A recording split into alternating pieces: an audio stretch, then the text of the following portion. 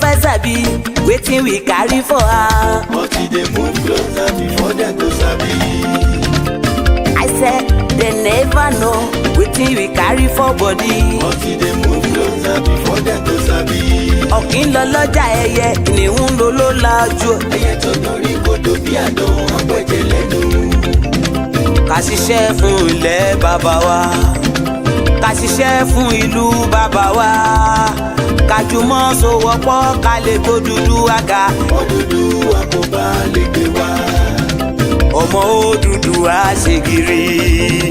Ẹ dìde fún ẹ̀tọ́ adúláwọ̀, ká lè jọ jùmọ̀ gbé délẹ̀ ìlérí, ká wálé gba ògo ilẹ̀ wa. Ká ṣiṣẹ́ ká lè jọ gbàdé, ká lè gbàdé adé adúláwọ̀. Àwa ni ìmọ̀lẹ̀ tí yóò tàn káàkiri. Ọmọ Odùduwà ni wá. KOKIMEDIA àwa là ń gbé tó lárugẹ. Ètò tó gbójú owó tiwa mọ́ ni. Kásá ẹgbẹ́ polówó ọjà wá kájé gbúgbà yín jẹ. Ètò tó gbójú owó tiwa mọ́ ni. À ń gbé tó lárugẹ, à ń gbàsà lárugẹ. Ètò tó gbójú owó tiwa mọ́ ni. News and sports ẹ máa rí gbọ́. Ètò tó gbójú owó tiwa mọ́ ni. Ọmọ Ìjẹ̀bú alárẹ̀ mi ló ní kí n máa ké tantan. KOKIMEDIA ọ̀rọ̀ lágbájúmọ̀ mi o, máa bá ṣẹ̀rẹ̀ lọ o. Ọmọ Yorùbá nìyẹn, ọmọ Yorùbá tata o. À ń gbádùn rẹ ọmọ Ìjẹ̀bú alárẹ̀ mi, ṣẹ́yìn ló máa fi dìbò tẹ̀ mọ́lẹ̀ o. Ẹ̀yin lọ́mọ onígbò máa ń dé máa dé, ẹ̀yin lọ́mọ onígbò máa wọ̀ o. Igbó máa wọ̀ kájòjì ò gbọ́dọ̀ wọ̀, àjòjì tó bá wọ̀ bẹ́ẹ̀ á tẹ̀lé ní ẹbọra. Ẹ̀yin lọ máa náwó kóyìnbó tó dé, ìgbà tó yìnbó dé o, owó náà dẹ́ tún pọ̀ sí o. KOKIMEDIA ṣàwa ní bàbá. KOKIMEDIA àwọn ní bàbá. KOKIMEDIA àwọn ní bàbá. Àdáńtọ́ àtúnpèrègèdè. KOKIMEDIA àwọn ní bàbá. Àwa là ń gbé tó lárugẹ, jẹ́ ká jọ gbọ́ o. KOKIMEDIA àwọn ní bàbá. Àtúnjàfẹ́tọ̀ ilẹ̀ wa, fẹ́tọ̀ ilẹ̀ Yorùbá. KOKIMEDIA àwọn ní bàbá. Ọmọ Oòduà ni wá o, tọkàntọkàn. KOKIMEDIA àwọn ní bàbá. Ikú tí ó ṣe bí lébi òsì, àdìmú bàbá iyọ̀. KOKIMEDIA àwọn ní bàbá. We bring you up closer to your doorstep. KOKIMEDIA àwọn ní bàbá. Afẹ́fẹ́ tó ń fẹ́ o tó ń kan kí oko lára ni. KOKIMEDIA àwọn ní bàbá. Àpèrègèdè Olódùmarè ló fún wa ṣe. KOKIMEDIA àwọn ní bàbá. Gbogbo ayé ẹ gbọ́, àwa ní bàbá o. KOKIMEDIA àwọn ní bàbá. Ẹ máa bọ̀ wá ẹgbẹ́ polówó ọjà yín wá o. KOKIMEDIA àwọn ní bàbá. Odùduwà lágbé dání, òtítọ́ lágbé dání. KOKIMEDIA àwọn ní bàbá. A kì í sọ̀dálẹ̀, a kì í sódìkẹta. KOKIMEDIA àwọn ní bàbá. Àdúró tán, a tún pèrègèdè. KOKIMEDIA àwọn ní bàbá. KOKIMEDIA we bring you up closer to your doorstep. àwọn ní bàbá. KOKIMEDIA is around. To give us latest. Is around o. Give us latest. Ladies and gentlemen, Ẹ mú kalẹ̀ sílẹ̀, ẹ tẹ́tí ẹ gbọ́ ètò tó gbójú gbogbo. ladies and gentlemen, Ẹ mú kalẹ̀ sílẹ̀, ẹ tẹ́tí ẹ gbọ́ ètò tó gbójú gbogbo. KOKIMEDIA is around. To give us latest. KOKIMEDIA, we're bringing the world closer to your doorstep. Ọmọ Ìbàràpá lápapọ̀ ẹ̀jẹ̀ adúpẹ́ lọ́wọ́ àkí ọmọ Yorùbá lápapọ̀ tìlé tó kó ẹ̀mí àbọ̀ ẹ̀bá nǹkan ọmọ Adéyẹmọ Chief Sunday Adeniran Igboho orúkọ ńlá tí ń jámọ́ láyà bí àrá orúkọ tó ń dẹ́rù bo lórúkọ gan-an. Ọmọ Yorùbá ẹ má sùn o torí pé bùrà a kò lè fojú kégbodò láyé títa ríro lẹ̀dá ń kọlà wúrà tó máa dán alànà kọjá dandan o. Ọ̀wọ́n irin ní má bẹ̀rẹ̀ wọ̀nà ẹ̀dá kan ò lè ṣì wá lọ́nà mọ́ ẹjẹ́ àfìmọ̀ṣọ kan ká lè débi re ẹjẹ́ àjọ gbárùkù ti Sunday Igboho ṣá ọmọ Igboho mọ̀rẹ́ nílùú Alágbàdo Òde ọmọ atapẹ̀tẹ̀ wọnú omi ọmọ gèdèlè wodò sànyà ìsànyà ò rẹ́ràn bàbá yín láàrin ìdí omi kò sì náà ń kán sí yín lẹ́nu ọmọ òkúta mẹ́ta òkè Ìgbòho ìkan ń ṣe yín ní dábọ̀dàbọ̀ ìkan ní mọ́ rọra ìkan tó kù nígbà tí wọ́n ò mọ̀ Ìgbòho mọ̀ rẹ́ kí ló dé Ìgbòho mọ̀ rẹ́ sí ọmọ òpópó sanran ìgbàgede Ìgbòho sùn wọn láláìsí bẹ̀rẹ̀ wọn ní kó ní bẹ̀rẹ̀ ó máa kó bẹ̀rẹ̀ lọ ẹ̀sìn òní bímọ méjì ní Ìgbòho mọ̀ rẹ́ bẹ́sìn bá bímọ méjì ní Ìgbòho àfikàn pọpọ sí amúkan yòókù bọ sànyà àtúmúyà rẹ̀ tí ò lọ́rọ̀ gbọ́ àfiṣẹrù wálé wàrà mòjé ọmọ onílé ọlà àwọn àjòjì tó ń ṣe ségesège tọ́láwọn ò ní bomi kó sí mu wọ́n láwọn ò ní bomi sànyà wẹ́sẹ̀ ìgbà tójú kò fi rí ńkọ́ gbogbo wọn náà sáré bomi kó sí mu wọ́n sì bomi sànyà wẹ́sẹ̀ ọmọ abẹ́rẹ́ mẹ́ta òde ayé ọ̀kan ṣẹ́ ọ̀kan tẹ̀ ọ̀kan tó kù ní gbogbo ayé tí ránṣọ kiri gbogbo ọmọ Yorùbá Sunday Igboho onírèlẹ̀ láéláé torí àbá lásán nìkan ń dá òkúta ò ṣe gbé fún wọn o ìmọ̀ràn lásán ni ti balùwẹ̀ kò pọ́sibú kó dòdò láyé ń bí ó kún díẹ̀ títọ́ domi láéláyé ìtọ́ mi lè domi. Sunday Igboho arógun má ti dí tó ń jà fẹ́tọ̀ Yorùbá ní tilé tó kó.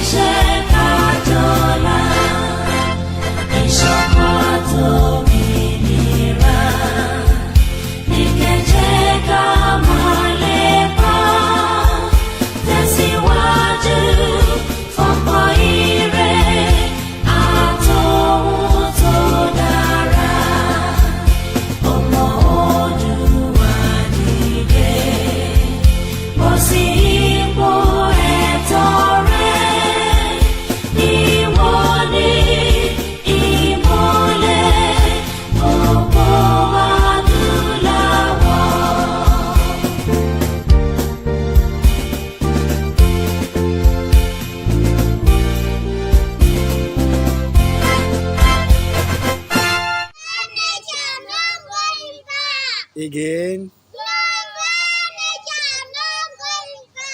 No going back. Igboho òòṣà iṣẹ́ rẹ̀ ń tẹ̀síwájú. Mr. Koiki ẹ ṣé o, àwọn ọmọ mi ló ń kí yín o. Àwọn ọmọ mi ló ń kí yín o. Lágbára Ọlọ́run, a máa délẹ̀ lérí o lórúkọ Jésù. Yorùbá nation. Impediment to Yoruba development is the impediment to Oodua development. Without Nigeria, we won't be where we are. 1962, we were far ahead of South Korea and North Korea. We were far ahead of China even. We had television before France. We had radio before South Africa. Now look at where we are today. I think it's a shame that even any Yoruba man can be talking about restructuring at this point in time. What are we restructuring? This country that is already shot to pieces? I don't think that's what we want. But they are always talking about giving Nigeria a chance. The patience of Yoruba with Nigeria has come to an end. If you don't allow we Biafrans to go, that zoological republic called Nigeria will be a worse place than Somalia. And today it is happening. And if you have not applied for your Somalian visa, please try and do so. Should I say Somali visa? Try and do so as quickly as possible, because the zoo is on the path of destruction, and there is nothing man can do to reverse it. Mark today's date and what I'm telling you. Nigeria will be destroyed beyond human comprehension. As far as I'm concerned, Yes, I'm satisfied we are still existing as a united nation after that little fracas. Thank God we've made it to 6 years, and I hope we'll make another 6 years. I may not be here, but that is my belief, always to keep Nigeria one, together, and to really make sure that there is a better. Sorry. Yeah, okay. So. Talk to me politely. Sorry. And make Nigeria better. Yes. And what's your advice for the politician, the Nigerian politician? Look at the legal process, you know. No, look, Chad, now that one, you do your best and be a loyal Nigerian, love Nigeria, good or bad. And whatever it is, if it is bad, try to make it better. If it is good, try to make it even better. Well, best. Try to make it best. Okay? So this is my attitude, and this is the reason why any government, I have always supported every government that started in this country, and I will continue to support. I congratulate fellow Nigerians who have realized their power, that their votes count.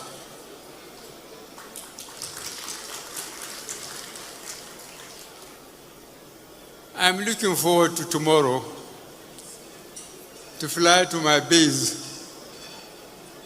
and go back to my cows and sheep, which are much easier to control than fellow Nigerians. Much indeed. Buhari ti sọ̀rọ̀ àti gbọ́. Buhari ti sọ̀rọ̀ àti gbọ́. Buhari ti sọ̀rọ̀ àti gbọ́. Buhari ti sọ̀rọ̀ àti gbọ́. Ó tún yá ṣe bàbá, ṣe Buhari, ṣe bàbá, ṣe Buhari, ṣe bàbá, ṣe Buhari. Much indeed. Buhari ti sọ̀rọ̀ àti gbọ́. Buhari ti sọ̀rọ̀ àti gbọ́. Buhari ti sọ̀rọ̀ àti gbọ́. Buhari ti sọ̀rọ̀ àti gbọ́. Ó tún yá ṣe bàbá, ṣe Buhari, ṣe bàbá, ṣe Buhari, ṣe bàbá, ṣe Buhari. Because of time constraint, and it's a Sunday, and I've already again locked the family into my own wahala. So we are now that we haven't spent much time, 13 minutes, but hopefully this program might be less than the 3 hours that we normally do. I can come out anytime, as you all know, and that's the most important part of koikimedia. So we can be helped. Ìmọ̀ àti bámi dẹ́ ti sọ̀rọ̀ láàárọ̀ yìí, pé lẹ́yìn kí wọ́n á gbé píkítọ̀ wọn sókè báyìí dáadáa. Ìgbòho ṣà ti pè mí láàárọ̀ yìí. Kọ́dínétọ̀ sálàáfíà lẹ́wà. Àwọn ọmọ ńkọ́. Mo ná yọ́yọ́yọ́ ẹ̀yàn ọmọ Oòduà ẹ wá bá Ìgbòho sọ̀rọ̀. Oyáyọ́yọ́yá ẹ máa bọ̀ ẹ wá bá dádì sọ̀rọ̀. Ìgbòho ṣà ìmọ́lẹ̀ Yorùbá ti pè mí láti Kútọ́nù láàárọ̀ yìí. Mo kí gbogbo alẹ́ nǹkan sí pé happy Sunday, ṣe dáadáa ni mo bá yín, ṣàlàáfíà ni gbogbo wa. Bàbá mi àrò bàbá dáadáa, Ìgbòho ní máa kí gbogbo yín Ọlọ́run. Ó ní coordinator bá máa kí, ó tẹ̀ wá correct mi. Ẹ mọ̀ pé Ìlọrin ni máa ń dárúkọ pé Tọ́básanjọ́ ṣífù ní no Àkúrẹ́ ni. Wọ́n ní kí n sọ fún gbogbo àwọn ọmọ Àkúrẹ́. Bishop ti sọ fún mi pé wọ́n ní gbogbo àwọn ọmọ Àkúrẹ́ kọ́ lọ bèrè lọ́wọ́ àwọn ọmọ Àkúrẹ́ ní 2007 pé kí ló ṣẹlẹ̀ sí Ọbásanjọ́ l'Àkúrẹ́. Mo ní bá mi lọ coordinator Ìlọrin báwo Àkúrẹ́ ni gbogbo àwọn ọmọ Ìlọrin gbogbo àwọn ọmọ Àkúrẹ́. Tó bá ń bọ́ lóye sọ̀rọ̀ ó máa ń wà excited. Ó ní Àkúrẹ́ ni ó ní kò ń ṣe Ìlọrin. Mo ní bá mi Ìlọrin mo lọ ń dárúkọ mo ń fún wọn ní update lórí program tí mo ṣe ní lórí ọmọ Musa.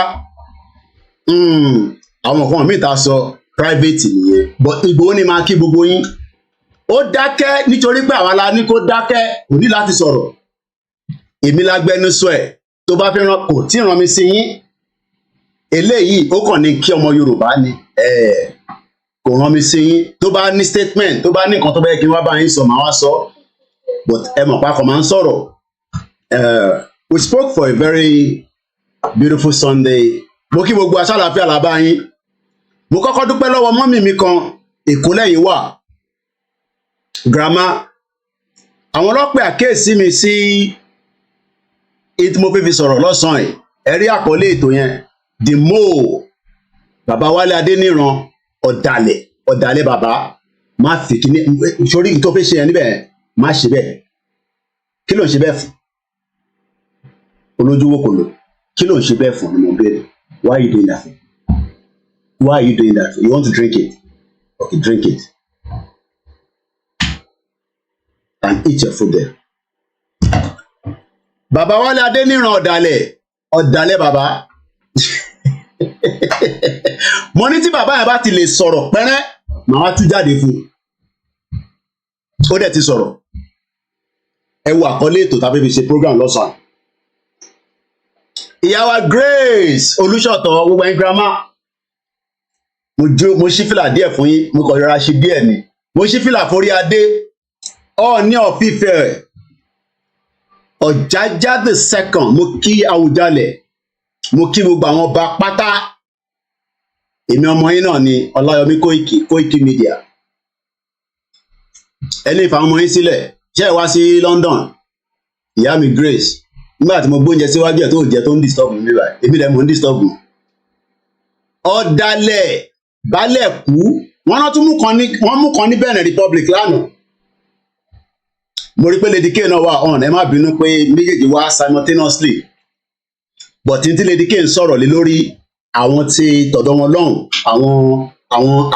àwọn dagboru eléyìí tẹ́mi fẹ́ sọ ní bíbà ti bàbá Adéníran àti àwọn ọba tá à ń sọ̀rọ̀ lọ níjẹta mo kàn twist the topic yẹn there sometimes the topic might just be kakọ̀rí kọ̀ọ̀kan síbẹ̀ ni Ọlákúnlé tèmi mo kí ẹ mo ì tí ì rí àtó bí mi lọ́mọ dáyà mi ò tí ì rí lógo ẹ jẹ́ àkọ́kọ́ lọ send message sí mọ̀ sí mi because special ni máa ń send ẹ̀ sí wọn ni a gbọ́dọ̀ jẹ́ wà lórí program mi sọ ẹni tó bá máa bú mi ìyá mi á lè máa rí á lè mọrú àdúrà tó máa ṣe fún ẹ tó fi ń bú ọmọ ẹ bí ọmọ ẹ ló bà Nàìjíríà jẹ́ bí ayé ẹ ló bà Nàìjíríà jẹ́ mo ní bá mi Ìgbòho ṣá mo ní jẹun àbáwọn ọmọ yóò sí ní Nàìjíríà ṣá wàhálà tẹ̀lé ń ṣe nísìn àwa appreciate ẹ but ọ̀pọ̀lọpọ̀ appreciate ẹ but àwa o appreciate ẹ mo kí sísá mi Ọlájíire mo tún kí gbogbo èyí tí ẹ fún wa ní owó láti fi support mo ṣe ń sọ fún mo fẹ́ máa disturb chief even though I have access to him tí bá pè lẹ́ẹ̀mẹ́ 20 ó máa gbé kọ̀ ìfẹ́ tí a jọ ní síra wa ni mo kí bàbá wa Àlàbí mo kí ìjáyà àní tá a bá dárúkọ mo ti calculate gbogbo yín mo kí yín but àwọn méjì kan tí mo gbọ́dọ̀ má kí ni Yèyé Oge àti Ìwà Pẹ̀lú Ẹ̀wà ṣe rí sísá wa Ìwà Pẹ̀lú Ẹ̀wà yẹn yeah there's what oh okay pẹ̀lẹ́ máa bẹ lé nísìn Wálé Adéníran kí ló kàn professor ni èyí tí a fi professor sí àpọ́nlé ni ẹ̀yin ọmọ Ìgbò ẹ má bínú Yorùbá la fi sọ oh hey Biafra mo kí ìyá mi Owóyẹlé ọmọ Bùkọ́lá tọ̀wọ̀tọ̀ mo fi ń kí gbogbo yín mà ọkùnrin kan ló bá mú kọ́ọ̀pù wá láti Amẹ́ríkà the United States of America kí ló ṣẹlẹ̀ ẹ mọ̀ kí mo ti bẹ̀rẹ̀ program ẹ ṣe bẹ́ẹ̀ nù ẹ fẹ́ mi náà láyé díẹ̀ 2 hours kí mi náà ebi mo ti kó lọ síta ẹ ti ṣeré tí ẹ kí mi náà ṣeré tèmi níbí báyìí you know that right you know what am I doing now I'm doing what am I doing right now I'm talking to my people to Yoruba people Yoruba nation Yoruba nation Yoruba nation Yoruba nation now bọ́mọ tí ọba mọ tó ń ṣe ò tí mọ tí o gbé dání nìyẹn Ìgbòho ni máa kí ń sẹ́ mo ń sọ pé grandma kan ló pe attention mi mo ní àwọn tó jẹ́ pé koikimedia freelancer iṣẹ́ tí wọ́n ní pé gbogbo tó bá ń lọ káàkiri àgbáyé òun ṣe gbogbo ẹ̀ lè nílé rí mídíà ò lè rí gbogbo ẹ̀ ẹ̀yin màmá pè us attention Koiki tó ti rí èlé nígbà tí mo ṣe màmá yẹn wá kódà màmá wa yẹn ìtara ló fi send the voice yẹn pé Koiki Koiki káàárọ̀ ara mi ń gbọ̀n. ṣe gbọ́ ara wọn ń gbọ̀n. Adéníran ó ti fẹ́ ṣẹ́gi fún wa. Wọ́n ní Adéníran fẹ́ ṣẹ́gi fún wa. Sunday Tribune kò ka gbogbo nǹkan tó kọ honestly àwọn ènìyàn wá ń fún ni. Ẹ báyìí kí n sọ jù bẹ́ẹ̀ lọ fún mọ́mì wa ẹ̀. Mo sọ fún ẹ bàbá wa Adéníran màá sì fún ẹ ní respect àṣàgbàlagbà àtọmọlúàbí Yorùbá ọ̀dàlẹ̀ nìyí. Tẹ bá jáde tẹ bá fi èsì sọ̀rọ̀ tí mò ń sọ yìí tẹ bá jáde sí any platform tẹ bá fi èsì sọ̀rọ̀ tí mò ń sọ yìí màá ṣe wá jáde padà màá wá disrespect yín but màá fún yín ní respect màá fún yín ní ọ̀wọ̀ díẹ̀ ẹ mọ̀ pé mọ̀mísí mi rí yín body language tí èmi rí nígbà tí mo wà ń lé mọ̀mísí mi náà rí nígbà tó lọ sí Benin ìkọwọ́rẹ́ èèyàn àti bàbá kó tó di pé ẹlẹ́ẹ̀kejì tí mọ̀mísí mi lọ àbáyín mọ́ ní Benin torí pé ẹ ti sọ pé ẹ ṣe Yorùbá nation mọ́ ẹ ní right láti sọ pé ẹ ṣe Yorùbá nation mọ́ but you were a mole wọ́n plant yín sáàrin wa ni ọ̀dàlẹ̀ nìyí tẹ bá jáde tẹ bá fi èsì sí ọ̀rọ̀ tí mò ń sọ yìí tẹkọ̀rọ̀ ó bẹ́tà kẹkọ̀rọ̀ go quiet but tẹ bá fi èsì sí then I will come out in a full force for you. In tí mo dẹ̀ ń ṣe lénìí mo fẹ́ kó wà in record tó bá jẹ́ pé ẹ̀yin tẹ máa gbọ́ lọ́jọ́ iwájú bàbá kan wọ́n pè ní Wale Adeniran àfi professor sí ó gbọ́ Faransé tó dáa àmọ́ táwọn ọmọ wọn bá ń gbọ́ program yìí ẹni èmi Ọláyọmí Koiki fi sí record lénìí pé ọ̀dàlẹ̀ ni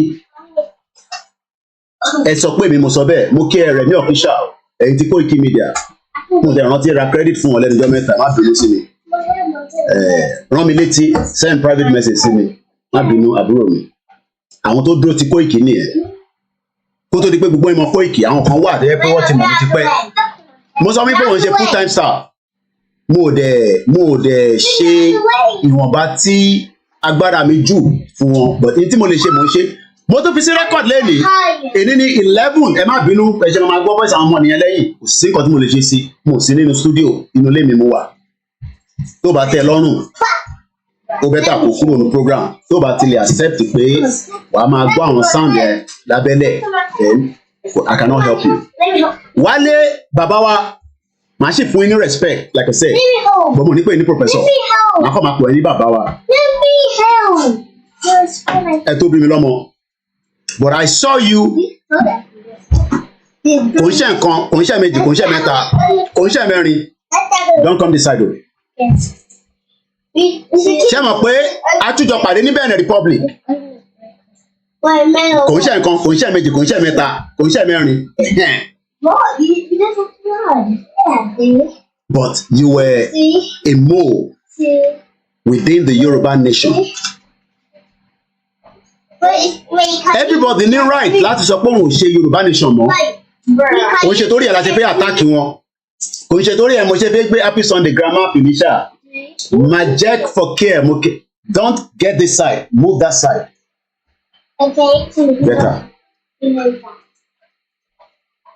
àbọ̀rọ̀ mọ̀ yẹn nísìn kámẹ́rà ò lè pick wọn bọ̀ ẹ̀ mọ̀ wọn àwọn kékeré wọ́n lè lọ ṣe mistake ọkọ̀ ń lẹ̀ nǹkan mára ògbé nínú oníkọ̀ọ̀kan tó ń lẹ̀ bíi sticky ni. So mo kí lẹ́ẹ̀kan sí happy Sunday mo ní èmi ní the last man standing Ọlọ́run dìdí jẹ́ pé kí n lọ sí Nàìjíríà torí gbogbo tẹ́mi rí wàláì chief kan ló máa sọ tẹ́mi sọ ìfún yín àwọn tó wà nílé wọ́n lè má rí from the angle of ẹni tó wà níta. Ẹni mo sọ bẹ́ẹ̀ pé ẹ lè máa ní kílódétà wá sọ jáde kó tó séjì ẹ lè máa sọ bẹ́ẹ̀ pé bọ̀ Koiki nígbà tẹ́ mọ gbogbo eléyìí kílódétà yìí náà jáde tẹ́ ẹ sọ just like bó ṣe ń sọ pé kí ló dé tí Ìgbòho jáde nígbà tó mọ̀ pé òun ní bá dúpẹ́ onídàgboru kí ló dé tó wọ́n ní ṣe mú kí bàbá Stephen ẹ má bínú pé mo ní lè máa dárúkọ bọ̀ máa kí gbogbo yín along the line bọ̀ mo gbọ́dọ̀ kí àwọn tó wà lórí mixlr dáadáa aláwọ̀ bàbá mo kí ẹ mo kí àwọn tó kù náà tó ti wọlé. ṣe rí Yorùbá nation wọ́n fi pé mo sọ mọ́rọ̀ lánàá mo ní even bàbá wa. Can you go and do that upstairs? Is it possible? Eh? You know I am live now. Can you go and do that upstairs in the room? Yeah. Okay, good. Thank you. Mo ní mo pàdé àwọn tá lè sọ pé àwọn àgbàlagbà pẹ̀lú àwọn kan tí mo láǹfààní àti bá sọ̀rọ̀ tí CSI ní kí n bá sọ̀rọ̀.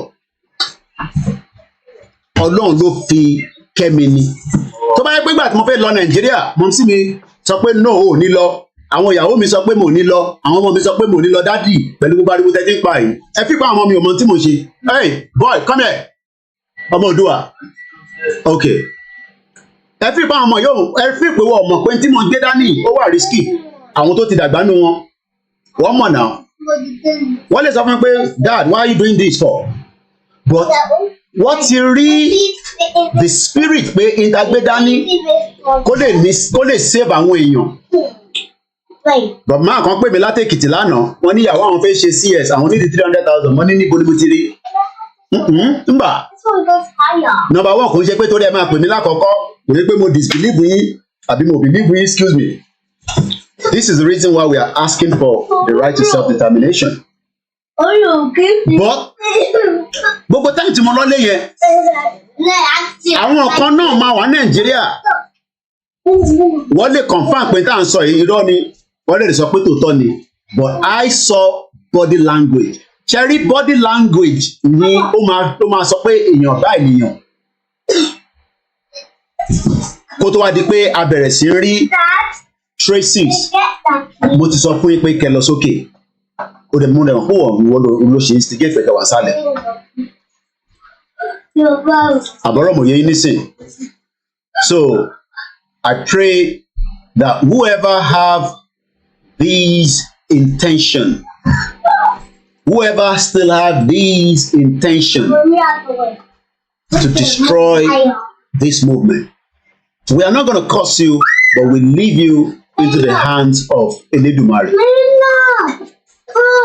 Kọ́lọ́n kó ṣe ìdájọ́ fún gbogbo wa ó bẹ́tà kẹ́ sọ pé ẹ ṣe Yorùbá nation ká mọ̀ pé ẹ ṣe Yorùbá nation ṣèbí àwọn kan bẹ̀rẹ̀ pẹ̀lú wa ní UK kí ló ń pe olórí làǹgbàlàǹgbà yẹn tó lè mí sọ̀rọ̀ sóhun mo mọ ọdún mélòó ló fi jù mí lọ kí ló ń pe Yorùbá Tajudeen Rahim àbí kí ló pe rẹ̀ ó náà ló mú àwa mo fi fún ẹ lépè ó náà ló lọ sínú clubhouse ó lọ sọ pé òun ló mú Koiki wọnú Yorùbá nation mo fi fún lépè bọ̀ tó bá yẹ pé n tó sọ yẹn tòótọ́ ni kọ́lọ̀ ń dájọ́ fún torí pé nígbà tèmi pariwo sínú yàrá mi pé a máa pín Nàìjíríà tí mo sunkún fídíò yẹn ti lọ nítorí pé mo download fídíò yẹn 2007 Facebook náà ti gbé lọ I would have been able to go and pull that video that was my first outing pé inú máa bí kódà mo rò pé mo ti gbọ́ bàbá Akíntóyè tí mo bínú gan tí mo ní enough is enough ẹja pín ìlú yìí kó tó wá di pé so many other things started happening but expectation of people is that why then do you all think that you can just come in and then pull us back want to destroy a movement bẹ́ẹ̀ni Tajudeen Rahim any right láti sọ pé okay ṣe Yorùbá nation but ẹ̀yin tí wọ́n plant ó yàtọ̀ sẹ́ni tó wọlé tó náà ń ṣe Yorùbá nation kó dẹ̀ wá di pé ó di láàrin méjì ẹ wá ń deceive wa. Baba Adeniran was one of them. He was one of them. Ẹ jẹ́ ká kọ́kọ́ púlì ẹ má bínú ẹ̀ta wà lórí Instagram you will not be able to see and because there's a lot happening on the other side I don't want to so ẹ̀yin ẹ̀kọ́ máa wò mí báyìí. Ẹ yẹ ká lọ wo article tí wọ́n release ní orí Tribune àti Vanguard tí Wale Adeniran bàbá yẹn tó fi sọ̀rọ̀ is back in Nigeria after he tried to destroy Baba Akintoye and he failed. These were not people that were prepared for this. Mo sọ fún yín pé nínú movement bọ́lẹ̀ kájà wọlé kó jáde òun ni bígbà tí yàn wọnú train. Ẹlòmíì máa wọlé láàrin méjì abọ́lẹ̀, ẹlòmíì ò tẹ̀lé wọlé rárá. Àwọn kan ti wọlé wọ́n dẹ̀ ti jáde, but àwọn kan sì sọ pé no, àjọ wà nírìn àjò yìí ni. So don't expect everybody, kò mí pé tá a bá wá dé ilẹ̀ Nàìjíríà Yorùbá nation ẹ̀ irú àwọn yẹn ó kọ̀ láti wà ní rẹ́kọ̀dì ni, that's all. We can't do without them. Ṣá máa ní kọ́kọ́ òun Nàìjíríà ni àmì nínú Yorùbá nation ni. Kí ló dé?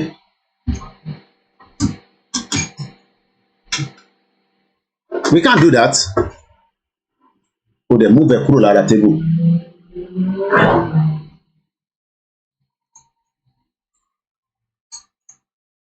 Wale Adeniran knew what he was doing, and after to frustrate Baba títí tó rí pé Baba ní àwọn backup tó dá tó dúró tó sọ́ngbọ́, which is number one Ìgbòho. Kò sí nǹkan tí Baba tó bá fẹ́ ṣe, ìyẹn ló ti ń sọ pé Baba ti gbé Ìgbòho mọ́lẹ̀ sínú Bẹ̀nẹ̀, kò fẹ́ yẹ kó jáde, because wọ́n mọ̀ pé Ìgbòho is a listener, ẹni tó ń listen ni. Wàláì mo sọ fún yín, Ìgbòho tún confirm ẹ̀ fún mi pé kò ń ṣe pé àti ìjà níjọ́ tó wá. Ẹ mọ̀ kó mo sọ lánàá, ṣífù sì confirm ẹ̀ fún mi pé kò ń ṣe pé àti ìjà pẹ̀lú àwọn tó wá bá òun nínú ilé kọ́. Ó ní bọ̀ òun wo àwọn tó wà nínú ilé. Mú àti mo tún ní bá mi 1 million Fúlàní ò lè dá yín dúró. Ó ní kódà 1 million sójà ò lè dá òun dúró. Òkú máa sùn ni, but òun máa lọ. Òkú máa ṣe kí ni ó máa sùn. And that is the reason why Tashin sọ pé it's a non-violent movement, but I need the protest tó máa pọ̀, èrò máa jáde, but kò sẹ́ni tó lè lead irú protest yẹn tó bá ń ṣe Ìgbòho. Protest yẹn máa pọ̀ tó máa rinlẹ̀, kò sẹ́ni kankan tó lè lead the protest yẹn àfi CSI. Èmi àti wọ́n sì sọ mọ́rọ̀ láàárọ̀ ẹ̀. But because he is a man that loves humanity, and tó bá dẹ̀ ti love humanity, kò ní fẹ́ jẹ́ kí ẹ̀jẹ̀ ṣàn. Èèyàn kì í jà fáwọn èèyàn kó wá tún máa pariwo pé ẹ̀jẹ̀ kó ṣàn. Ní tí Ìgbòho sá fún nìyẹn.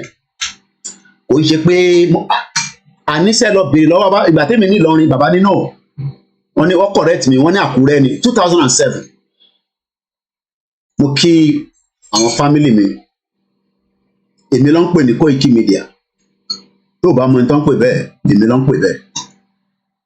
Tí bàbá yẹn bá jáde, tó bá reference, tí bá kà lẹ́niwẹ̀, tó bá sọ̀rọ̀ lẹ́niwẹ̀, then I will come back out for him, then I will finish and complete the job. He's a traitor. He's a traitor that wanted to destroy Baba Akintoye. But Baba had CSI standing very close to him. CSI man love Baba Akintoye o. Cha. Mo kí Grandma Fọláṣadé. Mo ní skinny mo sọ, mo ní CSI. Ó máa love Baba Akintoye gan. Ìyẹn làwọn dagboru yẹn ṣe ń sọ pé Ìgbòho ìwọ tá mọ̀ yìí kọ́ ló ń ṣe. Ó mọ̀ pé Ìgbòho is an intelligent man. Dedicate ń ṣe analysis àwọn jàǹgẹ́rẹ́ wọn, mo ti wo ti Yorùbá wuyì gbogbo jàǹgbéwè. Èmi ò ní láti ẹni tó bá fẹ́ gbọ̀n yẹn lọ sọ́dọ̀ Dedicate àti kẹ́ lọ wo 30 minutes of Yorùbá wuyì. Ó ti ṣe analysis tí Jẹ̀lílì sọ̀rọ̀ lé lórí. Èmi gbọ́ lánàá. Mo sọ fún yín pé they are wasting their time. Àwọn tó sì wà lábẹ́ wọn tó bá yá wọ́n máa jùkò látòrí fóònù wọn, wọ́n á máa jùkò fún àwọn ṣó yẹ kó rí bẹ́ẹ̀ pẹ̀lú ìjìnlẹ̀ pẹ̀lú rọ́tọ́ ń pa fún wọn láwọn ti gba country.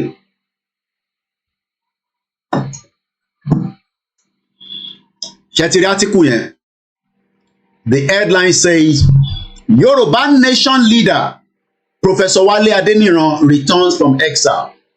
Ẹ káàbọ̀ sà. Like I said, he has the right to do whatever he wants to do. Ìyẹn kọ́ ni mò ń sọ̀rọ̀ lé lórí.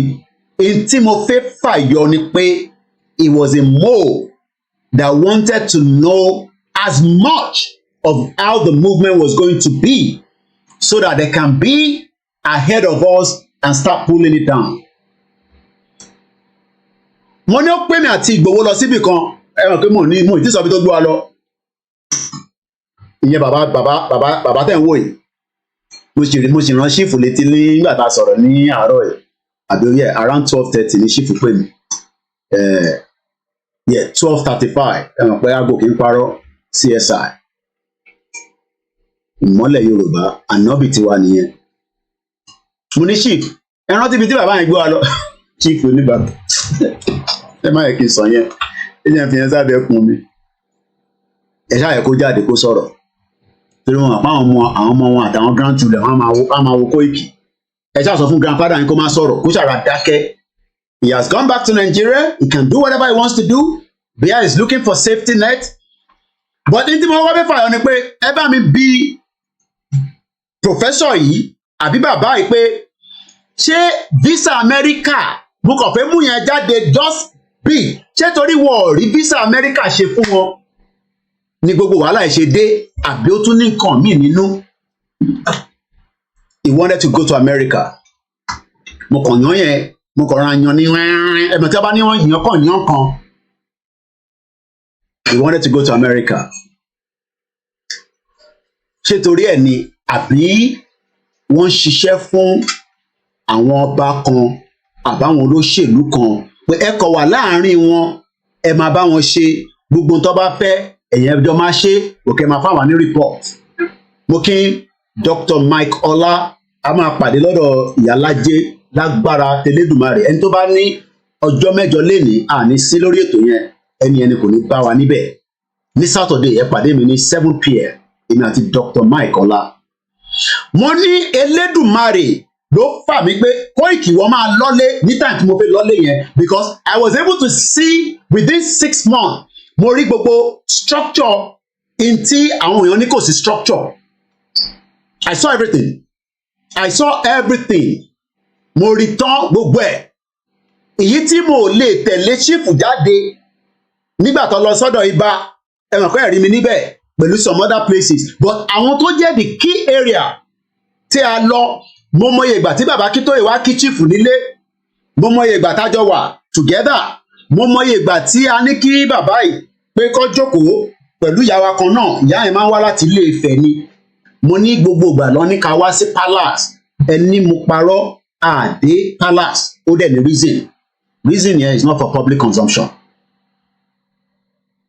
but as at the time tí mo lọ́lé it was just a good thing because ìyẹn làwọn yẹn ṣe máa ń sọ mo sì ka kọ́mẹ́ǹtì kan lórí fídíò Ṣèyí Tinubu woman ẹni ẹ ó jà kọ́ gbogbo ẹ̀ balabalabala is that's not the way you push Sunday Igboho and you let him become somebody in the Benin Republic you run away to London mama ọrẹ́rìn ẹ tẹ̀ máa ń rò pé chief ẹ mọ̀ kí calculator ni but calculator chief ó ní di another multiplier àwa dúró àwa connect ẹ̀ mọ́ bàbá wa professor mo sọ fún yín pé àwa mẹ́ta ẹ forget ẹ̀ àwa mẹ́ta péré ni federal government wá up to mo ti lè sọ pé Tinubu o because I ti ní intelligence yẹn but gbogbo ìgbà tí Buhari wà níbẹ̀ lẹ́yìn bàbá Akíntóyè lẹ́yìn CSI èmi ni the third person kan wá anywhere tẹ bá ti rí wọn ẹ take wọn down àwa mẹ́ta péré tán wá nìyẹn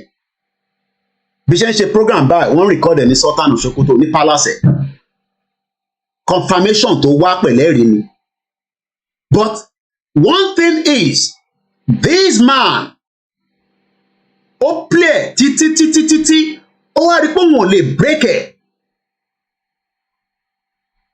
because kò sí nǹkan tó fẹ́ ṣe kò sí bó ṣe fẹ́ tẹ̀ ẹ́ tó bá mú àmọ̀ràn tiẹ̀ wá tí bàbá tó bá sọ fún bàbá máa sọ fún CSI ìmí ìwọ máa sọ fẹ́ mi ìmí ìwọ ní sọ fún mi but one thing I can tell you is ìrìn àjò tá a gbé dání nobody can destroy eléyìí ò ń ṣe ẹgbẹ́ àwọn nàdẹ́kò tẹ́ da gbogbo ẹ̀rú ìyẹn làwọn nàdẹ́kò wọ́n gbogbo wọn ló ń gbọ́ wa báyìí wọ́n sì ń sọ fún Tinubu pé ṣebí wọn náà wà pẹ̀lú wa ẹ ti ń ṣe destroyer nínú pé kí Yorùbá fẹ́ tẹ̀síwájú káwọn kan fẹ́ fà sí wálẹ̀ bàbá ẹ̀ wà lára wọn. mo ní tó bá ń sọ pé the last person tó fly out kúrò ní Benin kó tó di pọ́n mú chief àwa tá mọ̀ pé chief máa jáde kúrò ní Benin àpọ̀ bíntín ni wá kakos tá mọ̀ pé chief máa kúrò ní Benin we are just small in numbers. ọ̀sán lè ní fly out alẹ́ ní flight to chief but ọlọ́run tó ní bí gbogbo ẹ̀ ṣe fẹ́ lọ ó sì lọ bẹ́ẹ̀. àwọn èèyàn sì ń béèrè pé báwo ló ṣe ṣẹlẹ̀ ọ̀nà owó ní mo ní ẹ fìyẹn sílẹ̀ ó yí Elédùmarè. But one thing is why we are saying this màá kátìkù yẹn délẹ̀ ìwọ náà mú nǹkan tó bá lè mú nínú ẹ̀ lọ́rọ̀ tí bàbá kọ yìí bàbá yìí tó kọ like I said he has the right he's a human being wọn ṣọmọdé tọ́ba náà wọ́n ṣe Yorùbá nation mọ́ wọ́n ṣe Yorùbá nation mọ́ bọ́ kí ló wá ń pariwo pé àwọn ń ṣe Yorùbá nation tó tún wá ń pé ká padà sínú Nàìjíríà ibi tí mo fẹ́ lò bẹ́ẹ̀ nìyẹn why then is he talking about pé kí ṣe ìtàn sọ ní sí ni pé kí gbogbo ọmọ Yorùbá ká abandon the project Yorùbá nation ká wá padà sínú Nàìjíríà.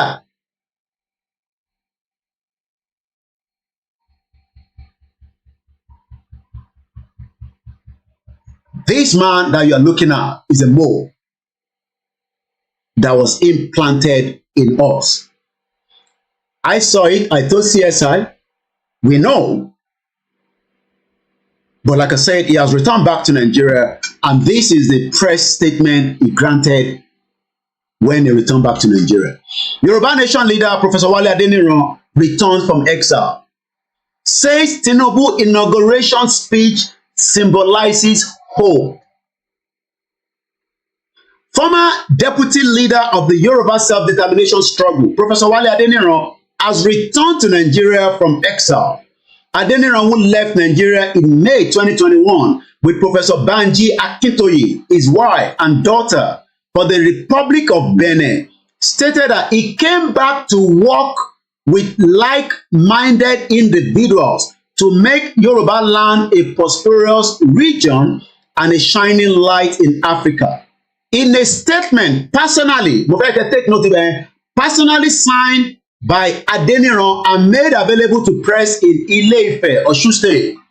Arẹ́gbẹ́ṣọlá ti padà sọ́ṣun, ẹ máa connect dot yẹn. He announced the formation. Ó dá ẹgbẹ́ mi sílẹ̀. A formation of what they call APPA, to stand for Association of Progressive Professionals and Academics. Ó fi YSDM sílẹ̀. Ó fi ìlànà sílẹ̀. Wọ́n wá lọ dá ẹgbẹ́ mi sílẹ̀. Wọ́n wá pe ẹgbẹ́ yẹn ní Progressive Professionals and Academics. Yes? What's that? Okay. Give me the remote. Bá mú remote. Wọ́n lọ dá ẹgbẹ́ mi sílẹ̀. Tó ń pè ní Association of Progressive Professionals and Academics. APPA. Thank you so much. Mo kí gbogbo alẹ́ nǹkan sí. Happy Sunday. And nobody can destroy the project Yoruba Nation. Kí ni ẹgbẹ́ yìí wà fún? The association consists of former colleagues in academia, medical science, and the business world. Adeniran stated that APPA, known as Association of Progressive Professionals and Academics, held its inaugural meeting during the week at Obafemi Awolowo University in Ile-Ife, Osun State, the same place tí mo ti pàdé àwọn àǹtí bàbá so many times. Tẹ́ bá lọ sórí YouTube wa, the first thing tẹ́ máa kọ́kọ́ rí ni interview tí mo grant bàbá. Oi, what happened? Why you putting the voice again? Leave it. Go and get your iPad. Move away from there. Ẹ máa rí fídíò kan tí mo grant bàbá nítorí pé mo wà live ní sí ló ṣe ń ṣó eléyìí. Normally ìyẹn ló máa ń show níwájú tẹ́ bá lọ sórí page wa direct.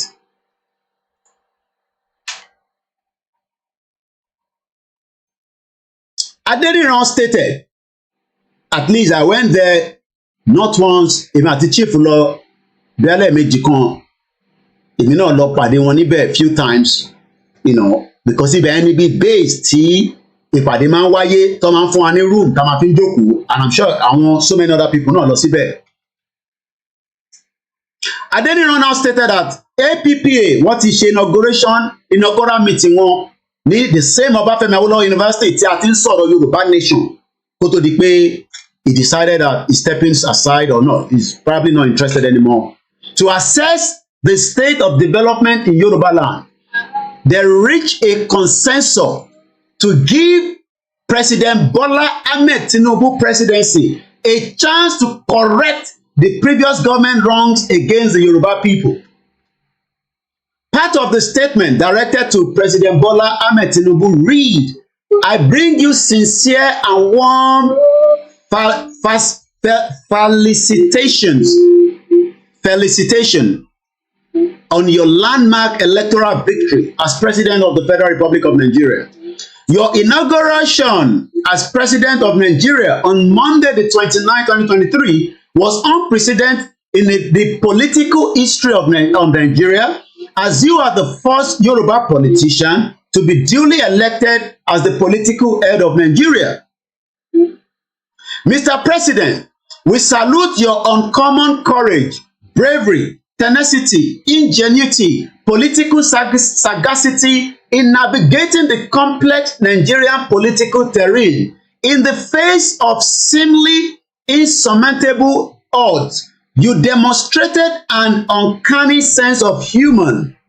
We wish to recall that just as you played a pivotal role in the National Democratic Coalition during the Abacha era in the struggle to ensure the restoration of democratic rule in Nigeria, and even went into exile, some of us have been at the forefront of the struggle for Yoruba self-determination in recent times, when we felt that our people were confronted with an essential threat.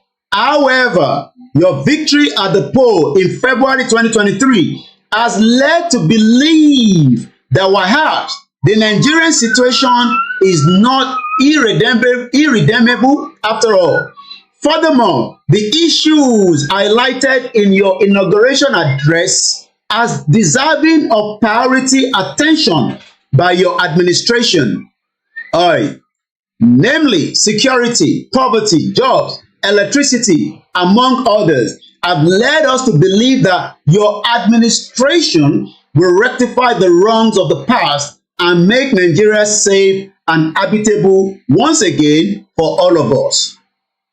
It is noteworthy and reassuring that you have identified security as the top priority of your administration. Therefore, we of the APPA have resolved to place our confidence in you, Mr. President, to support and work with you to ensure that you make Nigeria a better place for us, our children and future generation. Mo fẹ́ kẹ́ take note ibẹ̀ dáadáa. Bàbá Adeniran sọ pé kí Tinubu àwọn máa support ẹ̀, àwọn máa bá ṣiṣẹ́ tó máa fi make sure pé Nàìjíríà táwa ń sọ pé a fẹ́ kúrò nínú ẹ̀ tí ó ti báyé wa jẹ́, tó ti sọ wá di ibi tí a dé yìí, tó ti lé gbogbo ọmọ Yorùbá kúrò lórí orísun ibi tí Elédùmarè dá wa sí. Àwọn wá fẹ́ sọ Nàìjíríà yẹn di ibi tí gbogbo wa máa jẹ́, ibi tá máa wà fún àwọn ọmọ wa àti future generation. Èyí tí bàbá Adeniran jà fún nísìnyí yẹn.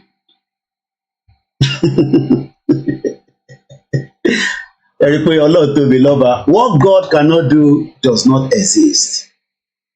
Ẹ gbọ́ mi dáadáa. Bàbá Adeniran sọ pé àwọn ẹgbẹ́ táwọn dálẹ̀ nísìnyí, ìyẹn ẹgbẹ́ tó ń pè ní APPA, pé àwọn ní ìgbàgbọ́ nínú President Bola Ahmed Tinubu, the President 16th of the Federal Republic of Nigeria. Àwọn máa fún ní support tó bá fẹ́ rán wọn níṣẹ́, àti tó ti rán wọn tẹ́lẹ̀ àti tó rán wọn mọ́ àwọn máa bá ṣiṣẹ́ àwọn máa fún ní support àwọn máa work pẹ̀lú ẹ̀ which is his right because kò ń ṣe àwọn nìkan ló ń work pẹ̀lú Tinubu àwọn kan náà work pẹ̀lú Tinubu láti ta láti inú ilé to make Nigeria great but bàbá tó ń pariwo Yorùbá nation tí à ń gbé wá tó wá ń sọ̀rọ̀ Yorùbá nation ìdí tí gbogbo Yorùbá gbọ́dọ̀ lọ tó dúró ti bàbá Akíntóyè tó ń ṣe mold tó ń destroy bàbá yẹn lábẹ́ tá a bá fẹ́ gbé ìgbésẹ̀ á lọ one step ahead á jẹ́ kó mọ̀ pé Ìgbòho máa wá o ẹ tètè pariwo kí Ìgbòho máa wá o ẹ rán yàn lọ bá Ìgbòho o torí pé Ìgbòho ti takú pé Yorùbá nation ní o.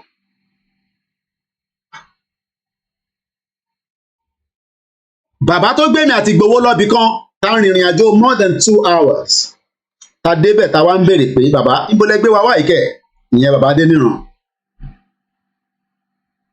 Ó wá ní nísìn pé gbogbo ọmọ Yorùbá ẹ ṣe jẹ́ ká sọ̀pọ́tì Tinubu ká ṣiṣẹ́ pẹ̀lú ẹ̀ kí Nàìjíríà lè jẹ́ a better place for us. Nàìjíríà táwa ń sọ pé Nàìjíríà yóò kò rọrùn kò dẹ̀ wá Nàìjíríà tí gbogbo wa ń sọ pé ó wà fraudulent bàbá Adéníran ṣe wàá mọ̀ nísìn pé ìyẹn ò fraudulent mọ́ ẹ jẹ́ a kíìpù Nàìjíríà tí bàbá yìí sọ̀rọ̀ ẹ jẹ́ àgbọ̀n tó sọ tí bàbá Adéníran mọ̀ bàbá yẹn ṣe tó wá ń sọ nísìn pé ká lọ ṣiṣẹ́ fún Tinubu ká lọ support ẹ̀ kí ló wá kúkú waste gbogbo 2 years pẹ̀lú àwa fún lórí ìrìn àjò Yorùbá nation tó bá kúkú ti mọ̀ pé èyí táwọn fẹ́ nìyẹn àbí kí lẹ rí sí èèyàn mi. Àmọ́ arákùnrin kan jẹ́ ká mọ̀ pé èyí tí bàbá Adéníran sọ irọ́ lòun náà ń pa nítorí pé kò sẹ́nì kankan tó lè ṣe kankan pẹ̀lú ìlú tó ń pè ní Nàìjíríà mọ́ àmọ́ bàbá Adéníran sọ fún wa pé ẹ jẹ́ ká jọ fọwọ́ papọ̀ pẹ̀lú Bọ́lá Ahmed Tinubu ká support ẹ̀ ká bá ṣiṣẹ́ kí a lè gbé Nàìjíríà àti future generation àti generation tó ti lọ kí gbogbo wa ń kọ́ kí a lè jẹ́ kí Nàìjíríà kó lè ṣiṣẹ́ kó wá ṣiṣẹ́ fún tani kó ṣiṣẹ́ fọ́mọdé kó ṣiṣẹ́ fọ́dọ̀ kó ṣiṣẹ́ fọ́kùnrin kó ṣiṣẹ́ fárúgbó àwọn ṣe wá dá ẹgbẹ́ kan sílẹ̀ tó ń pè ní APPA ẹgbẹ́ yẹn ń kọ́ kò ní láti ní kankan ṣe pẹ̀lú Yorùbá self determination nítorí pé àwọn ò bìlíìfù mọ́ nínú self determination tá à ń pariwo fún nítorí pé self determination yẹn ń kọ́ kò ń ṣe ìlọsíwájú mọ́ ẹgbẹ́ APPA pẹ̀lú àwọn kákọ́ọ̀sì wọn tí wọ́n ti jọ ń ṣe mold tó ń destroy wa internally tá a bá gbé ìgbésẹ̀ kan wà á lọ fi tó àwọn ẹgbẹ́ yẹn torí pé wọ́n ti bá àwọn ẹgbẹ́ yẹn ṣe tẹ́lẹ̀ ọkùnrin ṣé ní lọ́sẹ̀ bẹ́ẹ̀ wọ́n kàn jáde openly nísìnyí láti jẹ́ kí gbogbo ọmọ Yorùbá mọ̀ àtàwọn Nigerians pé ẹgbẹ́ tí mo ti ń ṣe tẹ́lẹ̀ mo kúkú wà lẹ́nu abẹ́ ẹgbẹ́ yẹn àmọ́ àti gbójújáde a lè gbójújáde torí pé he was a mole. Ẹ má bínú mo wá fídíò mo dẹ̀ mọ even with my glasses on because I have a lot of files mo fẹ́ bọ́tírẹ̀sì ọ̀rọ̀ yẹn pẹ̀lú kankan ni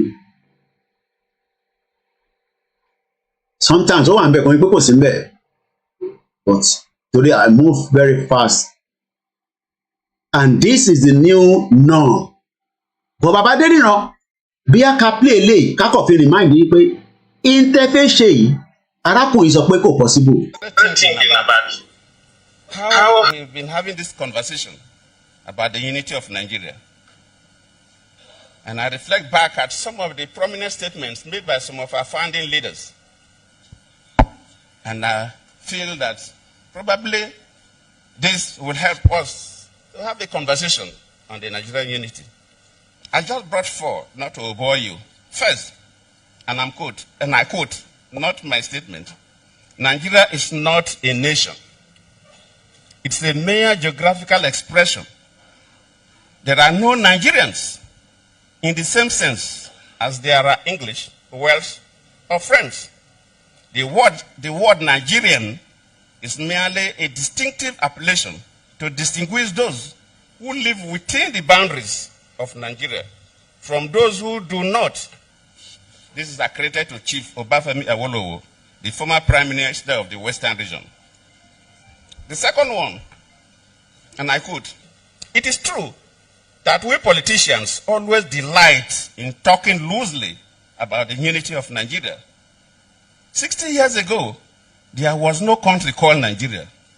What is now Nigeria consisted of several large and small communities, all of which were different in their outlooks and beliefs. The advent of the British and that of Western education has not materially altered the situation, and the many and varied communities have not knit themselves into a composite unit. This is accredited to Sir Amadu Bello, former Premier of Northern Region. They thought, and I quote, "Since 1914, the British government has been trying to make Nigeria into one country. But the Nigerian people themselves are historically different in their backgrounds, in their religious beliefs and customs, and do not show themselves any sign of willingness to unite. The Nigerian unity is only a British intention for the country." They wanted to be separate from the country that the British Empire had imposed on us, which was this country of Nigeria, where they kind of took a bunch of independent nations who don't have anything to do with each other, don't even speak each other's language, don't relate. Many of them were even enemies and warring at the time, smushed them all together and drew these arbitrary lines around them and called them countries and named those countries. Right. And then said, now y'all get along and do a country for us and be a union for us. And then go through, contentious, bloody independence processes that never really yield any real independence. You're still part of a commonwealth afterwards. True. And you have the eternal meddling in your affairs and the eternal extraction of your resources and the eternal fomenting of divisiveness and infighting in order to be able to control you. This is what an oppressor does, a colonizer does. These are tactics and strategies of dominance. Right. We were subjected to that as a larger unit of Nigeria. And then when the Igbo people said, we want our own thing, let's go and do that. Well, it so happened to be that the territory that this new country of Biafra was going to be in included very, very rich oil reserves. And the British were not going to let go of that. Wow. And the people that they had put in power, their puppet Nigerian governments weren't going to do that either because they needed it for the Nigerian project. Right. And Britain needed it for its own interests and uses.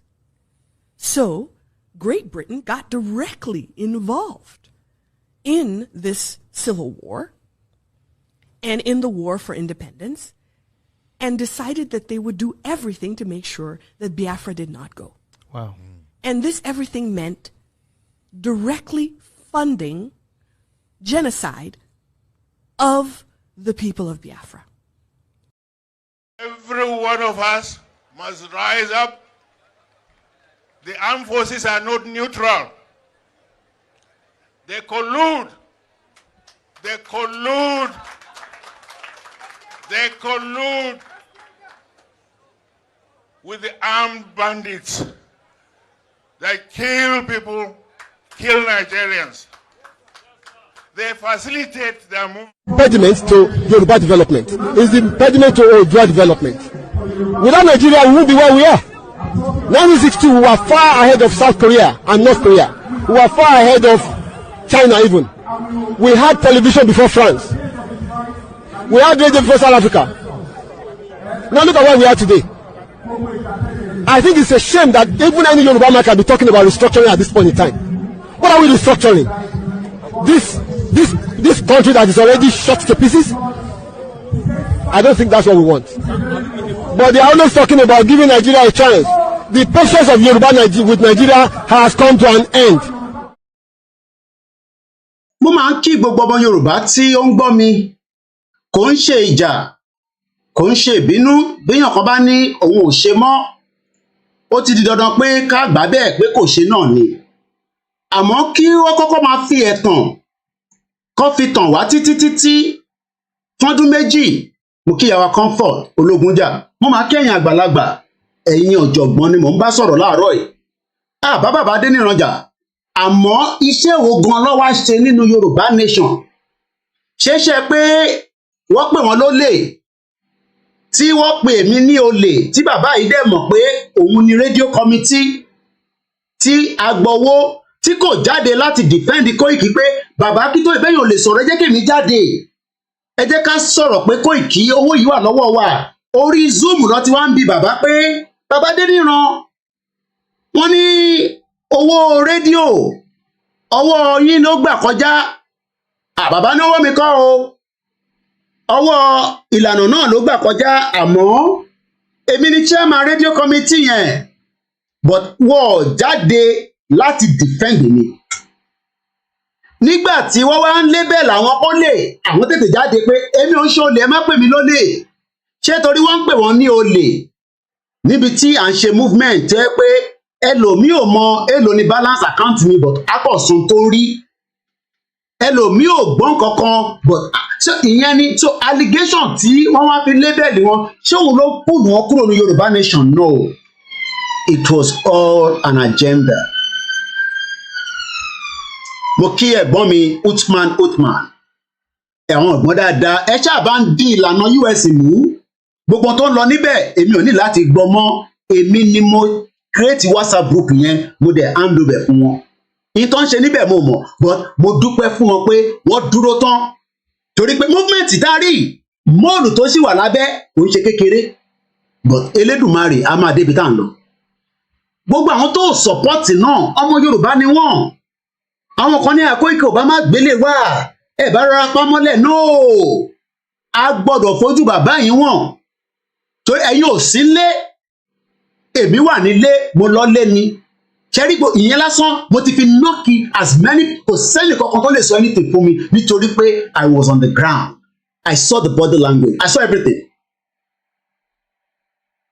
ẹ jẹ́ àpadà ìdí tí mo ṣe play video Jonathan àti Dr. Ugu ni pé ṣé ní Nàìjíríà tá à ń sọ pé kò ṣiṣẹ́ yìí òun náà ni bàbá Adeniran tó ń sọ fún gbogbo ọmọ Yorùbá pé ẹgbọ́n tó sọ mo kí ẹ̀yin ti lànà Canada ẹ̀kọ́ àdúró tí bàbá Akíntóyè ẹ má jà fi bàbá yẹn sílẹ̀ ìtọ́fẹ́ ni pé ká fi bàbá yẹn sílẹ̀ ká sá fún bàbá yẹn kí bàbá yẹn wá di ìtòòdà.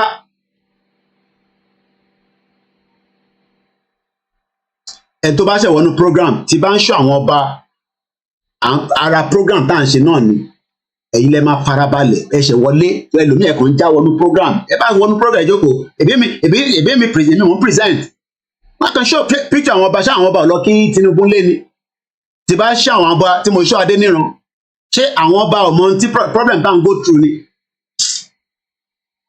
Bàbá Adeniran sọ nísìnyí pé ká lọ sọpọ́ọ̀tì ká dẹ̀ bá Tinubu ṣiṣẹ́ to ensure ṣe rí ọ̀rọ̀ yẹn ensure yẹn ẹ jẹ́ lọ break it down tó bá sọ pé nǹkan ensure pé ó ti di dandan ó ti di ìgbàmù a gbọ́dọ̀ tún Nàìjíríà ṣe Nàìjíríà gbọ́dọ̀ yẹ gbogbo wa ní the same man tó ń jáde tó ń sọ fún wa pé Nàìjíríà yẹn ó ti bà ti tara ẹ̀ jẹ́ again tábà ní tábà sọ fún make certain that something will occur so Bàbá Adeniran sọ nísìnyí pé ká lọ make sure pé a ṣiṣẹ́ pẹ̀lú Tinubu kí Tinubu lè tún Nàìjíríà ṣe kí gbogbo adé remain as Nigerians so kí la wá kúkú jà fún látọdún méjì tó bá jẹ́ pé yẹn la fẹ́ ṣe ni a ti máa ṣe yẹn bọ̀ tipẹ́ kò ń ṣe nísìnyí la ṣe máa sọ̀rọ̀ láàrin méjì.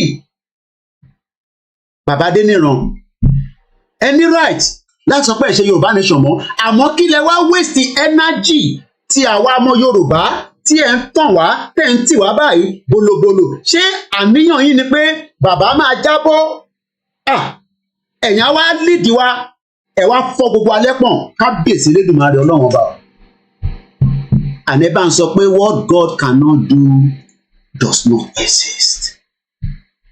These are people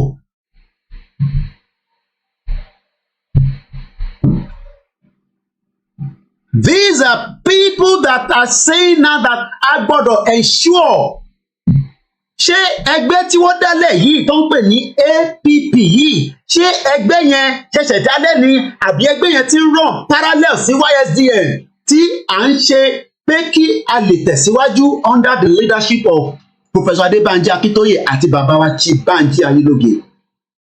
Why then are we trying to destroy the mind? Because àwọn ọmọ Yorùbá máa gbọ́ lè ní sí pé so that means pé gbogbo yẹn serious. Kóìkì wọ́gàn serious kí ló wá jókòó tó ń pariwo Yorùbá nation fún? But wọ́n ti gbàgbé pé àwa generation yóò ṣe generation tiwọn yẹn. Mo ní sẹ́ bàbá Táyọ̀ Adébánjọ. Mo dúpẹ́ fún CSI. Because tí CSI bá ní mò ní sí lórí ìjókòó gbogbo meeting yẹn, I will be there. Èmi láǹfààní àti gbọ́n tí bàbá Táyọ̀ Adébánjọ sọ.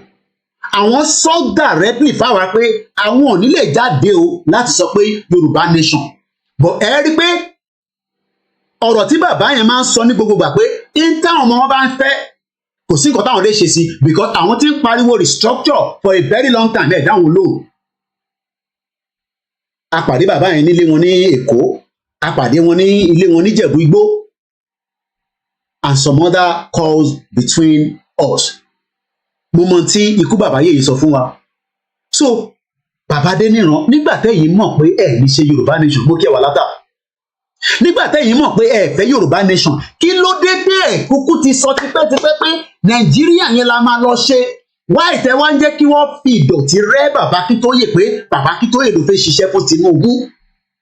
Because bàbá Akíntóyè sọ fún òun fẹ́ ṣiṣẹ́ fún Tinubu, ó ní nínú lẹ́tà tó kọ recently ní May 30, ó ní our beloved brother bọ̀kò náà òun fẹ́ ṣiṣẹ́ fún Tinubu. Ẹ̀yin lẹ̀ wá ń sọ nísìnyí pé ẹ fẹ́ sọ̀pọ́tì President Bọ́lá Tinubu, right yín ni ìṣẹ́ tó lè yọ right yẹn kúrò.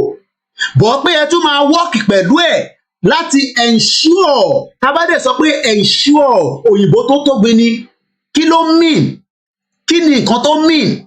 To make sure certain of safe. So ẹ ń pé ensure pé Bọ́lá Tinubu ó rí project Nàìjíríà yẹn ṣe délẹ̀ fún ọdún 4 torí pa ti sọ pé Bọ́lá Tinubu ò ń ṣe ọdún 8 mọ́ àti fi ẹ tó bá gbọ́ program tàná wọ́n ti ní Kóìkì máa withdraw 8 years Tinubu yẹn 4 years ni wọ́n sì fún kò tí confam pé wọ́n máa fún ní another 4 years 4 years tó ń lò lọ́wọ́lọ́wọ́ kódà mo fẹ́ sọ tí Ìgbòho ṣàṣọ fún mi máa fi yẹn sábẹ́nu nígbà tí mo ní bá mi Tinubu 4 years Ìgbòho ní tí bá ti ní ọ̀rọ̀ àrùn òun nìyẹn kódà wà látàgàn ní gbọ́rọ̀ ọ̀rọ̀ yẹn èmi nìkan ni máa gbọ́ yẹn kẹ́ lè bá mọ̀ kó ṣe pé mo trust wà látà àwọn ọ̀rọ̀ kan wà abẹ́ ẹkùn ni wọ́n ń gbé sí ẹ̀yin àgbàlagbà lẹ́ni Kóìkì ìwọ náà ti dàgbàlagbà Ìgbòho gbọ́dọ̀ bá mi sọ̀rọ̀ ní àwọn tí Ìgbòho sọ lélẹ̀ èmi ò ṣe bèbí mo sọ fún yín pé bó bá lo kúnkúndé gan kò ní jábọ́ lẹ́nu mi èmi mo sọ bẹ́ẹ̀ mo mọ tí Ìgbòho sọ nígbà tí mo ní 4 years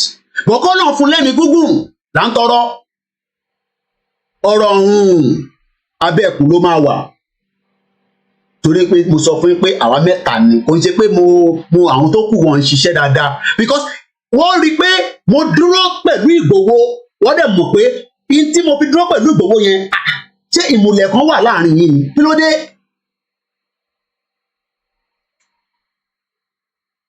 ẹ jẹ́ n tútú bẹ̀ yẹn kà lẹ́ǹkan sí i tó o bá mọ orúkọ ẹgbẹ́ tá à ń sọ yìí ẹ kì í kọ sílẹ̀ so that orúkọ ẹgbẹ́ tó ń sọ yẹn òun ni ọmọ òdua àjọ ń jà pẹ̀lú pẹ́ńsù àti pẹ́ẹ̀nì journalist gbọ́dọ̀ má ní pẹ́ èní là ń pè ní 11 àwọn celebrate June 12 o ẹni bá fi celebrate ẹ̀ lọ́la good luck to you sí nǹkan kan tá à ń celebrate ní London.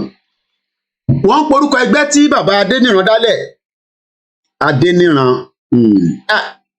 àwọn èèyàn wá rí tàn kọ lọ́jọ́ iwájú Wálé Adéníran a kàn fi professor sí ká fi pọ́n wọn lé wọn ló gbọ́ French dáadáa wọ́n dá ẹgbẹ́ kan sílẹ̀ tó ń pè ní association cause mo fẹ́ máa reference orúkọ yẹn ni not the abbreviation of progress so ẹ̀yin láwọn ilé lọ́wọ́ lẹ́ẹ̀jẹ́ ká kó sínú Yorùbá nation kí Yorùbá lè tẹ̀síwájú lánàá ṣe ń sọ nípa àwọn elite ká kó wọn sínú ká kó àwọn elite so bàbá Adéníran ní gbogbo àwọn ilé lọ́wọ́ ní kò convince wọn pé ṣe jẹ́ kájọ ṣe Yorùbá nation but he knew what he was doing from the day one it was a mole.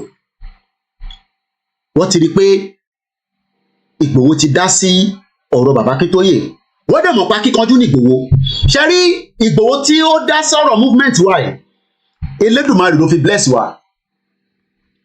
Elédùmarè ló fi Dr. Olóyè Sunday Ìgbòho bless wa ìyẹn ló ṣe fún wọn ní a lot of concern pé hey Ìgbòho tó ti dá sí yìí akíkanjú èèyàn ni kò ń ṣe ń tẹ́lẹ̀ knock anyhow.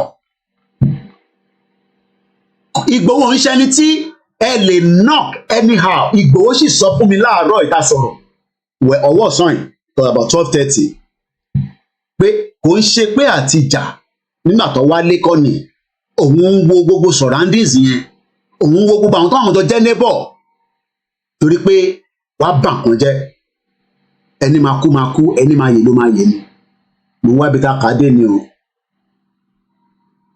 ibi wọ́ọ̀kì yẹn la kà á dé ibi ló wà kàn lọ mo kí gbogbo alẹ́ nǹkan sí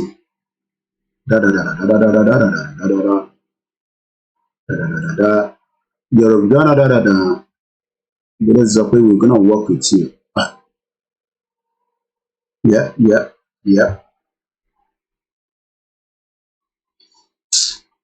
Kí ló dé tí mo wá wá bẹ̀rẹ̀ nísìnyí? In a personal statement signed at KABIRU Adeniran in his inaugural during the FOLAYEMI Awolowo, they reached a consensus to give Tati Kadebe Adeniran, who left Nigeria in 2000 with KABIRU. In a statement signed, the association consists of his former colleagues with KABIRU. Part of the statement that they directed to Bola Tinubu. The inauguration of Nigeria was unprecedented in the political history of Nigeria. The first Yoruba politician to be duly elected. Mr. President, we salute your uncommon courage, the new team with KABIRU. We recall blah blah with KABIRU. However, your victory at the poll has led us to believe that perhaps Nigerian situation is irremediable after all. All right, let me pull back a little bit. Ibi tí mo ṣe ń lò lọ yẹn ni mo fẹ́ focus, and I think I'm losing that place. So let me start from here. In a statement personally signed by Adeniran and made available to the press in Ile-Ife, Osun State, he announced the formation of the Association of the Progress Professionals and Academy, known as APPA. The association consists of his former colleagues in academia, medical science, and business world. So bàbá ìtẹ̀ láwọn èèyàn bẹ́ẹ̀ yẹn ni wọ́n pè wọ́n wá sínú Yorùbá Nation. Okay. Adeniran stated that the APPA held its inaugural meeting during the week at Obafemi Awolowo University in Ile-Ife, Osun State, to assess the state of development in Yoruba land. They also reached a consensus to give President Bola Ahmed Tinubu presidency a chance to correct the previous government wrongs against Yoruba people. Kò sẹ́ni tó disagree pẹ̀lú yẹn. Buhari ṣe bad fún wa. Part of the statement directed to President Bola Ahmed Tinubu on your land, Tinubu, I bring you sincere and warm felicitations on your landmark electoral victory as the President of the Federal Republic of Nigeria. Your inauguration as President of Nigeria on Monday, May 29, 2023 was unprecedented in the political history of Nigeria, as you are the first Yoruba politician to be duly elected as a political head of Nigeria. Mr. President, we salute your uncommon courage, bravery, tenacity, ingenuity, political sagacity in navigating the complex Nigerian political terrain tó máa ṣe fún 4 years. In the face of the seemingly insurmountable odds, you demonstrated an uncanny sense of humor. We wish to record that you just played a pivotal role in the National Democratic Coalition, NADECO, during the Abacha era in the struggle to ensure the restoration of democratic rule in Nigeria, and even went into exile. Some of us have been at the forefront of the struggle for the Yoruba self-determination in recent times, when we felt that our people were confronted with essential threat. However, your victory at the poll of February 2023 has led us to believe that perhaps the Nigerian situation is not irredeemable after all. Furthermore, the issues highlighted in your inauguration addresses as deserving of priority attention by administration, namely security, poverty, jobs, electricity, among others, have led us to believe that your administration will rectify the wrongs of the past and make Nigeria safe. Okay, habitable once again for all of us. So Tinubu ma make Nigeria safe fún gbogbo ọmọ Yorùbá.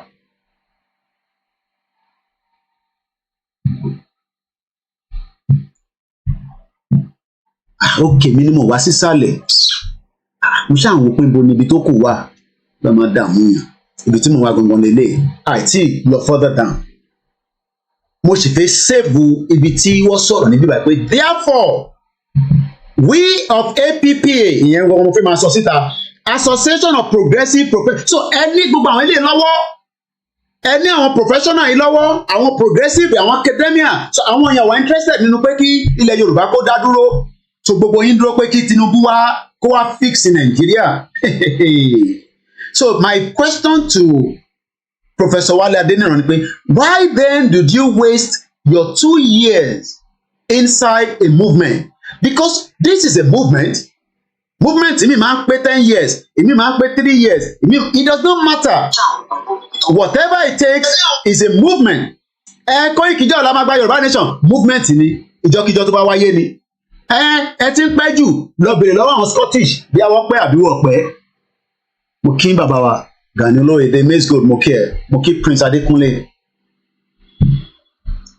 what was the reason if you knew that this movement was going to be a setback kí lẹ jókòó sínú ẹ̀ for 2 years and a half pretending to us giving us false hope telling Yoruba people around the world with so many sensitive meetings they attend with so many strategy tí ẹ wà nínú ẹ̀ tí wọ́n sọ fún yín tẹ́ ń gbọ́ ní meeting ní kọ̀rọ̀ ní meeting ní gbangba mo mẹyẹ meeting tá a wá ṣe lọ́dọ̀ yín pẹ̀lú bàbá yìí náà àti Ìgbòho tá a máa wọ mọ́tò tá a máa wá bá yín tá a máa jókòó tá a máa sọ̀rọ̀ tá a máa gbé báyìí tí Ìgbòho máa sọ pé bí a ká lọ báyìí ká ṣe báyìí ṣé after tá a bá ń ṣe àwọn ìpàdé yẹn tán ṣé because ẹ dẹ̀ máa ń take so many notes ṣé ẹ wá ń give report fáwọn APPA yìí nígbà yẹn ni ká tẹ̀ sọ pé ẹ bá olóṣèlú ṣiṣẹ́ ẹ dẹ̀ bá Tinubu ṣiṣẹ́ ká tẹ̀ agree pé ẹ bá gbogbo àwọn yẹn ṣiṣẹ́ bọ́ ṣé ẹ wá ń ṣe kí ni ṣé ẹ wá ń fún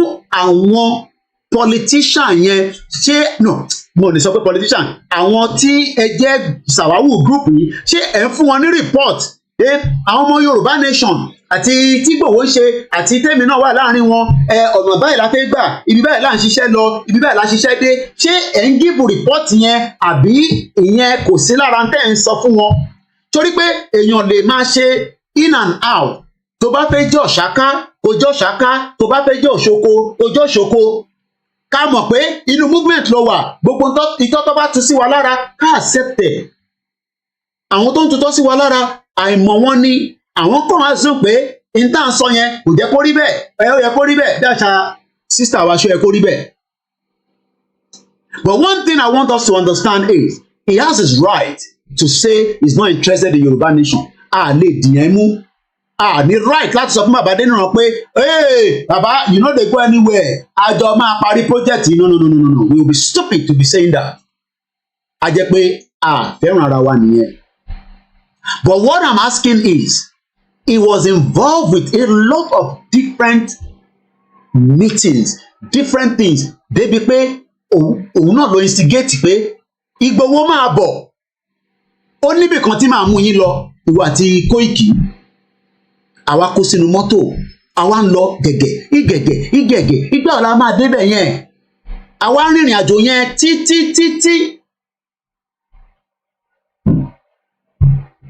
Àtúndébì kan àjẹun mo kí ẹ mọ́lẹ̀ Yorùbá kásán àbúrò mi mo kí gbogbo yín dáadáa ẹ kú iṣẹ́ mo sọ fún yín pé èmi rí as much nínú rẹ̀ nítorí mú mi tí mo jókòó pẹ̀lú ikú bàbá yèyé ìtí bàbá yẹn sọ I knew straight away that ìntàwá ti ń sọ bọ̀ tẹ́lẹ̀ pẹ̀lú chief tá a bá di pé èmi àti bàá mi ní one on one tá a jókòó tá a jọ ń sọ̀rọ̀ lára nǹkan tí bàbá wa ikú bàbá yèyé di Aláàfin of Ọ̀yọ́ top table fún wa tí ikú bàbá yèyé sọ pé Buhari pè òun láti presidency pé kó bá òun mú Ìgbòho wá sínú palace kó dé arrest ẹ̀ mọ́bẹ̀ inú palace ló ti fẹ́ arrest Ìgbòho mo rí rẹ́rìí in tí Ìgbòho sọ mo sọ pé ìyẹn ò ń ṣe fún public consumption the idea was to arrest Ìgbòho right inside the palace of Aláàfin nílẹ̀ Yorùbá ẹ kó sójà wá ẹ wá arrest Ìgbòho wọn nù bẹ́ẹ̀ ẹ wá pretend pé Ìgbòho fẹ́ wá kí ọba wá ràgàbó wá bò mọ́lẹ̀ mọ́ bẹ́ẹ̀ That was the whole idea. Ṣé gbà tí yẹn work because all we knew was bàbá wọ́n mọ̀ pé mo mọ̀ tí bàbá Adébánjọ sọ lórí pé ìgbà tá kọ́kọ́ lọ bá wọn pẹ̀lú bàbá Akíntóyè. Wọ́n mọ̀ pé bàbá Akíntóyè serious gan pẹ̀lú ọ̀rọ̀ Yorùbá nation. They knew that àwọn Afẹ́nifẹ́re ò lè deny yẹn, wọ́n mọ̀ yẹn, kò sẹ́ni kankan. Èmi wà lórí ìjókòó ni mo gbọ́. Mo wà kò sẹ́ni kankan ẹni tó bá ṣẹ́ni gbogbo nǹkan bá ń sọ lórí tẹlifóònù yẹn ẹ fọdẹ́tẹ̀ àwọn bàbá yàn ní fọ́ọ̀n nílànà tó bílẹ̀ fún yín ẹni bá bá pé báyàn sọ̀rọ̀ ẹjọ́ wà nínú ibi tẹ́jú máa sọ̀rọ̀ báyìí tọ́dẹ̀ máa sọ fún yín pé gbogbo fóònù yẹn pa tó bá ti ní ẹ pa fóònù ọ̀rọ̀ tó fẹ́ sọ wọ́n ò fẹ́ jẹ́ kó wà recorded kẹ́ lè bá gbọ́ sétí kò ń ṣe kó sọ pé kódà àwọn tajọ́ ń lọ tó jẹ́ security chief wọ́n wà nínú ilé pẹ̀lú wa. So mo mọ tó sọ.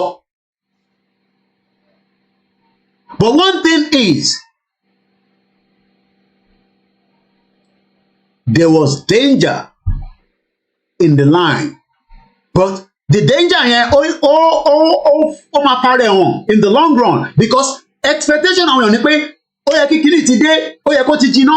Àwọn nípa kíní yóò ní jiná, ìgbà ló fẹ́ jiná, àwọn kan pull up, àwọn kíní ti pẹ́. But àwọn kan, they were expecting us to stop the agitation. They were expecting us.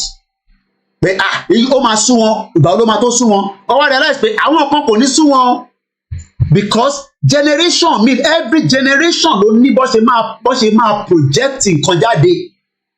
Nígbà táwọn Tinubu náà ń jà kò sún wọn náà wọ́n ṣe rédíò Kudirat. So táwọn náà bá ṣe rédíò tó máa wọlé tó máa jẹ́ transmitter wọ́n tí bí Tinubu dá gbogbo ẹnu mo fi sọ kó sọ fún wa pé ìtòhun náà ṣe níjọ́ náà lọ́hùn ó yàtọ̀ sí táwa ṣe. Because ìtòhun náà ṣe níjọ́ náà lọ́hùn ni pé àwọn náà gbà. But àwa ti wá di intí à ń ṣe kí ni gbogbo tí mo ṣe sọ I forget it kò tí ì sí kankan tó mo ní tí mo ṣe sọ èyí tó tí mo lè sọ síta ni èyí kọ́ lẹ máa sọ fún mi tí mo ò ní sọ gbogbo tẹ bá sì ń gbọ́ tí mo sọ lẹ́nu ìyí tó gbọ́dọ̀ jáde ni. Mo ní mo ṣe àwà nínú ìpàdé kò ń ṣe ìyẹn ṣe tó ń ṣe no jẹ́ big deal. Mo mọ táwọn bàbá yẹn sọ sí mi létí. Mo mọ àwọn bàtà pàdé lọ́dọ̀ bàbá Adébánjọ mo mọ tó sọ fún wa. Everyone knew that you ntí gbogbo gbé dání pẹ̀lú bàbá Akíntóyè confam ni bàbá Adeniran bàbá wa padà Adébánjọ kọ́lọ́ba lórí ẹ̀mí wọn ò lè sọ pé ntí bàbá professor gbé dání pé òfútù fẹ́ tẹ̀lé gbé dání wọ́n mọ̀ pé ntí bàbá yẹn gbé dání confam ni wọ́n mọ̀ pé ntí bàbá wa professor Adébánjí tí gbogbo yẹn ọ̀rá wò yẹn bàbá Adébánjọ mọ̀ pé tó gbé dání confam ni but in táwọn sọ ni pé restructure táwọn wà lórí ẹ̀ òun làwọn fẹ́ dúró lé lórí àwọn ò dẹ̀ fẹ́ shift kúrò lórí ẹ̀.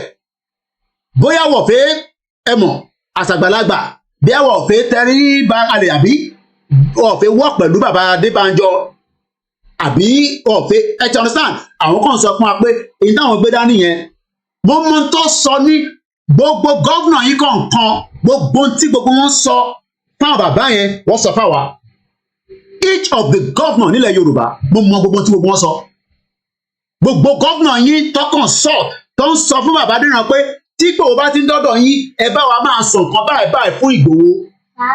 Yes. Lọ́pọ̀ ẹ̀gbọ́n ẹ̀ wá. Lọ́pọ̀ ẹ̀gbọ́n ẹ̀ wá.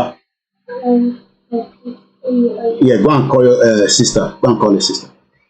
So what I'm trying to say is that they all knew that the Yoruba nation is the final straw. Mo dẹ̀ sọ fún yín pé Tinubu ni last card. Tí mo ìdí tí mo ṣe sọ pé Tinubu ni last card. After 4 years Tinubu kò tí ì sọmọ Yorùbá tó lè compete pẹ̀lú àwọn north tí Tinubu bá ṣe tán kò tí ì sí Yorùbá náà àìtí rí Amosun tó bẹ́ẹ̀ Dàpọ̀ Abíọ́dún tó bẹ́ẹ̀ wọn ní capacity Tinubu because Tinubu build the capacity yẹn ni ó build ẹ̀ ni kò tí ì sẹ́ni other Yorùbá politician àti Yayi gbogbo wọn ní standard kankan tí Tinubu push ní north. But the question is, bàbá tó náà ń ṣe Yorùbá nation pẹ̀lú wa fún 2 years tí gbogbo àjọ ń wọlé tajọ ń jáde tá ń wọlé tajọ ń jáde Àrólé Odùduwà àmókí ẹ tá ń wọlé tajọ ń jáde tí gbogbo àjọ ń sọ̀rọ̀ nígbà tẹ́ bá ti wá mọ̀ pé òkè bóyá àníyàn tí wọ́n ní pé a máa slow down tá bá slow down agenda Tinubu máa wọlé. Tinubu agenda was going to go or not. Ọ̀nà bí àṣàrólé Odùduwà. Ìtẹ́lẹ́dùmarè bá ti sọ pé ó máa ṣẹlẹ̀ kò sí nǹkan tá a máa ṣe sí. But we have the opportunity to stop it. Gbogbo ẹni mo fi sọ fún yín. Ẹ ní èmi Ọláyọmí Kóìkí confirm pé we have all the opportunity to stop it. But n tó ń wo Elédùmarè ló fẹ́ ṣe, but ẹ̀jẹ̀ máa ṣàn. Ẹ̀jẹ̀ máa ṣe kí ni? Ó máa ṣàn. Election yóò ní wáyé, but ẹ̀jẹ̀ máa ṣàn. Confirm ẹgbẹ́ lẹ́nu mi yẹn. But mo sọ fún yín pé Ìgbòho fúnra rẹ̀ ṣé ó wá dàka wá máa jẹ́ kẹ́jẹ̀ ṣàn lórí afẹ́gbà country. Ìyẹn la ṣe ń sọ pé òkè ẹjẹ́ á ṣe protest yẹn á límìtì ẹ̀jẹ̀ tó fẹ́ ṣàn. Protest á límìtì ẹ̀jẹ̀ tó fẹ́ ṣàn nítorí pé tẹ́jẹ̀ bá ṣàn ó ti di pé a ti waste ẹ̀mí nìyẹn. Kí la wá fẹ́ waste ẹ̀mí fún nígbà tá a fẹ́ save ẹ̀mí àwọn ọ̀dẹ̀ ń ṣe mùjẹ̀mùjẹ̀. 29,000 Yoruba people were killed under Buhari in 8 years. 29,000. So this man then wojú wọn yìí they were listening. They are the listening ears. Àwọn eléyìí ò ní ẹ mọ̀ pé tẹ́lẹ̀ lọ́ máa ní wọ́n plant device sínú ilé. Eléyìí gangan ní device tó plant sáàrin wa. This man, it was the device. It was the device tó wà láàrin wa. So why do we need another device when he was the device? Because he knew that they had another association called Association of Progress, if they had the right. But if you knew them, why then were you listening, continuous listening? Nígbà tá a lọ sí Ọ̀ṣun tí rúdìrúdì fẹ́ ṣẹlẹ̀ ní pálásì bàbá wa, mo mọ tí bàbá yẹn sọ nínú palace, èmi tẹ̀tí ṣe rí mo sọ fún yín pé ẹ rò pé ẹ máa ṣe kàfé mi. Mo tún rántí kábíyèsí Elédùmarè Ọlọ́run ló ní níyàwó tó dáa. Wọ́n sọ débi pé wọ́n sọ kàn mí pé ṣèbí Ìgbòho ti gbàgbé ẹ̀ sí Ọ̀ṣun. Níjọ́ yẹn èmi dẹ̀ bọ́lẹ̀ fún Àfà Akeem ni mo bọ́lẹ̀ fún torí Àfà Akeem ló jókòó sí position tèmi nínú mọ́tò Ìgbòho. Ni mo ṣe ráyè wọnú mọ́tò yẹn. Gbogbo wọn rò pé mo ti sọnù. Because nobody knew where I was. For more than 30 minutes, nobody knew where I was in Osun State. Níjọ́ tí a lọ ṣe rally tó jò bẹ̀rẹ̀. Àwọn kan wọ́n bẹ̀rẹ̀ sí rẹ́rìn-ín. Mo ní èmi ni máa jẹ àkàrà gbogbo yín. Èmi àti Ìgbòho lájọ máa jẹ àkàrà yín. Ẹ mọ tó ṣẹlẹ̀ náà ṣu. Picture tó ṣẹlẹ̀ lẹ́yìn. Ẹ bá máa sọ nǹkan mi lénìí. Ìgbòho wá ń béèrè pé bo ni coordinator ń wà. Bó ṣe ń wẹ̀yìn tó ń wò Kòríkòìkì, ó ní bo ni coordinator ń wà. Wọ́n bẹ̀rẹ̀ sí wá níbo ló wà, níbo ni Kóìkì wà. Mo wà nínú òjò, mo sọ́kìdé lẹ́nu. Inú òjò ni mo wà. But n tí kò yẹ yìí ni pé ẹ rò pé fẹ́ ṣèkà fẹ́mi ní Ọ̀ṣun State. Ìyẹn mo ṣe tẹ̀lé wọn lọ sí Èkìtì rally. Nígbà yẹn nǹkan ró gbẹgbẹgbẹ. Attack yẹn pọ̀. They were going to take me out. Wọ́n já mi sílẹ̀ nínú convoy tá a gbé wá láti Ìbàdàn ẹ káàbọ̀. Wọ́n já èmi Kóìkì sílẹ̀. Èmi mo bèrè lọ́wọ́ Àfà Akeem. Èmi ni mo bọ́lẹ̀ fún Àfà Akeem káfà Akeem fi wọlé pẹ̀lú Ìgbòho sínú mọ́tò.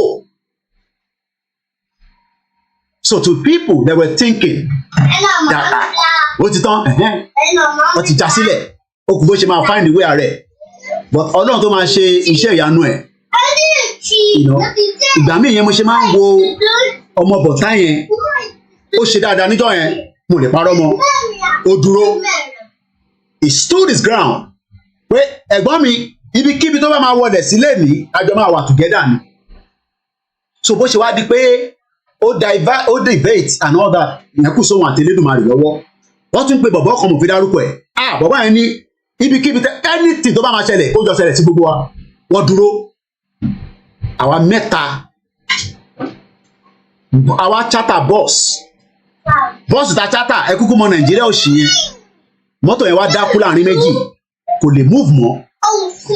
Àwa wà ní òjò. Òjò yẹn pọ̀. Gbogbo táìmù yẹn chief ti wà panic. Níbo ni mo wà? Ẹ lọ bá wọn. Ibo ni Kóìkì wà? Òun ò fẹ́ gbọ́ kankan mọ́. Ẹ lọ wá Kóìkì jáde. Ibikíbi tó bá wà nínú Ọ̀ṣun State. Àwọn kan fi mí rẹ́rìn-ín. Wọ́n ti rédíò ara wọn. Wọ́n fi mí ṣe àwàdà. Pé ṣó tán.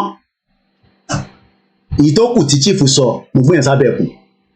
gbogbo yín pátápátá lè máa jẹgba lọ́wọ́ Elédùmarè because ẹ fẹ́ ṣe jàǹbá fún chief níjọ́ yẹn ni ní Ọ̀ṣun state yẹn náà wọ́n fẹ́ ṣe jàǹbá ni ẹ fẹ́ ṣe jàǹbá wọ́n dẹ̀ mọ̀ pé for as long as them àti chief bá ń wà together rúgbùrùgbùrù wọ́n ṣẹlẹ̀ nínú palace níjọ́ yẹn èyí tẹ́ bá fọ́lọ̀ ẹ̀ kémi tó dé rúgbùrùgbùrù yẹn ti nígbà tí màá fi débẹ̀ mo tún wà kan fóònù mi mo tún wá àṣẹ fóònù yẹn mo mú kúrò bí àmọ̀ tẹ̀ mú kúrò nílé èmi tún wá fóònù mi pé ibo ni fóònù mi wà rúgbùrùgbùrù wọ́n ṣẹlẹ̀ nínú palace níjọ́ náà lọ́hùn. But one thing is mo sọ fún yín pé this man has the right but he was part of the mold that there was there. Kò ní pé mo parọ́ mọ́ wọn. He was part of the mold because they were one step ahead of us. Tàbá gbé nǹkan báyìí wá gbé nǹkan báyìí. Kò sí nǹkan tó sọ the first outing ta lọ lẹ́yìn tá a ṣe ti Ìbàdàn tèmi àti ta lọ sọ́ọ̀ṣù ẹ rí i pé lórí mọ́tò yẹn èmi àti chief ládé wà níbẹ̀. A lot of people were not happy. I know that. Bó ṣe jẹ́ Koiki.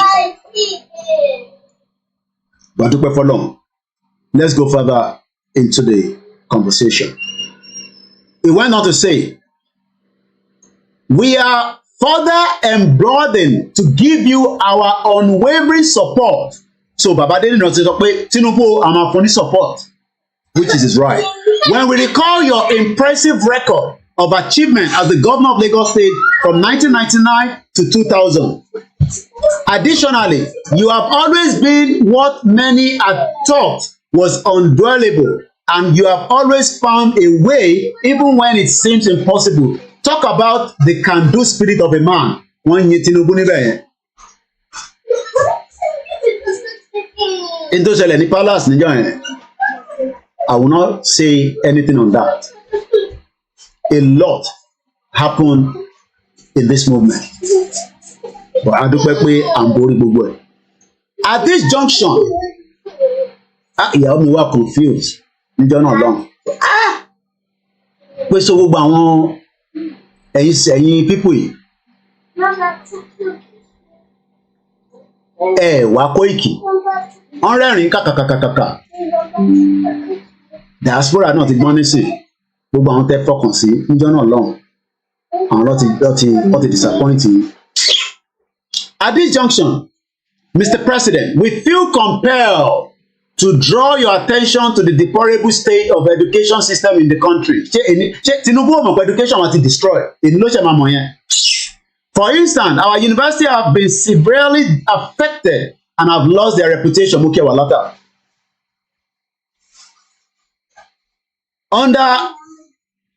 Have lost their reputation under the uncaring watch of previous administration. The entire university workforce, especially the academy, is now strongly demoralized. So inú Nàìjíríà láti máa build the economy education system ilẹ̀ Yorùbá bí bàbá olóò ṣe ṣe. So Baba Adeniran has ó feel pé inú Nàìjíríà láti máa ṣe gbogbo eléyìí. These are time wasters. Considering the paramount importance of universities as engines for innovation that fuels national development, the current dire situation of our university must be urgently addressed.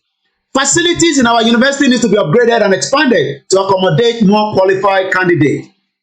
Ọlọ́run fún Tinubu ṣe ní gbogbo ohun tí wọ́n sọ yìí. Massive investment in the university is necessary to boost the morale of staff and students, enabling them to generate innovative ideas that will drive technological development. Inú Nàìjíríà náà láti máa ṣe gbogbo yẹn. Very good. This will encourage Nigerian scholars. So kò ń ṣe Yorùbá mọ́nísìn Nigerians. This is a man that was shouting Yoruba nation for the past 2.5 years. Ó wá di pé a nílò Yorùbá mọ́, a máa lo Nigerians. So Baba Adeniran is no longer using the term Yoruba. He's now interested in Nigerians. The task before you, Mr. President, is enormous. It is in recognition of this that we, the members of the Association of Progressive Association and Academy, hereby pledge our unwavering support for your administration. tẹ́ ẹ̀ bá mọ tán pè ní pledge tó bá fẹ́ rán I pledge Nigerian my country to be loyal and honest and kìnìún ẹ rántí ẹ mọ̀ pé I pledge so bàbá Adeniran ó ti pledge fún Tinubu a man that was shouting Yoruba nation 2 years ago. So Yoruba nation is no longer what to pledge for. Baba Adeniran is now pledging his loyalty, his support for Yoruba nation. So for Nigeria, this is a man that 2 years ago was coming on air. Bá gbogbo ọmọ Yorùbá sọ̀rọ̀ fún gbogbo wa ní this hope pé Yorùbá country máa wáyé, but ṣé torí wọ́n sọ̀rọ̀ dọ̀tí sí bàbá yìí àbí báwo, àbí it was just a mole within the system. Mo kí Prince Adébáyọ̀ Shitu, mo kí bàbá wa Adéníyì Abíọ́dún Ọládélé, mo kí gbogbo yín. Èwo ń bẹ. So bàbá ẹ jẹ́ kí n lọ wá mínìní pledge fún yín ká lè break it down. Power man like hey, oh my God, it's a close to me, Asha. Lede tí mo rí ele Wale Adeniran news. So towards the end, mo kí gbogbo wa lẹ́ẹ̀kan sí. So bàbá Adeniran ní àwọn pledge, mo wá fi lọ wo meaning pledge yẹn. Tó bá sọ pé pledge, I pledge to my country and to be loyal. Ṣèbẹ́ máa rántí kìíní yẹn tá máa I pledge Nigeria my country to be honest and kìíní kan. So bàbá Adeniran wá ti pledge fún Tinubu nísìn. Ṣé wọ́n ṣe ń pledge ni àbí wọ́n ti ń pledge bọ̀ lẹ́yìn tí Tinubu dẹ̀ ti débẹ̀ tán nísìn? Job is completed, we go back home and then we come out officially. Kí ni Koiki fẹ́ sọ? Kí ni ẹ fẹ́ sọ fún wa? Nítorí mi mo lè ṣe àgbàlagbà ní mí. Tàbá ní tàbá sọ pé it's called a solemn promises or undertaking. So Baba Adeniran has now done an undertaking for unwavering support for Bola Ahmed Tinubu, which is his right. We wish you a resounding successful tenure as the President and Commander-in-Chief of the Armed Forces of the Federal Republic of Nigeria, is concluded. Ẹ̀yin ọmọ Yorùbá, kí lẹ̀yin rí sí ọ̀rọ̀ yìí? Mo kí Pastor Shola, mo kí Bishop. He has now returned to lecturing classes in OAU. He must change his voice tone àwọn àgbàyà. This is part of why the movement was a little bit. We've done almost 2 hours, 1 hour 38 minutes. So when people are saying, mo kí yín mọ́mì wa àbí aunty wa àbí sister wa Yétúndé Olúkọ̀yà, mo kí yín mà. Aṣíwájú Bíọ́dún, mo kí yín. Big Larry, Godson, Dàpọ̀ for real, mo júbà gbogbo yín. So when people are now, mo kí Jaya, mo kí gbogbo àwọn medias wa. Bẹ́ẹ̀ ni àrólé Odùduwà. Tinubu cannot stop the movement. The only way out is Odùduwà Republic. So you can disagree with me and say Koiki kò rí bẹ́ẹ̀, o kàn ń try láti sọ àsọdùn ni. No problem. But gbogbo tèmi gbọ́ nílé ìyẹn di ọjọ́ iwájú. We are in a movement and the movement continue. Elédùmarè á san gbogbo alẹ́ san. He should not have wasted as many of the time he spent within the movement. Àdéhùn wọ́n ti bá mi ṣe ní Yorùbá, ẹ ṣe ni bàbá Gani Olóyèdé. Wọ́n ní tó bá sọ pé pledge àdéhùn. So bàbá Adeniran sọ pé àwọn fẹ́ ṣe àdéhùn fún okay, agba cough fún 1 hour. Agba cough just for 1 hour. So mo ṣe lè push it because family mi ṣe wà comfortable a little bit. But ẹ bá máa ṣe ní kíákíá, ẹ ló kọ́là, ẹ ló ń sọ pé. God bless you, God bless you. Tí bàbá Adeniran mo sáré fẹ́ sọ̀rọ̀ sí. Rántí ńgbà kan mo sọ fún yín pé bàbá yìí mo mọ̀ dáadáa pé is from Idosi pé this man kò sí nǹkan tó lè ṣe lórí kìnìún àtìgbà tí bàbá kọ lẹ́tà pé àwọn ti fi ṣe pé kó take over pẹ̀lú wọn mo pe bàbá Èkìtì mo pe àwọn kan I think maybe I even call you too pé this man is going to sell us off imagine kó wá dóun ló wá sí wà kó dóun ló sì take over Yorùbá nation now tó rule over what will happen. So this man is known for this. All appointment in God bless you. God bless you. Plus 44 74 04 40 5917. That's it. Just for 1 hour. Ayomi Kundamiju, my brother. The federal government planted eyes into the agitation, both with the Yorubas and the Biafrans. There's no doubt about it. Shout out to those of you on the Twitter this morning with me. For the benefit of just those that are non-English speaking, let me just do a summary of what we are discussing. The face you are looking right now was one of those campaigners, even up to a deputy leader of the Yoruba nation struggle. Sorry, you can't see the images of the person, but if you go on the social media, on the YouTube, you'll be able to see that. He was working tirelessly up until he decided that the Yoruba nation is not something he would like to continue with. He gave his reasons. His reasons will be valid to him only, and we cannot hold him back for his reasons. Everybody has a reason why they joined the movement, and he has said it categorically that he can no longer continue with the movement. Muki Prophet Ogundele, shout out to everyone that have joined us, and remember to support us. You can buy coffee for me. Very, very easy by just going into this. So all you do is you just click on it. Very, very easy, straightforward, and the money will be useful for us. I'm looking our media work, just as you are all doing. Kunle Bakers, Muki Egon, Clement, and the rest of you that continue to support the koikimedia, but this one is another way that it makes it easy for you. You can click on that link. Emma Bineta on Facebook, we can't send the link because the link, I can't post anything on Facebook through comment section alone for the time being. So it's very, very easy. That way you can support the project that we are doing. Also, the other YouTube channel that we talked about, go there and try to follow that as well.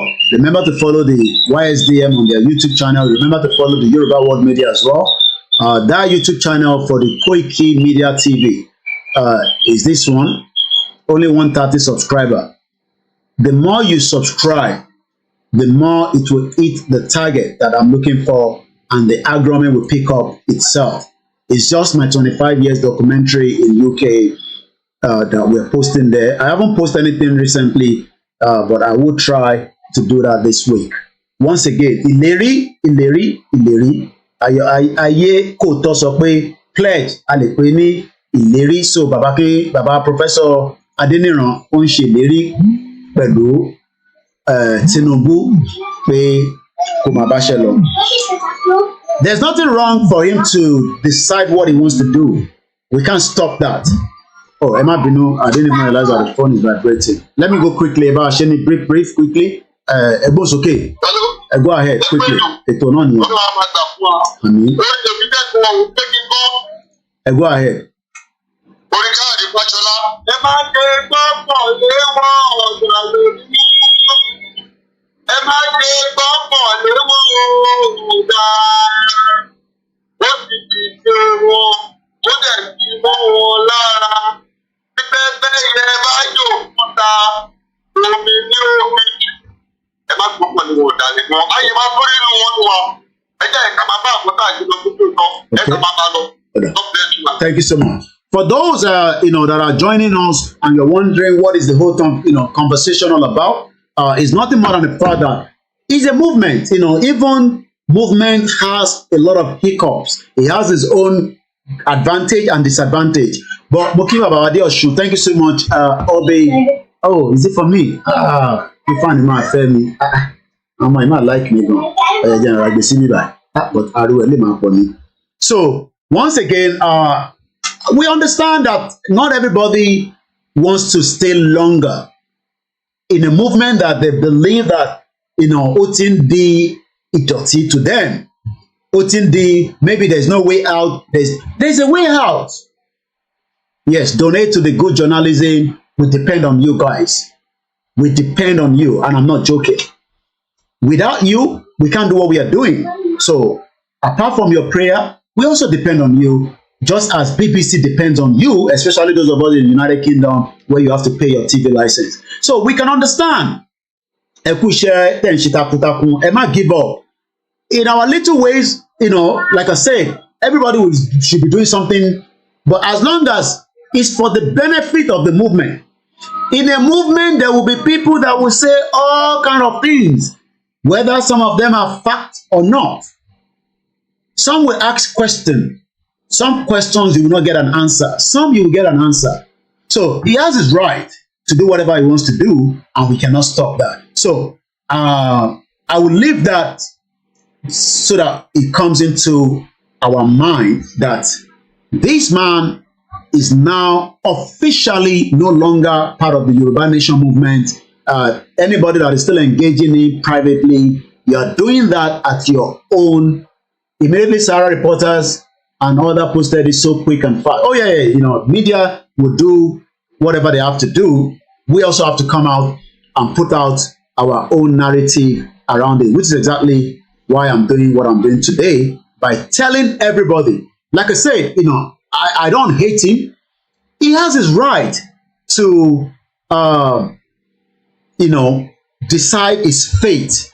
We are not here to damage his reputation, but what I'm saying is exactly what I saw in the 6 months. Nobody, look, anything, anywhere in the world, as long as I spend that 6 months on the ground, a lot of things happen. A lot of things happen. A lot of things are hard. But one thing is, Professor and CSI, they are genuine. And it's not because of anything. They are genuine people. Genuinity Yoruba Nation wà nígbà àwọn méjèèjì. It's there. And they listen to each other like father and son. Kò ṣe gbogbo tó ń discuss ló ń sọ fún mi, but I get carried along as much as possible. I understand that everybody wants this open, everything has to be out there in the public domain. Baba Adeniran could have said to us that, ẹ̀yin ọmọ wa, look, ìrìnàjò yìí kò ní bọ́ sí fún àwọn máa pull back. But don't come and give us a deceit and lies as if you were part of us. Because ìyẹn gangan ni problem by giving us this impression pé ẹ wà pẹ̀lú wa, irọ́ ni ẹ sí pẹ̀lú wa. You were never with us. Okay, wọ́n ẹ kówó jẹ, wọ́n ẹ ṣe this, àwọn èèyàn ń bú yín lórí social media. And so what? Mo ti sọ̀rọ̀ sí bàbá wa láwọn ọba tí mo fẹ́ dárúkọ. Ìtàfí pé we took it back. Bàbá wa tí mo rí gan sẹ̀, bàbá wa Payo Adébánjọ, whether we like it or not, these are, àwọn àgbàlagbà. Mo sọ̀rọ̀ kan níjọ́ kan, mo jáde, mo dẹ̀ apologize sí wọn. So kí ló wà níbẹ̀? Àgbàlagbà lẹ́yìn náà. Ẹ̀yin máa gbà nǹkan mọ́ra ni. Nígbà tẹ́yìn bá náà fi gbà nǹkan mọ́ra, kí ni kí ló àwọn ọmọ kéékèèké bá wá ṣe? Ẹ mọ orúkọ tẹ́mi ń gbà mọ́ra lójoojúmọ́ ni. Àgbàlagbà ṣàlọ́pọ̀ yín. So ẹ ṣe lè wá máa sọ pé torí àwọn ọmọ kan ń bú yín lórí social media, wọ́n ń sọ̀rọ̀ sí yín, and then so what? Kò ń ṣe díẹ̀, kò ń ṣe reason ní ẹlẹ́ṣẹ̀ ní ẹ̀ṣẹ̀ Yorùbá Nation mọ́. It's a different agenda. Mo dẹ̀ sọ fún yín pé ẹ̀yin Maxwell níjọ́ kan yẹn send the message kan lórí status mi, ó pé ma, forget it. The two of you, we are birds of the same feather. Forget it. Ambition yín lẹ́lẹ́, especially that one. So don't come and tell me, no, please, don't distract. Can you find it? Do you understand? You have a different, agenda. So nígbà tí màá ti chief tá a wá sọ̀rọ̀, within the 30 or less than minute tí màá tí wọ́n fi sọ̀rọ̀ lórí ní Sunday, I will just kind of laugh at some of the things. Ṣẹ́fí kò máa rẹ ṣífù ni kò lè rẹ bàbá yẹn. Mo dúpẹ́ lọ́wọ́ àwọn ìyàwó wọn. Gbogbo ibikíbi tẹ́ bá ti ń gbọ́hùn mi, ẹ gbọ́hùn mi àtàwọn ọmọ wọn. I know it's not easy. Sacrifice tí baálé yín ṣe fún wa, Ọlọ́run nìkan ló máa san yín lẹ́san fún àdúrótì fún bàbá yẹn. At least I had the privilege láti rí ìyàwó chief. Privilege ni. Mo dúpẹ́ lọ́wọ́ yín. Wọ́n fẹ́ damage ọkàn yín, but ẹ má worry. We are here. Mo sọ wípé èmi àti chief, mo dúró ti chief for life. Ẹ̀yin má worry, ẹ fi wá sílẹ̀ pẹ̀lú wọn. Gbogbo tó ti sọ sí baálé yín, ẹ fi wọ́n sílẹ̀. Àìmọ̀ ni. Ṣé ìyá ń jẹ chief ni? Ẹni tó ń lọ lórí business class tó bá ń travel. Èèyàn mélòó ló ń lọ lórí business class? Pẹ̀lú jẹ̀ ní owó tiẹ̀ ni. Ó wá fi rẹ̀ sílẹ̀ fún ìrìn àjò yìí pẹ̀lú bàbá Akíntóyè. Ṣé torí bàbá Adéníran gba visa America ló ṣe pull out ni àbí nǹkan mi wà níbẹ̀? Torí mo mọ̀ pé wọ́n ń to visa America fún yín. Ṣé gbà tí wọ́n rí ṣe mọ́ ni? Ṣé tó bá yẹ pé dé America ṣe sì máa bẹ̀rẹ̀ ṣe máa ṣe Yorùbá nation náà lọ? Àbí báwo? Mo ó pe Tinubu máa lè kọ lẹ́tà sí American embassy kó grant visa yẹn fún yín nísìn kẹwàá lọ America yẹn. Yèyé oge mo ti kí ẹ tẹ́lẹ̀ my beautiful sister. Ó wà lórí ètò sí lórí ètò. Ẹ̀mí à wà pẹ̀lú ẹ. Ẹ̀mí mi ìwọ àti ìwà pẹ̀lú ẹ̀wà. My other beautiful sister. So adẹ̀ ń sọ fún ọmọ Yorùbá. Ẹ fẹ́ destroy Ìgbòho. Ẹ lè destroy Ìgbòho kò possible. Ìfẹ́ táwọn ọmọ Yorùbá ní sí Ìgbòho ó deserve ẹ̀ ni. Mo fún fídíò picture mi àti Ìbà lánàá mo fi wọ̀nyí lórí social media. Mo ti mọ Ìbà Gani Adams lóògùn ọ̀fẹ́ o. Mo ti mọ̀ wọ́n kí tó mọ Ìgbòho. Mo dúpẹ́ lọ́wọ́ gbogbo ẹ̀yin tẹ́ sọ́pọ́ọ̀tì ọmọ wa tí ẹ kú lánàá. Gbogbo tẹ́ fún wa àti dispose ẹ̀ fún. Anything tó bá wọlé nísìn tàbá sì rí fine. But ẹ má gbàgbé àwa náà sì need support yín ní gbogbo ìgbà. I would rather come here and say I need your support than kí n máa lọ lẹ́yìn kí wọ́n ẹ bá ń wá olóṣèlú kan kí mo fẹ́ fi wọ́n ṣe. Mo ní mo ti mọ Ìbà kò ń ṣe lẹ́nìí 2018 ni mo pàdé Ìbà ní London. Ọ̀fẹ́ ni event tí mo lọ shoot fún wọn. Yàtọ̀ sí pé Ọ̀túnba Dàpọ̀ Williams òun á ṣàrùn kankan sí mi lọ́wọ́ ni kọ́lọ́ máa fọ̀rún kẹ́ bàbá yẹn. Picture mo fẹ́ mú jáde. Èmi àtàwọn bá lélẹ́yìí. Gbogbo wọn ni mo fún ní ọ̀wọ̀. Ọba àkọ́kọ́ lélẹ̀ tẹ́ ń wò yìí. Kọ́lọ̀ bá wà pẹ̀lú àwọn bàbá yẹn. Gbogbo wọn ló mọ̀ pé ta gbé dání òtítọ́ ni. Wọ́n mọ̀ tí Ìgbòho gbé dání òtítọ́ ni. Ẹ̀gbọ́n sókè girama. Hello, ẹ káàsán. Ẹ káàbọ̀ mà. Mo kí gbogbo ọmọ Yorùbá. Ṣé rí ọ̀rọ̀ bàbá yìí? I'm not surprised, to be honest. Kò take me by surprise. Torí bàbá yẹn láti ìbẹ̀rẹ̀ tí mo ti máa ń wo bàbá yẹn, he wasn't an happy person. Bàbá yẹn ní agenda kan tó jẹ́ pé èèyàn lè easily read it on the street. Ó hàn yẹ pé bàbá ní good spirit. Anybody I believe tó bá ti sọ̀rọ̀ Yorùbá, bàbá ti gbà wọ́n mọ́ra pé yes, ẹ máa bọ̀. He will open his hand towards them. Bàbá yìí, Ọlọ́run ní òfin ẹ̀mí bàbá Akíntóyè lé lọ́wọ́. Bí bàbá Adéníran, ó máa gbọ́. Torí òun àti bàbá yìí, wọ́n jọ ń gbélé, wọ́n jọ ń jẹ, wọ́n jọ ń mu. Ẹ wo bí ó ṣe da bàbá yìí tó. Ṣé ẹni ká dúpẹ́ fọ́lọ́run bí o? Bàbá yìí, bàbá Adéníran kì í ṣe ènìyàn rere rárá. I'm sorry to say, torí àgbàlagbà ni. Ẹ wò ó pé dá bàbá abọ́ṣe ṣe bàbá yẹn rí koríko bàbá àgbàlagbà àti ìyàwó wọn ìyá àgbàlagbà. Moving house from one house to the other. Ó wá gbé wọn lọ sí ilé ibi tó wà very expensive. Ó kọ̀ wọ́n sílẹ̀ síbẹ̀ ó gbé bọ̀ òun àti ìyàwó. Bàbá yẹn ló ṣèyàn rẹ̀. He's not know what he's doing at all. Ẹgbẹ́ bá dúpẹ́ fún Ọlọ́run.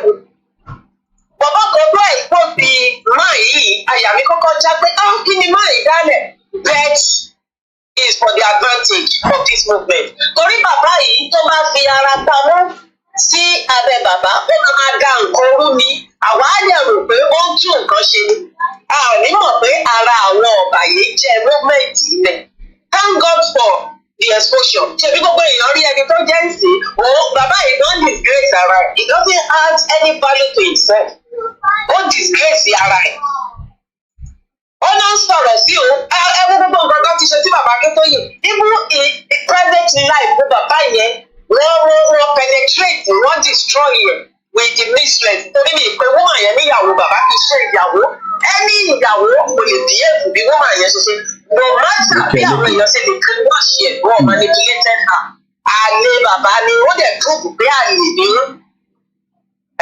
àìmọye bàbá ti jalè bàbá ti ṣe kìíní èrè fún èpè ìjẹ́rí tí bàbá jáde kó tiẹ̀ wá sọ̀rọ̀ nípa ẹ̀ that man never ìgbà míì báyìí omi afẹ́ lè máa bọ́ ní ojú mi báyìí tí bàbá yẹn bá tún rí fáàsì dúpẹ́ oníjìrì pé ọmọ òun bàbá wo pé bàbá wo lè lè kọ́kọ́ sí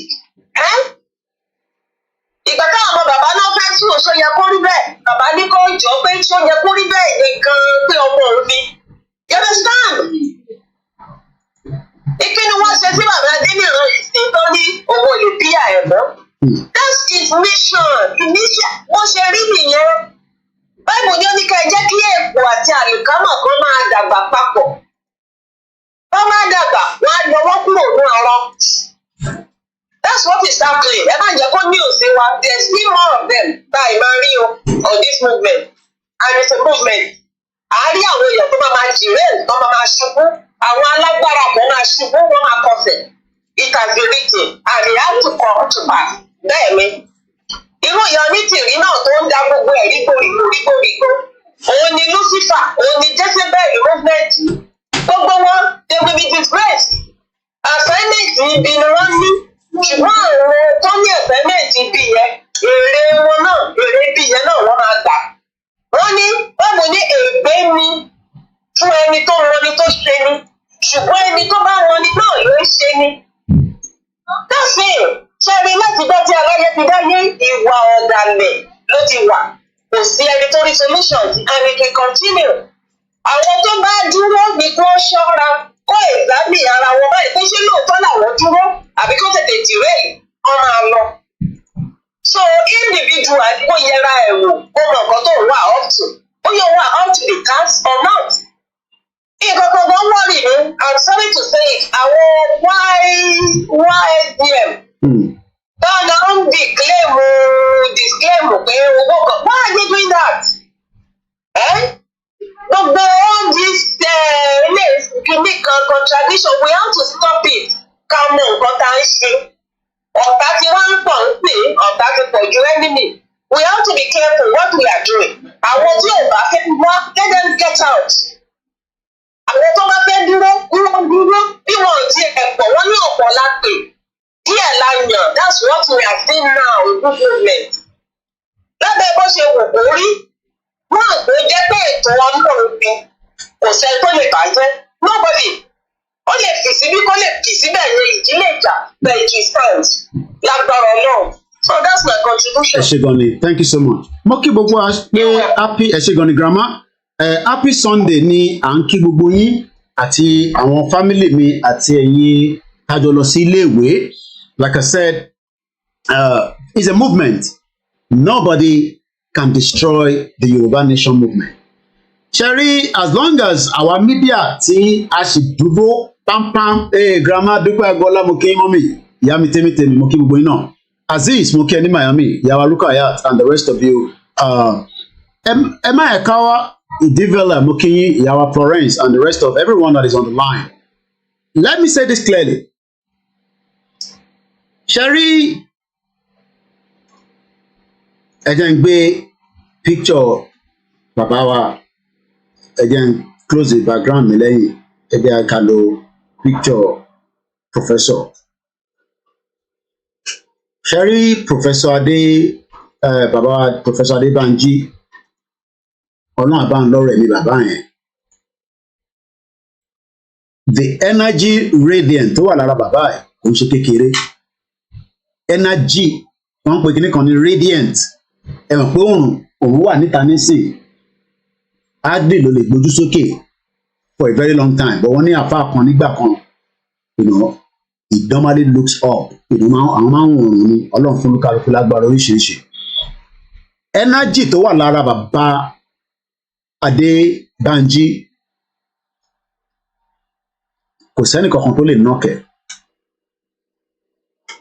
What they want to do is just bring this man down for no reason. For no reason. But mo á dúpẹ́ pé àwọn bàbá kan dúró tì wọ́n. Like I said, lára àwọn tó dúró tì wọ́n tẹ́yìn òmù, bàbá Adébánjọ. They might not come out officially, but behind the scene, they know that this man was honest. Pẹ̀lú ọ̀rọ̀ Yorùbá nation tó gbé dání. Ẹ rántí pé Hamzat tá pàdé ní Abuja, ẹ̀rọ fóònù lọ Abuja free ticket. Tó gbé bàbá kan wá sórí program ẹ̀. Ọdẹ lẹ́yìn nínú program ẹ̀ wọ́n dẹ̀ fẹ́ nọ́ọ̀kì bàbá kí tó yè pé wọ́n lọ sọ́dọ̀ Elizade Motors. Èmi lọ́dọ̀ Elizade àìtẹ̀tí ṣe Yorùbá nation gbà yẹn. Pé owó kan ṣòwò kan máa tó dẹ̀ fẹ́ sọ̀rọ̀ tó fẹ́ rectify damage yẹn Hamzat ò jẹ́ kó sọ̀rọ̀ ó fẹ́ short máa yẹn down. Pé irọ́ lẹ́pa àwọn náà wà nínú pàdé yẹn. Mo kí mọ́mí wa Esther Adépọ̀jù. Mr. Koiki, have sent a message to you. What's up? Okay, ma check him. Wọ́n fẹ́ destroy bàbá Akíntóyè. Hamzat ṣe kí ni? Ó ń ṣe program yẹn lọ. Wọ́n dẹ̀ fẹ́ nọ́ọ̀kì bàbá Akíntóyè. Wọ́n nọ́ọ̀kì wọn mọ́lẹ̀. Ìyàn kan dẹ̀ fẹ́ rectify damage yẹn. Bọ̀bọ̀ tó wà ní Ghana ẹni mọ̀ ń pè Hamzat. Ẹ mọ̀ pé òun náà fẹ́ lè wọn àwọn ní Abuja free ticket. Because Abuja, àníkẹ́ enjoy Abuja gbogbo ẹ̀yàn ọmọ Tinubu. Ọlámilékan mo kí ẹ. Bishop tó wà lórí line pẹ̀lú mi. Enjoy Abuja as Baba Adeniran tó bá possible relocate to Abuja. Gbádùn ẹ̀ bọ̀ ọdún mẹ́rin ni Tinubu máa lò. Lẹ́yìn ọdún mẹ́rin la ṣe máa mọ̀ bóyá wọ́n máa jẹ́ kó tún lọ ọdún mẹ́rin ní wọ́n ti ní kí n máa sọ pé ọdún mẹ́jọ. Èmi sọ pé kọ́lọ̀ fún láìpẹ́ gúngún àtàlàáfíà bọ̀ bá ti tètè sọ fún wa pé Koiki yìí wàhálà tèmi àti Ìgbòho ṣe rí pé títí tẹ́ gbé wa lọ yẹn ọ̀nà yẹn ò dá púpọ̀ mọ̀ pápá ń lọ gbàgà gbìgì gbàgà fún 2 hours àwa débẹ̀ Ìgbòho ẹ̀ tí wọ́n bèèrè pé kí ni ibi lè gbé wa wáyìí.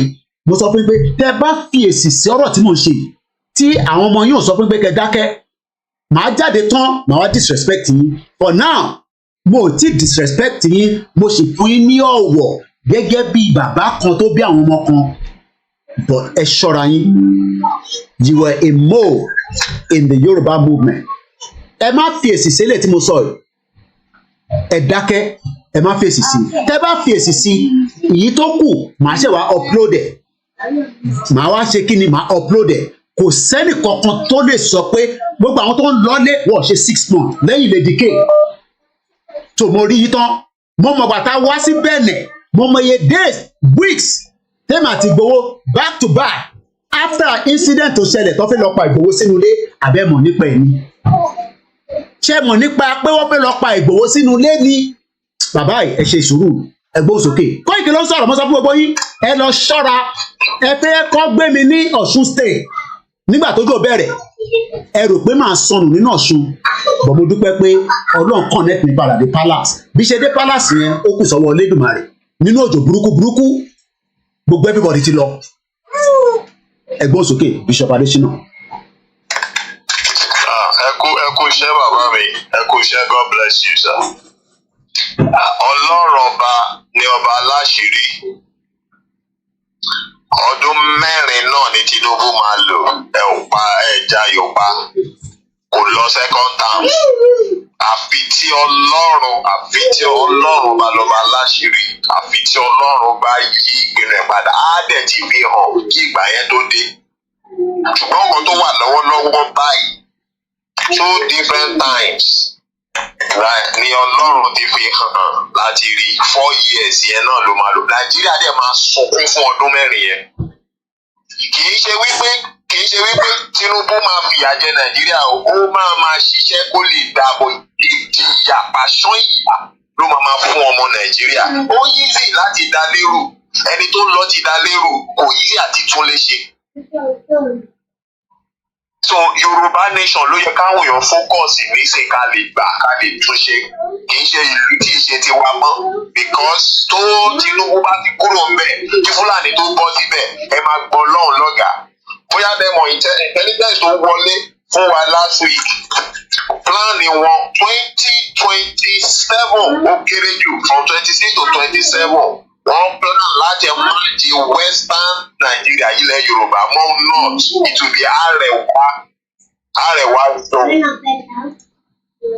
tó bá dẹ̀ ti ṣe yẹn successfully ẹ̀ lọ́mọ́ àwọn Igbo ni ó ló kà wọ́n láyà àwọn ẹni wọ́n ṣe tán àti face. So we must do what we want to do within 2-3 years. Tinubu lọ second term. And mọ́mí wa tí wọ́n sọ̀rọ̀ lẹ́ẹ̀kan àwọn gan ló fún mi bọ́dẹ̀s kí n mo fi wá pè. Àwọn wá lórí jẹ YFM also. Wọ́n bàbá bá wọn sọ̀rọ̀ bitterly and àwọn gan rí wípé bàbá rí àwọn gan rí pé kọ́tọ́ ṣe ọ̀dà wọn ìdíjú ni ò lè mú wọn kọ́ tó wá lọ disclaim wọn tó disclaim wọn lè disclaim wọn because ọmọ Yorùbá a máa ń fi ọ̀tẹ̀ ṣayọ̀ ni but I need gbogbo yẹn now there are still more of irú bàbá Adeniran yìí nínú movement wa ìtàn sì máa já dànù. Dàásí mọ̀ tẹ́ bá wo ìrìnàjò àwọn ọmọ Ísírẹ́lì nínú aginjù Jésù sọ fún wọn ó ní àwọn bàbá yín wọ́n jẹ mánà nínú aginjù ó ní síbẹ̀ wọ́n sì kú wọ́n tún kú kò yẹ kó kú but ó ní wọ́n sì tún kú why it's not necessary they still die but they are exposed to the dynamic ability of God. Ó mú wọn gba náà kópa kọjá. Ṣé irú bí Ìgbòho ṣe escape yẹn dé Bẹ̀nẹ̀? Ṣé irú yẹn ṣó yẹ kó tún jẹ́ ṣé yẹ kí ìjayà tó wà fún irú bàbá Adeniran yìí? About escape or something kò yẹ. So kì í ṣe pé ìbẹ̀rù ló mú padà lọ sí Nàìjíríà lọ tó ń sọ̀pọ̀tì Nàìjíríà nǹkan tó jẹ́ plan láti ṣe nìyẹn. So Jésù ní àwọn bàbá yín jẹ mánà nínú aginjù they experience and they eat they are partaker of the dynamic ability of God only yet they die only yet they still die kí ló ṣẹlẹ̀ tí gbogbo wọn fi kú nínú bẹ́ẹ̀ nínú Old Testament yẹn ó fi yé wa pé gbogbo àwọn bàbá wọ̀nyẹn tó fún Mósè ní tough time bí nǹkan tó ṣẹlẹ̀ iná ló ṣẹlẹ̀. Wọ́n ṣàdí ibi ilẹ̀ gbàgbà wọ́n ní no àwọn gbà bẹ̀ very reason at the time wọ́n sọ fún Mósè wọ́n ní jẹ́ àpadà lọ sí Egypt níbi tá ti jẹ kùkúmbà tàti jẹ wọ́n gbàgbé pé kùkúmbà tẹ̀ ń jẹ nínú Egypt yẹn abẹ́ ẹrú lẹ́wà ẹ̀ ń jẹ kùkúmbà nínú ẹrú ẹ̀ ń ṣọmọ nílùú ẹrú nìyí kùkúmbà tó ń fún yín kùkúmbà ìkàsì kùkúmbà last 3 weeks àwọn gbọ́dọ̀ ò jẹ kùkúmbà tẹ̀lé kùkúmbà fresh in 1 hour làwọn ń jẹ. Wọ́n ní ẹja lọ sí ìlú tiwa gbogbo àwọn àgbààgbà tó fún Mósè ní ẹ̀kẹ́ gbogbo pátá ló kó sínú aginjù. But the new generation that doesn't know about all this old confusing mentality that just listen to the instruction of Joshua gẹ́gẹ́ bí Mósè ti gbé fún Joshua pé máa kó wọn lọ. Tí Joshua bá ti sọ ibi ni they follow they don't argue unnecessary they don't rebel àwọn new generation yẹn pẹ̀lú olórí Joshua and Caleb àwọn ọlọ́dẹ ilẹ̀ yẹn so àwọn bàbá kan sì máa já dànù àwọn bàbá ọlọ́tẹ̀ wọ́n kàn ń tẹ̀lé bàbá Akíntóyè in the name of Yorùbá nation ló kọ́ wọ́n jì sí Yorùbá nation wọ́n sì máa já dànù nítorí bàbá Akíntóyè is not ready for all those their old antics. Wọ́n rò wọ́n fẹ́ fi Yorùbá nation ṣe game wọ́n fi gbowó lọ́wọ́ gọ́ọ̀mẹ̀ntì pé Yorùbá bínú Yorùbá fẹ́ lọ wọ́n fi gbowó náà wọ́n eléyìí gbowó lọ́wọ́ wọn mọ̀ ẹ́ pé bàbá Akíntóyè is different is serious. So lójú wọn ti ṣe yànyàn Ìgbòho tó wà lọ join wọn ni alágídí. Ìgbòho òòṣà fún rẹ̀. Amadélẹ̀ oh my God. Amadélẹ̀ lérí eré náà kò ti dòótọ́. Ẹ rò pa gbé rọ́ dání irọ́ náà rò pa gbé dání ẹ wá ṣe realize sí pé àwọn pípù yìí àwọn eléyìí ò fẹ́ èlò ní Tinubu fẹ́ fún wa nídìí owó Tinubu. wípé ilé máa ti dòótọ́ gẹ̀ ó máa ti dòótọ́ gẹ̀ bàbá ní rúbà yẹn ni kò máa ná. There are 3 major reasons tí bàbá sọ pé the rúbà must be effective. One, to save the financial asset of our people at home. Ẹgbẹ́ gba ìlú ẹ rò pé ẹ máa ṣé náírà ní àwa survive tí Nàìjíríà bá pín. Gbogbo wọn yín ní báńkì ti lọ. Àwọn tó wà ní Sudan ṣe wọ́n lọ́ọ́ ta bàtà wọ́n taṣọ wọn lábẹ́ wọn tà ní wọ́n wà ní Sudan wọ́n jà ní Sudan wọn owó ti lọ. Ṣé ní planṣà? Ṣé dábàá tẹ̀ gbà nísìnyí tẹ́tẹ́ máa ṣe báńkì yẹn ṣé between the time tẹ́tẹ́ máa fi ṣe báńkì yẹn kí ló máa ná? Ṣé náírà ló máa ná ni tí Nàìjíríà ti fọ́ tí náírà ti kò sí kọ́ńtì tó máa gba náírà mọ́. Kò sí kọ́ńtì tó máa gba náírà mọ́. The second is to assist transfer the financial assets of our people in diaspora. Ṣé ti gbọ́ mi American plan nísìnyí láti gbẹ́sẹ̀ lé owó àwọn ọmọ Nàìjíríà, not only Nigeria, in all over the world. There are limits, because dollar ti fẹ́ fọ́ ìsọ̀kọ̀ àwọn BRICS ti ń ya lọ, wọ́n ti ń gbé wọn kúrò lórí dọ́là sí orí Chinese yuan. So dọ́là máa break tó bá jẹ́ pé dọ́là lágbára mẹ́rin tẹ́lẹ̀ dọ́là máa fọ́ sí méjì agbára méjì ló máa ní kò ní ní agbára gbogbo àgbáyé mọ́. So America we depreciate in dollar strength not in dollar value no quote me dollar strength kò ní ní strength gbogbo àgbáyé yẹn mọ́. So strength yẹn dà làwọn fi make profit.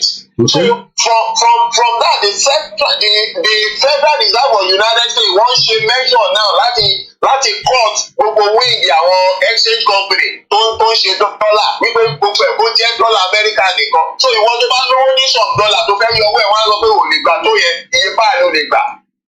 Gbogbo yẹn lọ wọn mọ̀ pé wàhálà dùgbẹ̀dùgbẹ̀ tó ń rìn lókè gbogbo ayé ló máa bẹ̀. À ń ṣètò wípé owó àwọn èèyàn wa á lè wà lórí rúbà. Save from the problem either diaspora or homeland.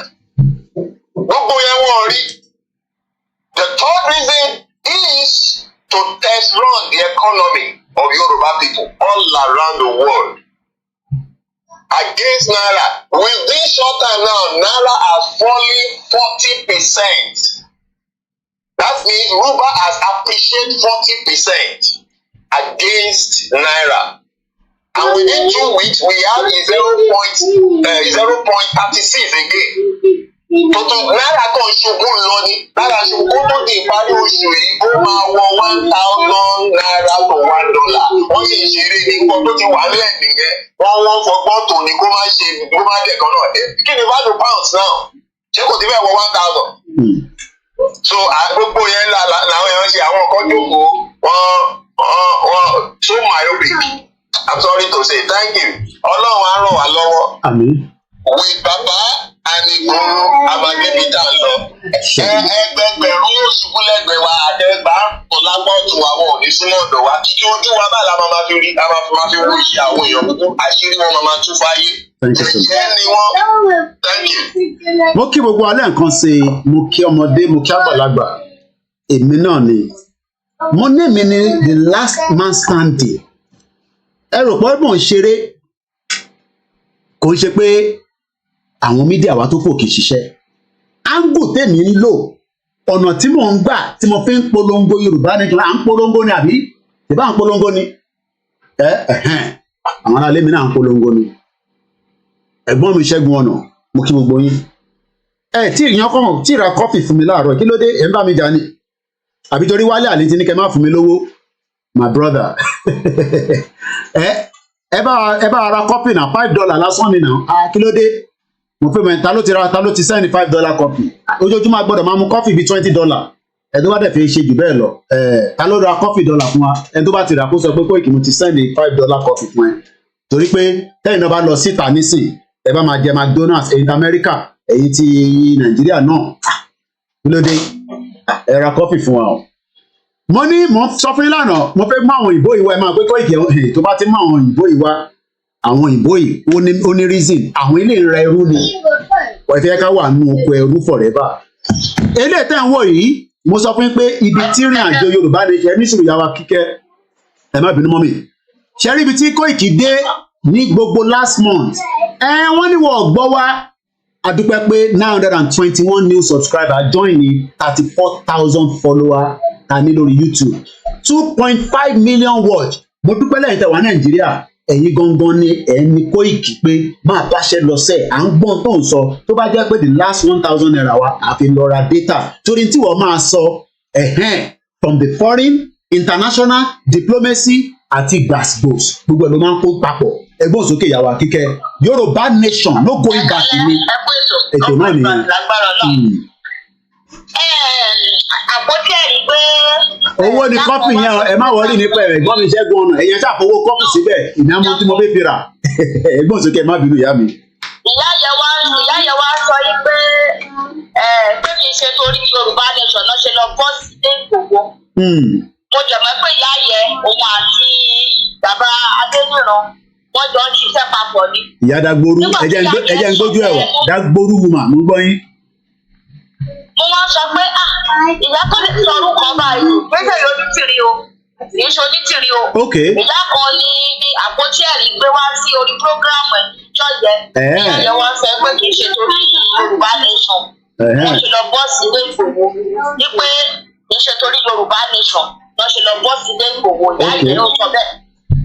Ṣé ní bàbá Adéníran láti ilẹ̀ lèmi ti mọ̀ pé bàbá yóò sọ ọ̀rọ̀ Yorùbá nation pé àwọn pọlitíṣà àtàwọn ọba àwọn bàbá yẹn wá sí àárín wa ṣé ti eyín àpá àwọn ọlọ́run wa ẹ rántí ìgbà tí onídìrí tó ń sọ pé òun fàṣírí kan fún bàbá pé bàbá wa sọ síta mo rántí pé bàbá Adéníran ló wá sọ̀rọ̀ yẹn níjọ́ tán ìbáyìí bàbá Adéníran wá sí mímọ́ yan mídíà kan ló ìbáyìí bàbá Adéníran wá sórí prógráàmù wọn níjọ́ yẹn tí bàbá Adéníran fi sọ̀rọ̀ pé àwọn ìlú báyìí ló sọ̀pọ̀tù wa ọkọ̀ bẹ́ẹ̀ yẹn tó nídìrí ni ó ṣe wá sọ̀rọ̀ àtọ́nítìrí o gbogbo wọn pọlitíṣà ló rán gbogbo wọn wá sáàárín wa Ọlọ́run dẹ̀ máa mú gbogbo wọn bọ́ ti wà yé wọn fẹ́ ká gba Yorùbá nation tọ́wọ́ bá fẹ́ ká gbà lójú ẹ̀ ni wọn láti gba Yorùbá nation bọ́ fẹ́ gbọ́ pọ̀. Ìwà táwọn bàbá yẹn ti ń wù láti gbà yẹn òun náà ṣe ń wòdì sí ìwà ọ̀dàlẹ̀ tó ń wù láàrin ara wọn yẹn òun náà ṣe ń wòdì sí tó ti ń wù láàrin wa tí wọn dẹ̀ mọ́ pé àwọn ti dàgbà tó ti lọ síbi láti àárẹ̀ tó yẹ kó yẹ kó stop gbogbo ìwà àti wọ́n wù ìwà dáadáa tó ń kù tó yẹ kó yẹ kó stop ẹ pé ká tẹ̀lé kúrò nínú oko èrò ẹrú ká wà torí pé bàbá Tinubu kò tẹ̀lé ẹni tó lè jẹ fún wa ju pé ká pín lọ Nàìjíríà torí pé bí bàbá ìbá tẹ̀ tún Nàìjíríà ṣe tó bá tó yá kájà accept ni tó mọ̀ mọ́ pé àwọn Fúlàní yóò lè fún láyè kájà wá accept pé wá túnṣe táwọn Fúlàní bá wá débẹ̀ bí àṣà program ẹ̀ máa ṣe àwọn Fúlàní á tún dá padà ìgéèdì báwo la fẹ́ ṣe gbogbo dé dà ó ṣe dídán ni àwọn fẹ́ pé Nàìjíríà ti fún apá fẹ́ máa lọ it's not by force. Aláwọ̀ ìlú tó tó wa tó tọ́ ṣùgbọ́n tó jẹ́ kó wọ́n kọ́ dá wà tó kí wọ́n ló wá dé kí ló lè tó dé. Ipe afẹ́ lọ, a jọ máa lọ ní gbogbo àwọn tó bá sọ pé ká máa lọ kò ní ṣojú wọn ní. Ẹ̀yin wọn ló máa ṣe gbogbo àwọn bàbá wèrè tá a bí ẹ̀kọ́ sọ pé ká máa bá àwọn àgbàlagbà wèrè láwọn bàbá yẹn jàre ọkọ̀ yìí jàre. Ẹ kú ètò. Ẹ ṣé gan ni ìyá mi, mo kí gbogbo ẹ̀yin olólùfẹ́ wa, ẹ̀gbọ́n mi one man the mole, thank you so much.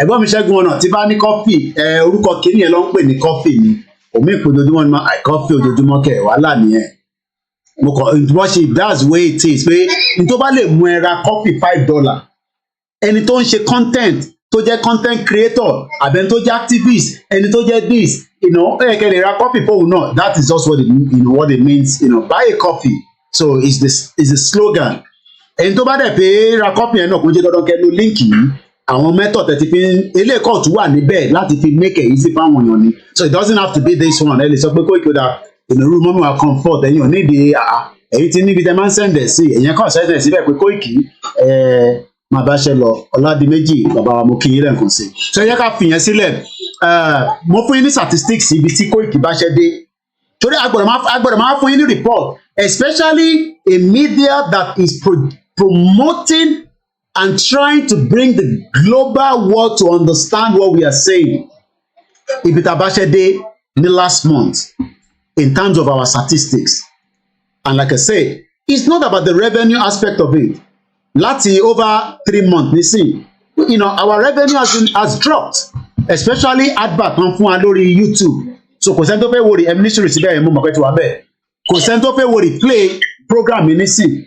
Tí YouTube máa gbé fídíò wọlé because àwọn kan fún mi ní advert yẹn mọ́ wọ́n ti yọ kò dẹ̀ matter so yẹn la ṣe make other areas ẹ ṣe gan ni dádì wa rò láti fi jẹ́ kó easy fáwọn èèyàn wa and tẹ bá dẹ̀ wo break down yìí quickly kó tó di pa àgbà call yẹn we have 38,000 subscribers so we have not dropped down since we have been even going through a lot of issues problems our content of Yoruba Nation promotion which is the only thing that man discuss lórí koikimedia tẹ bá dẹ̀ wo ibi tí àwọn tó ń gbọ́ wa òun ní Nàìjíríà 40.1%. Mo sọ gbogbo ẹ̀ breakdown yẹn lánàá. So it shows that more people still wants to learn about Yoruba Nation. Ẹgbọ́n sókè tó ń pè wá with 921 new subscribers. Ó lọ sókè by 487% as against March títí dé April. So decline. So èyí tẹ̀ ń sọ pé Koiki Bola Báṣẹ́ dé araṣẹ́ náà nìyẹn because in tó mú mi gain ní 921 new subscribers. Yorùbá ni wọ́n ní Igbo ni wọ́n ní Ègbò ni wọ́n ní Jùjú ni wọ́n ní Ghost ni wọ́n ní àwọn tó ń tẹ̀lé Dúpọ̀ ní tìrìtọ́ lọ ṣí fake account láti máa fi follow tí mo bá ń sọ àwọn kan ti ń sọ̀rọ̀ lọ́dọ̀ wọn àfàjẹ́ lílì ń béèrè pé ìjà ti gba Yorùbá Nation ṣá mo ní wàhálà ti dé dọ̀mọ́ báyìí ẹgbọ́n sókè alàgbà tó ń pè wá. ẹ mà ká sọ brọ́dà mi Mísọ́lá mi Kóìkì. ẹ káàbọ̀ sà. kò mà ní bàjẹ́ fún yín láéláé. àmì Elédùmarè.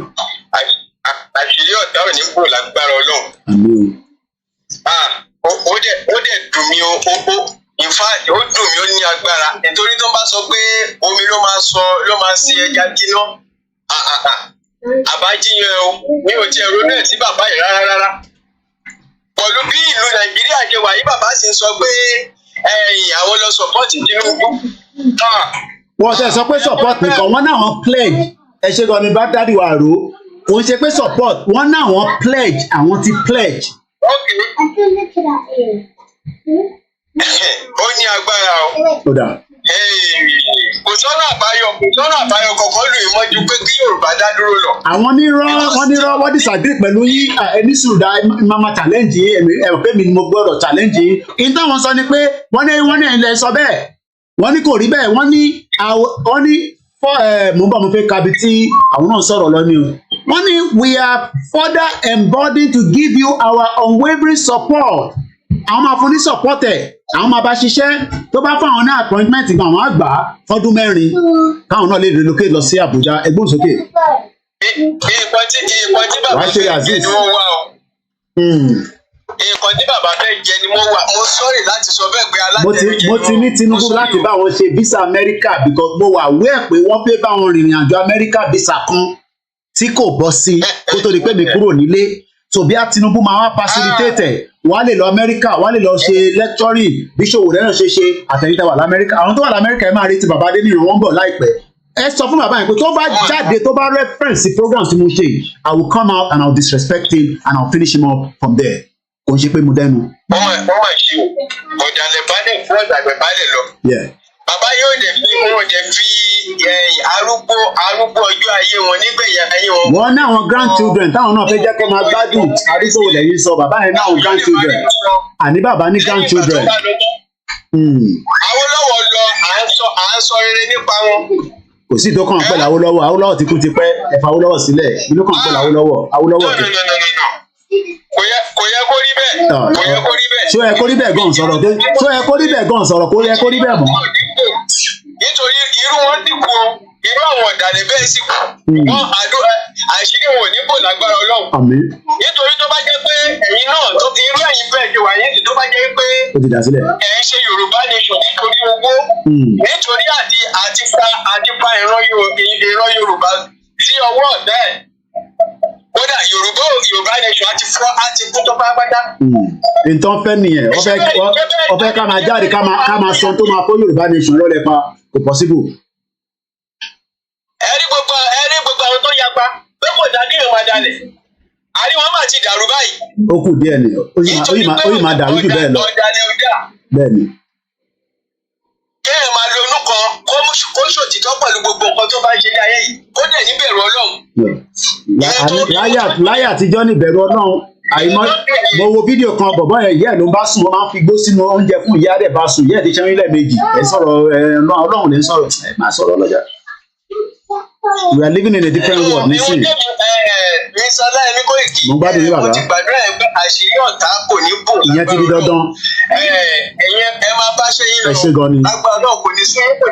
Ìtọ́pẹ́ nìyẹn, ẹ ṣé gan ni.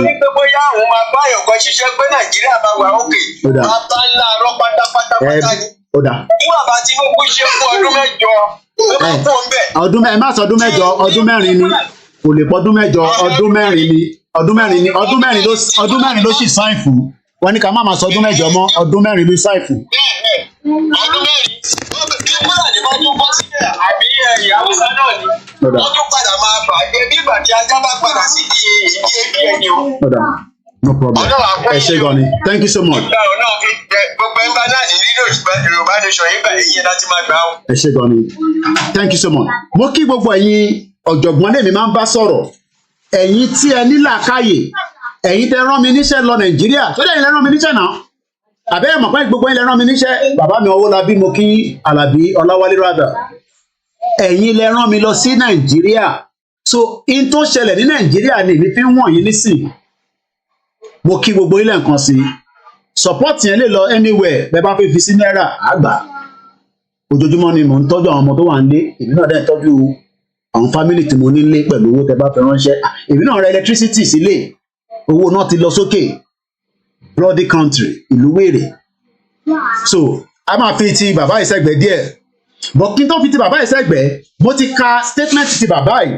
Ẹ jẹ́ kí wọ́n ka ti bàbá professor ká wá jọ gbé yẹ̀wò ká tó wá move a little bit further into the program. Ẹ má bínú, there is a lot of noise at the background.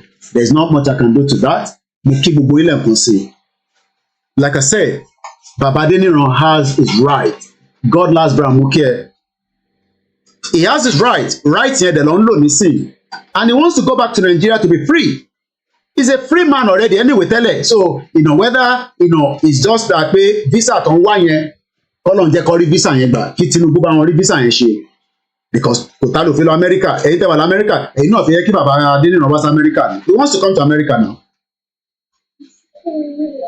Koiki bought with chat GPT. Kí ni ẹ mean? Okay, from Joseph Eshegoni, one new donation from Joseph. Okay, Eshegoni, coffee boat. Only you want to send owó sí wa, àbí? Only new donation from Joseph. Ẹ máa bá wa fi síbẹ̀, Eshegoni. Ẹ tó bá dẹ̀ fi lo PayPal náà, musakalam1@yahoo.com. Ó lè máa ṣe òrìṣẹ́là èmi náà ni. Bó bá dẹ̀ pé náírà ni account number yẹn, ó dà ń pé a pè jáde lánàá. First Bank, ẹ fi síbẹ̀, á wúlò fún wa.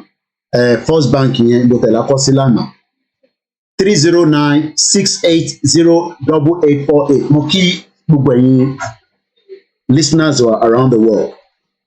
Thank you so much for every prayer. Àdúrà yín gbà lé mi lórí gan. Ẹ̀yin rò pé July 1st nìkan ni jàǹbá tó fẹ́ ṣe fún mi, wọ́n fẹ́ ṣe jàǹbá fún mi l'Ọ̀ṣun State. Jàǹbá tó fẹ́ ṣe fún mi l'Ọ̀ṣun State. Kò ń ṣe kékeré rárá. But Ọlọ́run kó wa yọ.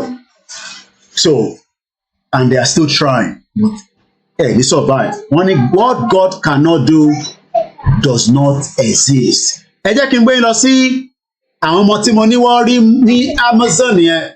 Asọ́lànà. Àwọn ọmọ kéékèèké kan tí wọ́n rescue. After 40 days nínú igbó jìgìjìgì, Ọlọ́run ní ẹni tí òun máa tọ́jú tó máa mú tó máa wà pẹ̀lú kò sí nǹkan kan tẹ́fẹ́ fi ṣe. Mo kí dáadáa.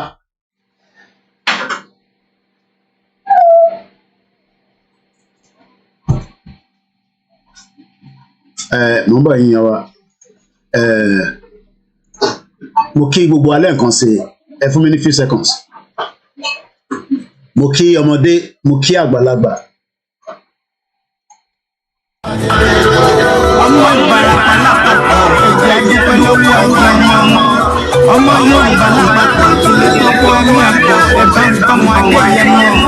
Mo Sunday Adéyẹmọ Ìgbòho, orúkọ ńlá tí ń jámọ̀ láyà bí àrá, orúkọ tó ń dẹ̀rù olórúkọ gbọ̀n. Ọmọ Yorùbá ẹ má sọ̀rọ̀ torí pé ìwòrán a kò lè fojú pé gbòdò láyé títa ríro lè dá ìpọ̀lọ̀ wúrà tó máa dán àlànà kọjá dé.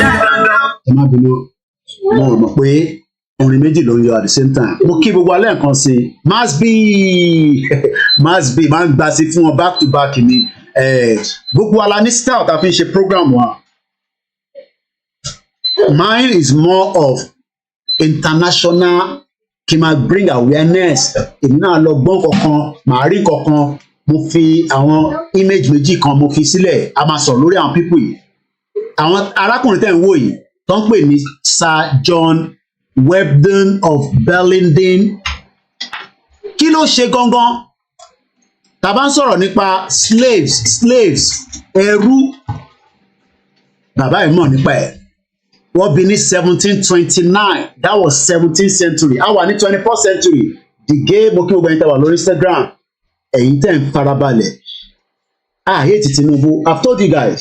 But the future yẹn ò sí nínú Nàìjíríà mọ̀. Bọ̀ ká tó padà sí the side section kò mo fẹ́ close ti bàbá Adeniran. Bọ̀ mo fẹ́ close ẹ̀ pẹ̀lú ti lẹ́tà tí bàbá kọ sí Tinubu. Ẹ máa tún gbà mí láyè ká tó kà á lẹ́ẹ̀kan sí lecture room ní bíbá. Ẹ mọ̀ pé tó bá gbọ́ lecture wàá wá tún lọ gbọ́ lecture mi lọ́dọ̀ Yèyé Dára nírọ̀lẹ́ wàá lọ gbọ́ ti Ọmọlúkà.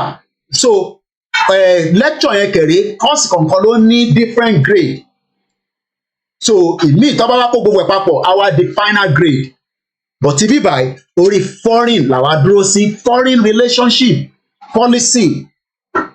Torí pé ẹ̀yin lẹ rán mi iṣẹ́ mo sọ pé kò tí gbogbo àwọn tó sì ń lọ kò sẹ́ni tó rí etí at least mo gbọ́ etí bàbá ikú bàbá yìí sọ ó fún mi ní confidence pé Yorùbá máa dúró but there is still 3% tó kù tá à ń wá nísìn òun ni olóṣèlú òun làwọn church mosque àwọn traditionalist kìíní wa tí gbogbo àwọn ọba nǹkan kan àwọn mẹ́ta tó kù nìyẹn so àwọn mẹ́ta yẹn nísìn là ń bá sọ̀rọ̀ pé ẹ farabalẹ̀ ẹ já jọ lọ ẹ ká má lọ mo dẹ̀ rí pé hopefully they will listen to us and things will start materializing themselves. Mo kí lẹ́ẹ̀kan sí our comfort mo kí gbogbo ẹ̀yin ẹgbẹ́ different organizations.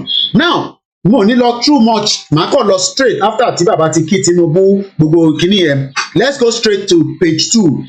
This man mo fẹ́ fi nọ́ọ̀kì ètè bàbá Adéwálé sọ Adéníran because àwọn sọ pé Nàìjíríà sì máa ṣiṣẹ́ ṣé àwọn ló ń sọ òtítọ́ àbí bàbá Akíntóyè tó ní Yorùbá country ní right láti dúró nítorí pé tá bá dá dúró gẹ́gẹ́ bí country which we have the right tá bá lọ wo àwọn ìlú kan tá sọ pé the B9 ẹ rántí the B9 ta ló rántí B9 àbẹ́ ti gbàgbé a pè àwọn kan ní B9 kí la pè wọ́n lánàá B9 countries àwọn B9 ẹ rántí B9 wọ́n ṣe summit kan lọ́wọ́lọ́wọ́ nísìn B9 Bucharest ẹ ti gbàgbé ni ẹ má gbàgbé má fi jẹba the Bucharest 9 countries we talked about them yesterday or day before yesterday lára àwọn ìlú yẹn farabalẹ̀ ìwọ tó ní Kóìkì kí la fẹ́ gba country fún ká wà ní Nàìjíríà kí Nàìjíríà máa fìyà jẹ wá kí ká máa wá ẹni tó máa tẹ̀ fún ẹ o fẹ́ sick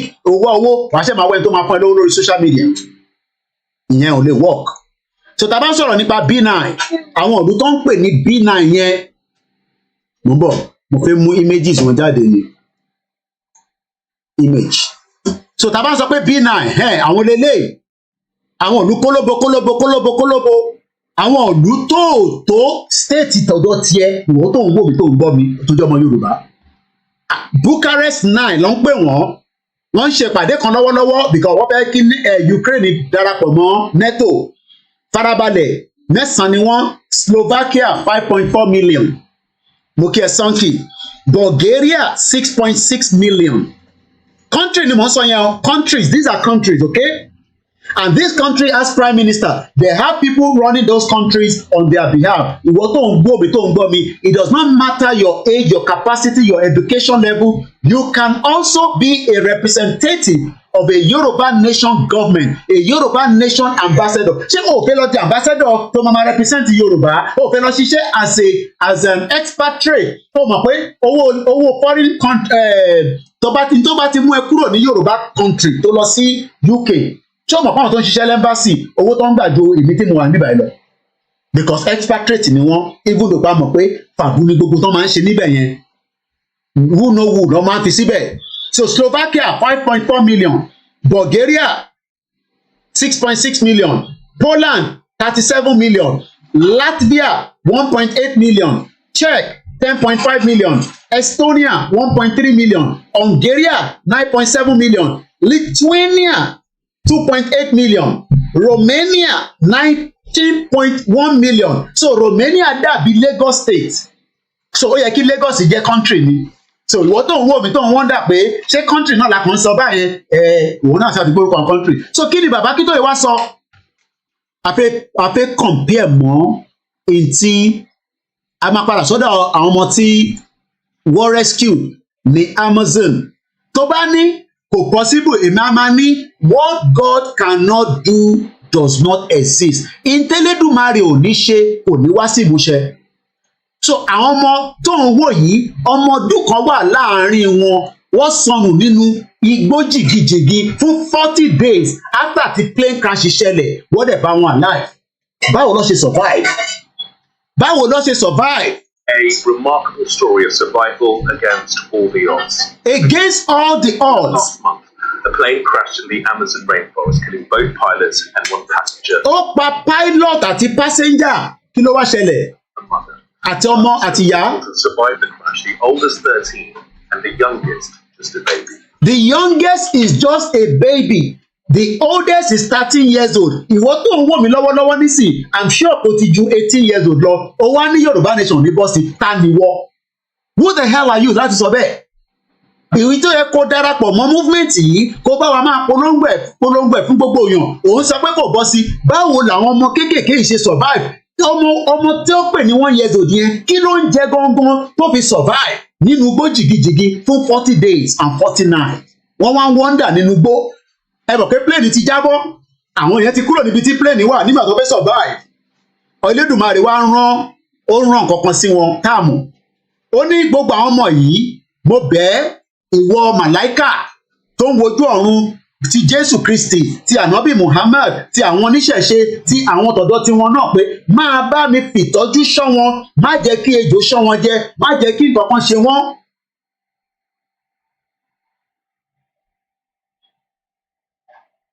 Àbọ̀rọ̀ mọ̀ yẹn nísìn. So kí ló rò pé ó jẹ́ kó survive? O rò pé oúnjẹ tó ń rí jẹ nínú igbó yẹn nìkan ni? No. Àwọn áńgẹ́lì kan sọ̀kalẹ̀ sọ́dọ̀ wọn. Àwọn onílẹ̀ tí wọ́n sọ̀kalẹ̀ pẹ̀lú wọn. Wọ́n wá ń pilot àwọn ọmọ yẹn because àwọn ọmọ yẹn ti kúrò níbi tí nínú plane yẹn ti crash. The youngest is 1 year old. The oldest is 13. Èmi wá jókòó sí bí èmi 40 years old. Mò ń polongo Yorùbá nation. Ó wá ní kò lè bọ́ sí àníwọ̀. Gbọ́ fídíò yẹn délẹ̀ tán. Now, almost 6 weeks on, they've been found malnourished but alive. Tonight they've been added. One day they've been found malnourished but they survived. They were found malnourished. Lótìtọ́ wọ̀ lè jẹun jẹ gidi mọ́. Ntíyàn bá wọ́n ti wà nínú àwẹ̀ wọ́n ti wà nínú ẹ̀mí ìwọ gbàwẹ̀ 3 days kó má jẹun ní ribiribi wàá mọ bó ṣe máa rí lára ẹ̀ kíákíá ló máa jò. Ìwọ wá ń jókòó ó jókòó sínú comfort zone ẹ pẹ̀lú MTN pẹ̀lú Glo tèmi ń bá gbogbo àgbáyé sọ̀rọ̀ tí 2.8 million people wo program mi ní last year ní mọ́ǹtì tó kọjá yìí 1 month àìtí ìwà ní gbogbo Koiki èmi ò sọ tẹ́lẹ̀ mi o láti ìgbà tí gbogbo crisis tó ń ṣẹlẹ̀ nínú Yorùbá nation kàkàkà lọ sílẹ̀ à ń lọ sókè ni.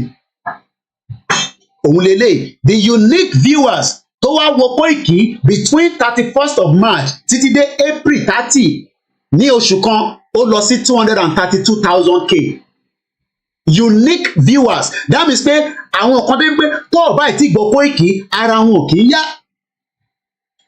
Ní returning viewers the whole 35.9k ló ń padà wá sórí Koikimedia 44% more than ìtò wà tẹ́lẹ̀. So ta ló ti wọ́n máa sọ fún wa pé Yorùbá nation ní exist ó máa wá sí ìmúṣẹ. But we must listen and follow because àwọn ọmọ yìí náà máa listen sáwọn instinct kankan àmọ́rò instinct tán listen sí but something was piloting them. Ẹni bàbá kí tó yóò mọ̀ ṣe ẹni gbòòwò mọ̀ ṣe ẹni gbogbo àwọn mídíà kan bára wájà bla bla bla blo blo blo a ṣe wà lórí ìrìn àjò yẹn.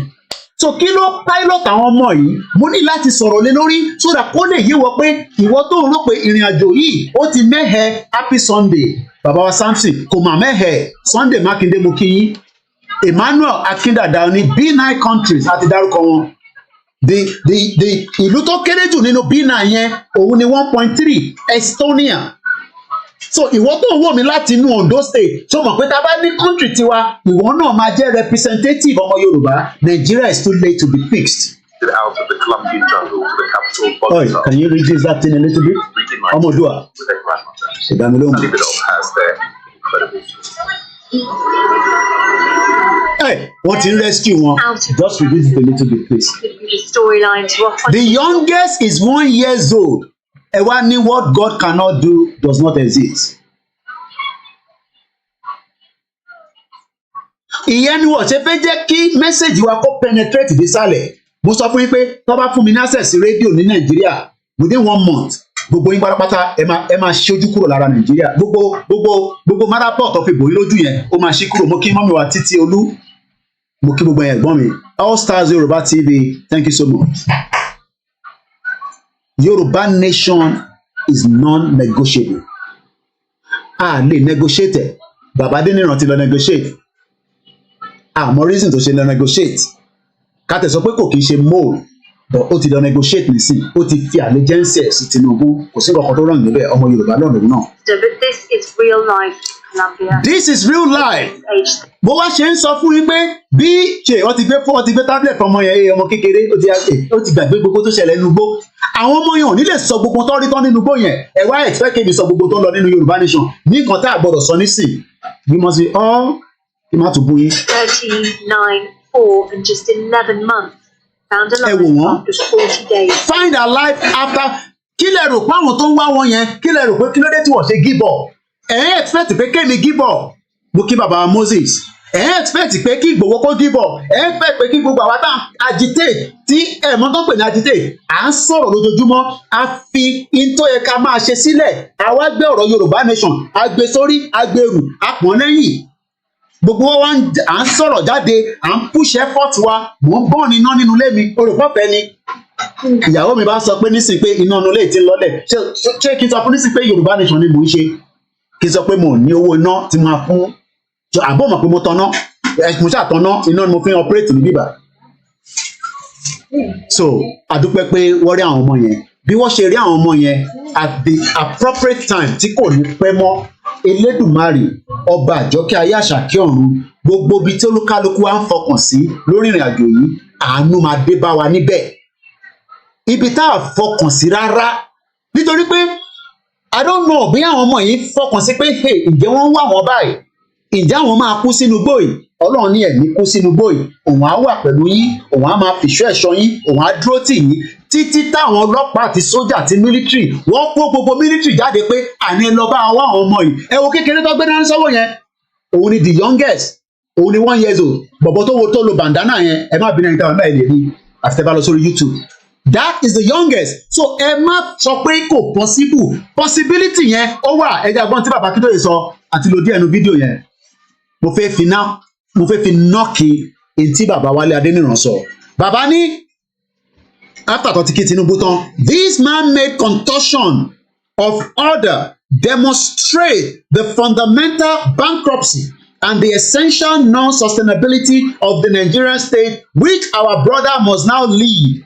It is particularly noteworthy that all the electoral cycle under the successfully fraudulent constitution of the Nigerian since 1959 have ended up unutterably in controversies that are irresolvable, that are ultimately never resolved. A lè resolve gbogbo problem through election. Even láti 1959 because wọ́n rig election yẹn bàbá Awólọ́wọ̀ ló wọlé. That same scenario remain with us today. Mo kí ìlànà US, mo kí bàbá wa tó ń bá yín darí ẹ̀ pẹ̀lú gbogbo ẹ̀yin ọmọ ẹgbẹ́. Mo kí gbogbo ẹgbẹ́ kọ̀ọ̀kan láì yọ ẹnìkankan sílẹ̀ títí dé global directorate. Mo kí bàbá wa Dr. Kebe Ọ̀runkòsí program kan wà tó fi ṣe lálẹ́ tá a máa transmit later. Yoruba have lost an estimate 29,000 of our people to these rampages. Countless Yoruba women have suffered degradation of being raped by invaders. Farming has been destroyed in a large swath of Yoruba farmland, and a whole Yoruba nation now faces the danger of devastating famine. In fact, they will be conqueror nation. Àwọn Fúlàní nìyẹn once embark on a loudly proclaimed effort láti starve wa because nígbà kan wọ́n block Lọ́kọ́jà bridge wọ́n ní wọn ò ní jẹ́ kó gbé oúnjẹ wá sílẹ̀ Yorùbá ẹni tó bá lè máa ṣe nǹkan ìgbì ẹ máa ṣe ní kéékèèké. Mo kí bàbá wa Adégbóyèga Rufai, mo kí gbogbo ẹ̀yin tẹ́ wà ní Kétu Aláké, mo kí gbogbo ìjọ kọ̀ọ̀kan, mo kí gbogbo ẹ̀yin alásàlátù, ìyá mi Kàdíjà, mo kí ẹ dáadáa Masbi, ẹ kú gbogbo ìgbà. Yoruba nation is not negotiable. Baba went further to say, but these are not the Yoruba people have suffered in Nigeria alone, ever intensifying the cauldron of inter-people's hatred under a system of limited self-government and feudalism in a decade preceding Nigerian independence in 1960. Àwọn tó gbádùn Nàìjíríà 60, 70, ìgbà tó máa fi di 80 tí Babangida débẹ̀, gbogbo nǹkan ti bẹ̀rẹ̀ sí bàjẹ́. Things started changing. Mo kí dada, my beautiful mother, auntie, ìyàwó Khadija. Mo kí gbogbo ẹ̀yin sisters wa, ẹ̀yin mothers wa. Kò yí sí ìfẹ́ ìtẹ̀wà ní ìbọ̀ Ọlọ́run Elédùmarè. Á make it easy. Bó ṣe make it easy fáwọn ọmọ tó rí ní Amazon forest. Tó bá ọmọ tó ń pè ní Amazon forest, go and check it out. Igbó gidigidi ni. For 40 days. Ilẹ̀ bá ń súnmọ́ wọn níbẹ̀ kò sí náà. Ó dìgbà tí ilẹ̀ bá kábíyèsí Elédùmarè Ọlọ́run máa tòbi lọ́ba ṣá. Tílẹ̀ bá ṣú ṣáwọn ọmọ yẹn máa tan náà ni torí kò tẹ̀ yé ni ṣáwọn máa tan ìṣáná láti fi keep warm nínú igbó yẹn igbó mà ní ṣáwọn dẹwé bora ni kí ló ń báwo la ṣe survive ìwọ wá ń béèrè pé báwo la ṣe máa gba Yorùbá nation lẹ́nu tiwọ́ ṣe rí pé ọ̀rọ̀ yẹn ó ní agbára gan. For 40 days the youngest was 1 year old tó yẹ pé mosquito kan lè jẹ́ mọ́nu bẹ̀ ó dẹ̀ kú síbẹ̀. Ọlọ́run wá dáàbò ẹ̀bò wọn ó fìṣọ́ ẹ̀ṣọ́ wọn àwa wá ní Ọlọ́run dáàbò bò wá ó dáàbò bo Ìgbòho wọ́n fẹ́ pa sínú ilé wọ̀ rí pa ṣé bàbá Adéníran mọ̀ nípa ẹ̀ tàbí wọ́n kọ̀ decide pé èbú tó ń bú wọn àwọn lè tẹ̀kẹ̀ mọ́ kí ló dé tó jẹ́ kí rédíò wá ṣiṣẹ́ tẹ́ bá lọ bí wọ́n èyí tẹ́ bá súnmọ́ bàbá yẹn pé kí ló dé kò ní kankan ṣe pẹ̀lẹ́ tó fi ṣe rédíò. We institute the first free education mo ń jump ní o. You know, because I'm a Kani Bububa, and I believe we are just more than our time. With the old family, me okay. Well, I did the 3 hours, so 3 hours I will keep it cap, and we just taxi and stick to 3 hours. You are either 2 hours or 3 hours. In Toba, we say 1 hour. I just pay briefly, so that to repay, go to the Bubu family man need the environment to. So, but. Kí ni ìdí gangan tá a ṣe fẹ́ kúrò ní Nàìjíríà? Àwọn kan ní ká má negotiate pẹ̀lú Tinubu. Àwọn bàbá Adéníran náà ẹ má lọ negotiate mọ́. Àwa máa pledge pẹ̀lú Tinubu àjọ máa ṣe ni. Mo kí Idris. Bàbá wa professor sọ pé no bàbá Wale Adeniran ẹ bá má ṣe yẹn. Ẹ má lọ pledge pẹ̀lú Tinubu. Èwo la bọ̀rọ̀ pledge pẹ̀lú Tinubu nígbà tí gbogbo àti sọ pé a fẹ́ lọ tẹ́lẹ̀. Therefore ní page 6 we Yoruba nation reaffirm our decision to negotiate with the Nigeria the creation of our own and separate autonomous political and economic space outside the framework of the now illegitimate Nigerian state. But Baba Wale Adeniran sọ pé no àwọn fẹ́ yẹn ìtàwọn fẹ́ ni pé kí gbogbo wa jọ wà nínú Nàìjíríà kájọ máa ṣe Nàìjíríà kí Nàìjíríà dẹ̀ máa tẹ̀síwájú. Ta lè wá fi pé ó make sense nínú àwọn bàbá méjèèjì. I leave that for you in the comment section as I now come out of that. Mo fẹ́ sọ̀rọ̀ briefly nípa àwọn eléyìí a sì máa ṣe program púpọ̀ lórí wọn. Wọ́n pe bàbá kan ní Dundas yìí iṣẹ́ tó ń ṣe ni pé why did Henry Dundas òun delay the abolition of slave trade? He was the Home Secretary. The EIC ruled India before the British took over, but Henry Dundas, man tẹ̀ ń wò yìí, òyìnbó yìí, bàbá tẹ̀ ń wò yìí, bàbá burúkú yìí, right? Gbogbo jàǹbá tó ti ṣe, give back to me, kí ló tó gba kúrò tó mú kúrò lọ́wọ́ mi, dáhùn give it to me. Ntí bàbá yẹn ṣe ni pé he was then the Home Secretary. He took over of the EIC board. Hence, he became an arm of the British government at the end of 18th century. 19th century yẹn ni wọ́n ṣe wá join gbogbo àpapọ̀ sẹ́rí gbogbo ọ̀rọ̀ tó máa ń sọ níbi ìbàdàn máa ń gbọ́ 1817 as at that time it was just a pure Yorùbá kingdom kò sí nǹkan kan tó ń jẹ́ Nàìjíríà kò sí nǹkan kan tó ń jẹ́ ilẹ̀ Nàìjíríà kí gbogbo àjọ ṣe papọ̀ olúkàlùkù ń ṣe tiẹ̀ ni as at 18th century but nígbà tó di 19th century wọ́n change gbogbo ẹ̀ but lára àwọn bàbá a sì máa ṣe program lé lórí àwọn tí wọ́n jẹ ọlá slave trade for their own financial gain. Now wọ́n wá ní kó remove Clark tó ṣe fún ní Edinburgh wọ́n ní kó yọ kúrò àwọn Black Lives Matter ẹ mọ̀ pátí wà ní Windrush month. Edinburgh statute official recommend a removal of the Melville Memento Plaque of Henry Dundas role nínú slavery. Descendant of Henry Dundas want the plague removed from Edinburgh. Wọ́n náà wọ́n fẹ́ rí mọ́. Kí ló dé tó ṣe fẹ́ rí plague kìíní ẹ̀ lélẹ̀? Wọ́n ní wọ́n gbọ́dọ̀ gbé wálẹ̀ nítorí pé lára àwọn tí ní 18th century àwọn tó ń lọ kó wa lẹ́rú. Just as bí bàbá Wale Adeniran sì tó yẹ ká wà nínú ẹrú Nàìjíríà. So tá a bá ń sọ pé àwọn kan ọ̀dà tá à ń point sáwọn òyìnbó àwa gbọ́dọ̀ point sáwọn tó wà níbí báyìí nísìnyí náà pé bàbá yẹn wà educated ó mọ̀ dáadáa pé Nàìjíríà ò lè work. But for their own selfish gain, yes?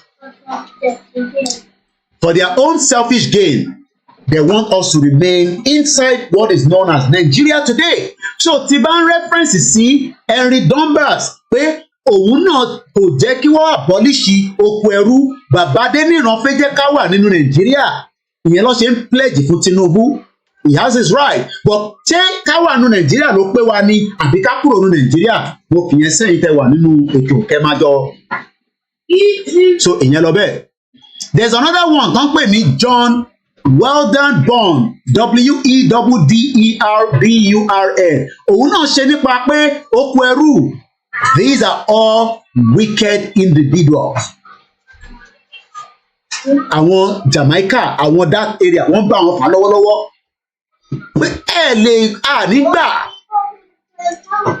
These are people that destroy as many of us. He was born in 1729. Ó kú ní 1803. As at the time tó kú yẹn, ilẹ̀ Yorùbá ti wà o. Àwa náà láwọn ọba aládé o. Aláwọn tí wọ́n ń ṣe ọba ló wà lórí o. Tẹ́ bá lọ ọba tó wà ní Kétu Tèmi àti Bàámi Ìgbòho ṣàká lọ. Àwọn ìran Odùduwà ni o. Bàbá tí a lọ bá yẹn gbogbo táwọn bàbá yẹn sọ kò ń ṣe gbogbo ẹ̀ la lè máa sọ lórí social media nígbà tá a wọnú private tí bá ní àkó ẹ mọ̀ pé màtá tó ń ṣe àwọn tó bá wà tó wá sí Kétu Aláké àwọn ọmọ Yorùbá tó wà níbẹ̀ ẹ̀rí pé nígbà tó dé stage kan nígbà tí bàbá ti address wa níwájú nínú palace wọn àwáṣẹ̀ wọnú private resident kò ń ṣe gbogbo ẹ̀ ló wọnú bẹ̀ èyí jókòó mọ̀ wá ń bẹ̀ o mo mọ táwọn bàbá yẹn sọ o bí a bá sì wà nínú Nàìjíríà we are losing the plot. Bàbá sọ sí bíbá yìí o bàbá kọ sínú bíbá yìí o bàbá ní the more the Yoruba nation tó ń sọ yẹn àwọn ọmọ Yorùbá ló ń mìnà ìyẹn bàbá Akíntóyè so èyí tí bàbá Adeniran tó ní ká lọ máa pledge fún Nàìjíríà kò fẹ́ yé mi mọ́ o torí pé the more tá bá sì wà nínú Nàìjíríà we will remain stuck into and trapped in the vortex mo dẹ̀ ti explain meaning vortex yẹn fún yín a ṣe English dictionary ẹ̀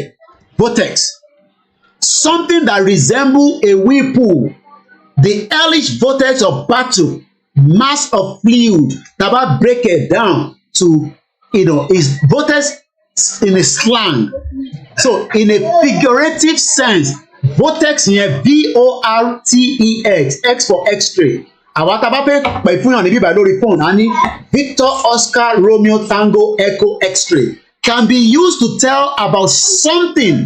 So Baba Akintoye in reference in Nigeria as vortex, something that seems like it is wheeling out of control. Nigeria ti wà out of control. À ń sọ fún yín nísìn, ẹ̀ ń ṣe bí ẹni tẹ́tí yín di, ẹ̀ ń ṣe bí ẹni tí ẹ̀gbẹ́ gbọ́, ẹ̀ ń bínú sí wa nítorí pé lọ́kàn yín à ń bá yín nínú jẹ́ nípa Nàìjíríà. Mo ò bá yín nínú jẹ́ nínú Nàìjíríà. Nàìjíríà ti wà out of control. Tá a bá tún fi sílẹ̀ jù báyìí lọ, problem ni lọ́jọ́ iwájú o. Kò ń ṣọ̀rọ̀ eré o. A máa parí ètò yìí in another less than 6 minutes. so bàbá Akíntóyè sọ pé Nigeria, the more the Yoruba nation, the more àwa ìran ọmọ aládé tí Elédùmarè dá, tí ẹ̀jẹ̀ tó ń ṣàn lára tèmi òun ló ń ṣàn lára tiẹ̀, ìyàtọ̀ kan ní pé èmi ti róúnjẹ jẹ, ìwọ sì ń wá bó ṣe máa rí kankan jẹ, kọ́lọ̀ bá ń pèsè fún gbogbo yín. Èmi ò ṣe Dangote, mo dẹ̀ ń ṣe billionaire tí ẹ máa pè pé Kóìkì ràn mí lọ́wọ́. Àwọn ọmọ 20 ló ń ṣiṣẹ́ fún mi. Wọ́n gbọ́ èmi ni bàbá wọn for now. So responsibility wọn rùn mí ló wà, èmi náà ní family nílé o. So mo wà lórí social media, tẹ bá need the support ẹ lọ sọ́dọ̀ Oríyọmí Hamzat àbí Kòkú foundation, bọ̀bọ̀ kan náà tó wà kàmẹ̀sí, àwọn tó bá lè ràn yín lọ́wọ́. Mo sorry gan, I don't have. In tí mo ní òun ni pé kí gbogbo akájọ sọwọ́ papọ̀ pẹ̀lú bàbá Akíntóyè àti Ìgbòho ká lè tètè ṣe kíni, ká máa sọ fáwọn olóṣèlú wa ní gbogbo bí tẹ bá ti ń bá wọn lọ́dọ̀ pẹpẹ soup joint, lọ́dọ̀ àwọn aláṣẹ́wó wọn, lọ́dọ̀ this and that, pé bàbá ìjẹ́ ìgbọ́n tí Kóìkì sọ pé ká lọ, wọ́n á sọ fún ẹ pé no, sọ fún ẹ pé tá a bá lọ kíní yìí ó máa consume gbogbo wa o, kò ń ṣeré o, Nàìjíríà máa consume gbogbo wa o. Ọmọ tó ń bá mi ṣiṣẹ́ lánàá tí Nàìjíríà bá ṣiṣẹ́ ìyá ẹ̀ sì máa wà láyé o, wọ́n ti sìn yá ẹ̀ lánàá, ìjọta máa kú Ọlọ́run ló mọ̀ o. Oxygen ni wọ́n tètè rí o, lágo 3 lóru máa wò mí kó máa sọ pé mò ń bá Tinubu jà, mò ń ṣòlé Ṣèyí Tinubu, èmi ni kò máa bú, oúnjẹ ló ń ṣe ní kíchìn nísè, ìyẹn mo ṣe ń tètè fi fast track ẹ̀ torí máa jẹun. Ìyà ò jẹ mí o, lóòótọ́ a ní ìdòwò ẹ̀fún wa lówó, bọ̀ pé ìyà ń jẹ mí yẹn ìrọ̀lẹ́ pa. Mo dẹ̀ ń ṣe refugee, mo ń sọ̀rọ̀ refugee níjọ́ òní, ìmọ̀ kan sọ pé àwọn tó ṣe visa mo fi wọlé o, ìyẹn tó bá bí sí ìlú yìí o máa go through immigration o. Mo kì í ṣe refugee pé refugee mí pé ẹni tó wá sí ìlú kan tó gba orí omi wọlé, ẹ̀yin tẹ́ gbà wọlé, Ọlọ́run bá ń ṣe, ìwọ tó sì fẹ́ ṣe, mo mọ bá ṣe visa o. Bí ọmọ Kóìkì kan bá pè lẹ́yìn tó bá sanwó ọmọ gọ̀, ìwọ àti ẹni o, kódà yìí tó súnmọ́ mi gan, mo sọ fún wọn pé mo mọ pa visa o. Tó bá dé UK, àwọn ọmọ bá ṣe máa sọ pé ok lọ apply fún kankan, no case is no case lọ́rọ̀ UK o. Mo kì í ṣe visa o, ẹ gbọ́ mi dáadáa o, mo mọ bá ṣe ń ṣe visa o. But ẹni tó bá fẹ́ ra ticket, ẹ̀gbọ́n mi ta ticket ní UK bíbà, ẹ pè mí, abayín wá cheap ticket níwọ̀n bàtọ́ bá rí, tí bá rí cheap kò mí ìgbó máa cheap o, òun náà máa fi sórí ní tiẹ́ tó lọ kọ́ ni o. Bọ̀ pé Kóìkì mo fẹ́ lọ Dubai, Kóìkì kan wá pé mo ní Nàìjíríà nọ́mbà o, ẹ gbọ́ mi dáadáa orí social media mo ti ń sọ yìí o. Tó bá lọ fọwọ́ síyàn kan tó bá pọn ẹ lówó alájà ìrọ̀rùn ló dọ́rẹ́ ẹ bá sọ fún wọn, mo mọ bá ṣe visa o. Torí pé we are living in a new world. Bí èèyàn kan bá pè ẹ́ tó bá ní òun Kóìkì tí bá ní ìdòwò orí social media máa wá o, mo ní right, èyí lẹ máa sọ pé fún mi, ẹni tó bá dẹ̀ máa fún mi àdúpẹ́. Wálé Àdìkúkú ti ní kẹ́yìn máa fún wa lówó mọ́, bomb bastard. Bàbá ní the more the Yoruba nation remains stuck. Mo kí dáadáa alájà ìrànlọ́ ló bá dé, mo kí gbogbo ẹ̀yàn lásàlátù ní gbogbo conventry ní hall, ẹ fún wa lówó ká lè tọ̀, mo fi tọ̀, ó yẹ kí n ti bẹ̀rẹ̀ tọ̀ yẹn, fi lọ conventry lọ Manchester lọ York, bọ́ọ̀sì ni màmá wẹ̀ má wọ̀ọ́rẹ́ ó cheap káàkiri, wọ́n ti ní kí n má travel anywhere, kódà Ìgbòho ní kí n má lọ anywhere, jókòó sí UK. Mo ní bàá mi mò ń bọ̀ ó ní náà òun disagree, òun fàṣẹ sí yẹn, ìran màmá ẹ wá ìwọ má wà, tí òun bá ti rí màmá ẹ èyí tó kù òun ti rí wọn náà ni. Ní tó bá fi sọ fún mi tó lè sọ lórí fóònù, sọ sí ti mọ́mí ẹ bá ti dé wá sọ sí mi létí, wọ́dẹ̀ gbọ́dẹ̀ ṣe lọ náà nìyẹn, tó gbogbo kọ́kọ́ ni mo fi sọ fún Ìgbòho lórí fóònù. So mo rẹ̀ ń ṣe journalist ni mí o, mo wà lábẹ́ union ní bíbáyé o, gbọ́ mi dáadáa, mo ń ṣe pé mo fi ń dẹnu, mo ń sanwó, mo dẹ̀ lóríṣiríṣi tí mo ń sanwó fún, mo ń sanwó Zoom, mo ń sanwó dis, àsanwó mixella. So bẹ́ẹ̀ bá dẹ̀ fún wa kò sí bá ṣe fẹ́ máa progress o. So mo ṣe visa o, mo mọ bó ṣe ń ṣe rárá, mo ń understanding ẹ̀. Màmá tèmi ló ṣe tèmi ní 1998, mo kò lọ Àbújá, mo dẹ̀ lọ ìgbà ẹ̀yin náà ń gbádùn nísìn, òyìnbó interview mi, èmi náà sọ òyìnbó tátàtà ìgbà tí mo dé airport, ìgbà tí mo gbọ́ létí mo ṣáà sọ pé yes, àti tó yẹ kí n sọ no, mo wọlé after 15 years wọ́n fún mi níwèé, mo jókòó síbí, mo dẹ̀ ti wálé láti 1990 láti 2015. Picture àwọn ọmọ tẹ́ ń wò yìí 2017 ni mo yà àbí 2018 thereabout ní October. Àwọn ọmọ tẹ́ ń wò àwọn ọmọ àbúrò mi ń sọ fún ìlànà àwọn tá à ń torí ẹ̀ jìyà lélẹ̀. So Votex ká tó máa lọ lẹ́ǹkan sí i, in tó máa consume èèyàn ó wà chaotic, Baba Akintoye sọ pé the more the Yoruba nation remains stuck into the trap ni pé kíyàn wọnú ibì kan kó má lè jáde Ọlọ́run má já wọnú ìwọlẹ̀ wàá jọ àwọn kan wà lábẹ́ ìwọlẹ̀ ní ìlú burúkú tẹ̀ ń pè Nàìjíríà nílẹ̀ Yorùbá tó ń pè ní àjálẹ̀ wọ́n ti fi wọ́n síbẹ̀ nísìn wọ́n fẹ́ fẹ̀ ẹ̀jẹ̀ wọn wọ́n fẹ́ lo tán wọn wọ́n fẹ́ pa ọyàn wọn wọ́n fẹ́ gé orí wọn wọ́n fẹ́ gba àtì wọn kídìní wọn wọ́n fẹ́ tà síta wọ́n wà lábẹ́ dungeon nísìn kọ́ ló bá wa ṣọ́ yín o Nigeria is a crime scene mo wo fídíò kan lánàá bọ̀bọ́n yẹn wọ́n ní ìyá ẹ̀ ló máa ń bá sùn ìyá yẹn ti ṣẹ́yìn fún lẹ́ẹ̀mejì lọ́nà ṣáìdì ọ̀hún yẹn ọ̀dọ̀ tòkè ọ̀yà lọ́hùn mẹ́rẹ̀ ń ṣẹlẹ̀ nílùú yẹn ẹnì kan ló mọ̀ ní o mo ṣẹ̀rí rí sí ìpa bá agbọ́dọ̀ wà nù prayer lóòótọ́ ó kà pé prayer yẹn kọ́ bá wa tètè divert pé kọ́lọ́hún kó pín Nàìjíríà ní kíákíá torí pé à lè mọ́nítọ̀ ìwọ tó pé lọ́ọ́ fi hàn sájàlẹ̀ wàá try gan níbi tí technology dé. So that is how far I can go this afternoon. It's our happy Sunday. Mo kí ọmọdé, mo kí àgbàlagbà. Orúkọ tèmi ni Ọláyọmí Kóìkì. Bàbá Wálé Adéníran. Èyí tí mo sọ, ètò bá jẹ́rọ níbẹ̀, ẹ release statement lé lórí àbí kẹ́ ṣe video. I will now come back and then finish the job on you. That is how far I can go. Thank you so much to each and every single one of you. Remember to ẹ bá wa ṣe ti new YouTube channel wa yẹn. Ẹ̀yin tí ò bá mọ̀, KOKIMEDIA TV ni. Ẹ bá wa lọ dáwọ́ bọ̀ ó ní kankan tàbí fi yẹn náà project ẹ̀rí láìpẹ́ within 1 year àjò èlé lọ and the message will continue. We will not stop agitating. Bọ́lá Tinubu ẹ̀gbọ́n wa ní bàbá wa ní àbúrò wa ní whatever, we are not fighting with him and we can never fight with him. It's just that we will never campaign for Tinubu. Mo kí ẹ̀gbọ́n mi bàbá wa Kúnlé Ṣítà, Mr. Penry, mo kàn kí briefly before I play the Ìdánsigbo. Dr. Benjamin Mokin, I know some of you will be shocked. Emma Ikawa shocked. We are living in a new world. It's as simple as that. Baba Adeniran sọ pé òun pledge fún Tinubu. We wish him all the best and we will continue with our own agitation. Ṣé máa fẹ́ padà wá? I don't think he will. I don't think so. Ṣé mo tẹ̀lé jẹ́ kó padà wá náà? So ẹ ká play. You don't see Igboho. We will never see Igboho. Tó bá mọ ìtàn pè bẹ́ẹ̀. Ìlélẹ̀ ẹ má bínú ẹ jẹ́ n padà wá sẹ́yìn you don see Igboho la fi play Díyà Òjó ló jáde ẹ̀gbọ́n mi Díyà Òjó wọ́n kùn sí létí níjọ pàtí àwọn Lagos club mú kí gbogbo ẹ̀yin Lagos club association mú kí gbogbo Afẹ́nifẹ́re tó ń bẹ ní UK tí mo fi kankan sílẹ̀ nù yín obìnrin bàbá wa èmi àbúrò yín náà ni èmi ọmọ yín Kóìkì ẹ kò béèrè account number mi kẹ́ bá ń fi kankan síbẹ̀ gbogbo ẹ̀yin association ẹ fi kan síbẹ̀ ẹ má gbowó lọ́wọ́ Tinubu wá fún mi lówó mo nígbà lọ́wọ́ yín o owó tí mo fẹ́ ẹ bá fún mi ní £1 máa gbà dàǹtó tẹ lọ bá ń wá 10,000 kan lọ́wọ́ Tinubu.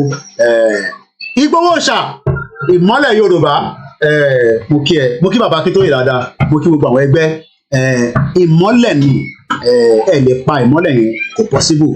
And on that note jẹ́ kọ́ mọ̀ ta ló fẹ́ mọ̀ òun lè jẹ́ kọ́ mọ̀.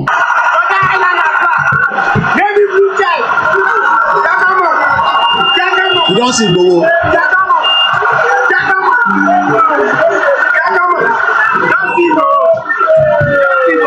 Bẹ́ẹ̀ni ìyá mi Títí gbogbo nǹkan ní bàbá yẹn máa ti sọ fún bàbá Akíntóyè ìwúbọ ẹjẹ ká gbogbo rẹ náà bàbá Adéníran.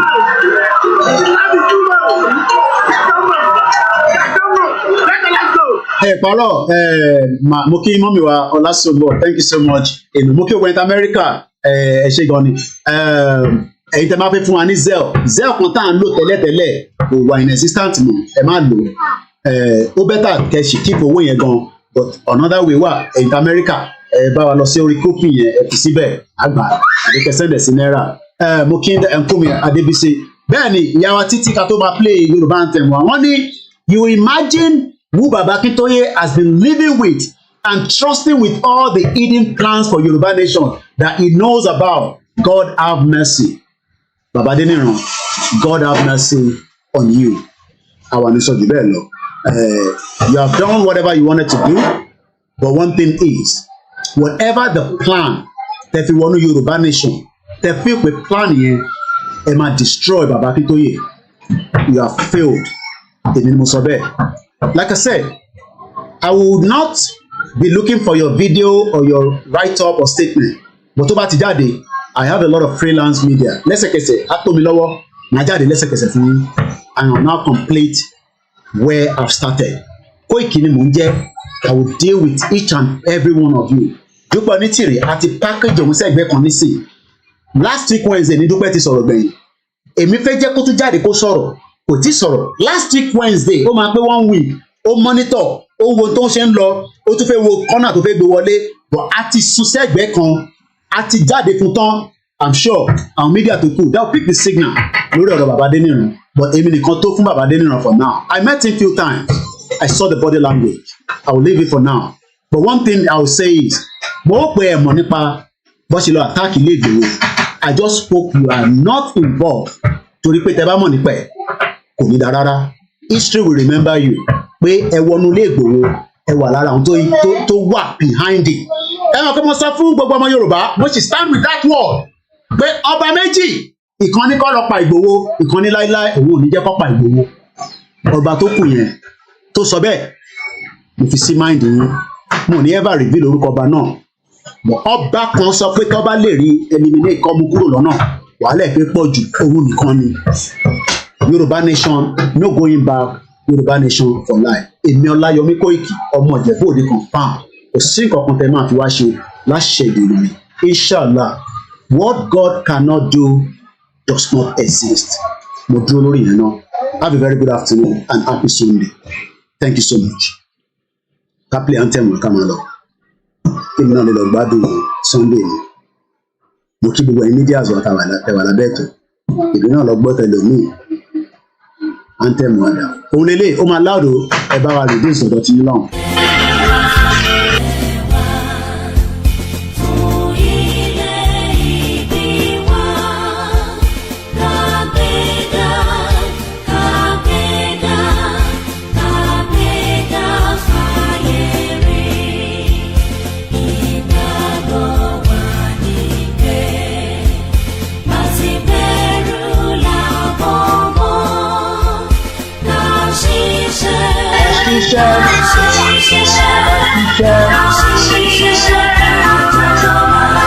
Ìṣọ̀kan àtòmìnira ní kẹjẹ́ ká máa lépa tẹ̀síwájú àtòhun tó dára ọmọ Odùduwà dìde bọ́ sípò ẹ̀tọ́ rẹ ìwọ ni ìmọ́lẹ̀ ògo adúláwọ̀ ìwọ ni ìmọ́lẹ̀ ògo adúláwọ̀ Yorùbá nation. Yorùbá nation now. tó àníri jù bẹ́ẹ̀ lọ ẹ ká play àwọn usual final track ẹ lè fi kíra yín lórí platform ká tó máa close ẹ yẹ ká kọ́ gba sí fún ti Òṣùpá àti Ìgbòho wọ́n nífẹ̀ẹ́ ara wọn kò ṣe kékeré.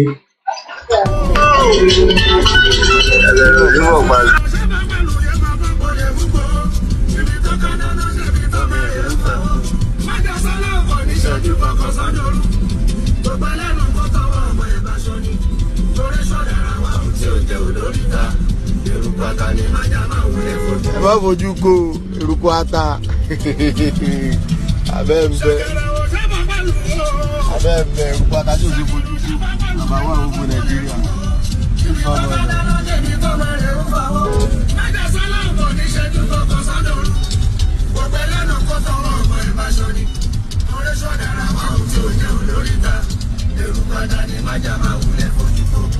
mo kí àmì ẹ̀rúkà yà thank you. ọmọ Oòduà ọ̀gá Fúlàní ló jẹ́ Yorùbá nation yìí ti gbogbo wa ni kó má gbọ́dọ̀ bàjẹ́ torí kò sílùú mìíràn.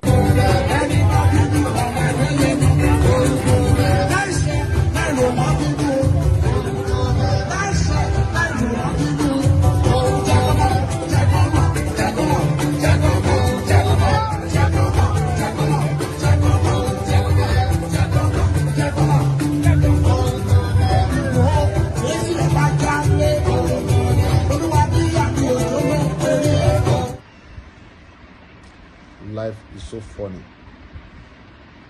You come with nothing, then fight for everything, and later leave everything and go back with empty hand. God is powerful. Koikimedia, we're bringing the world closer to your doorstep.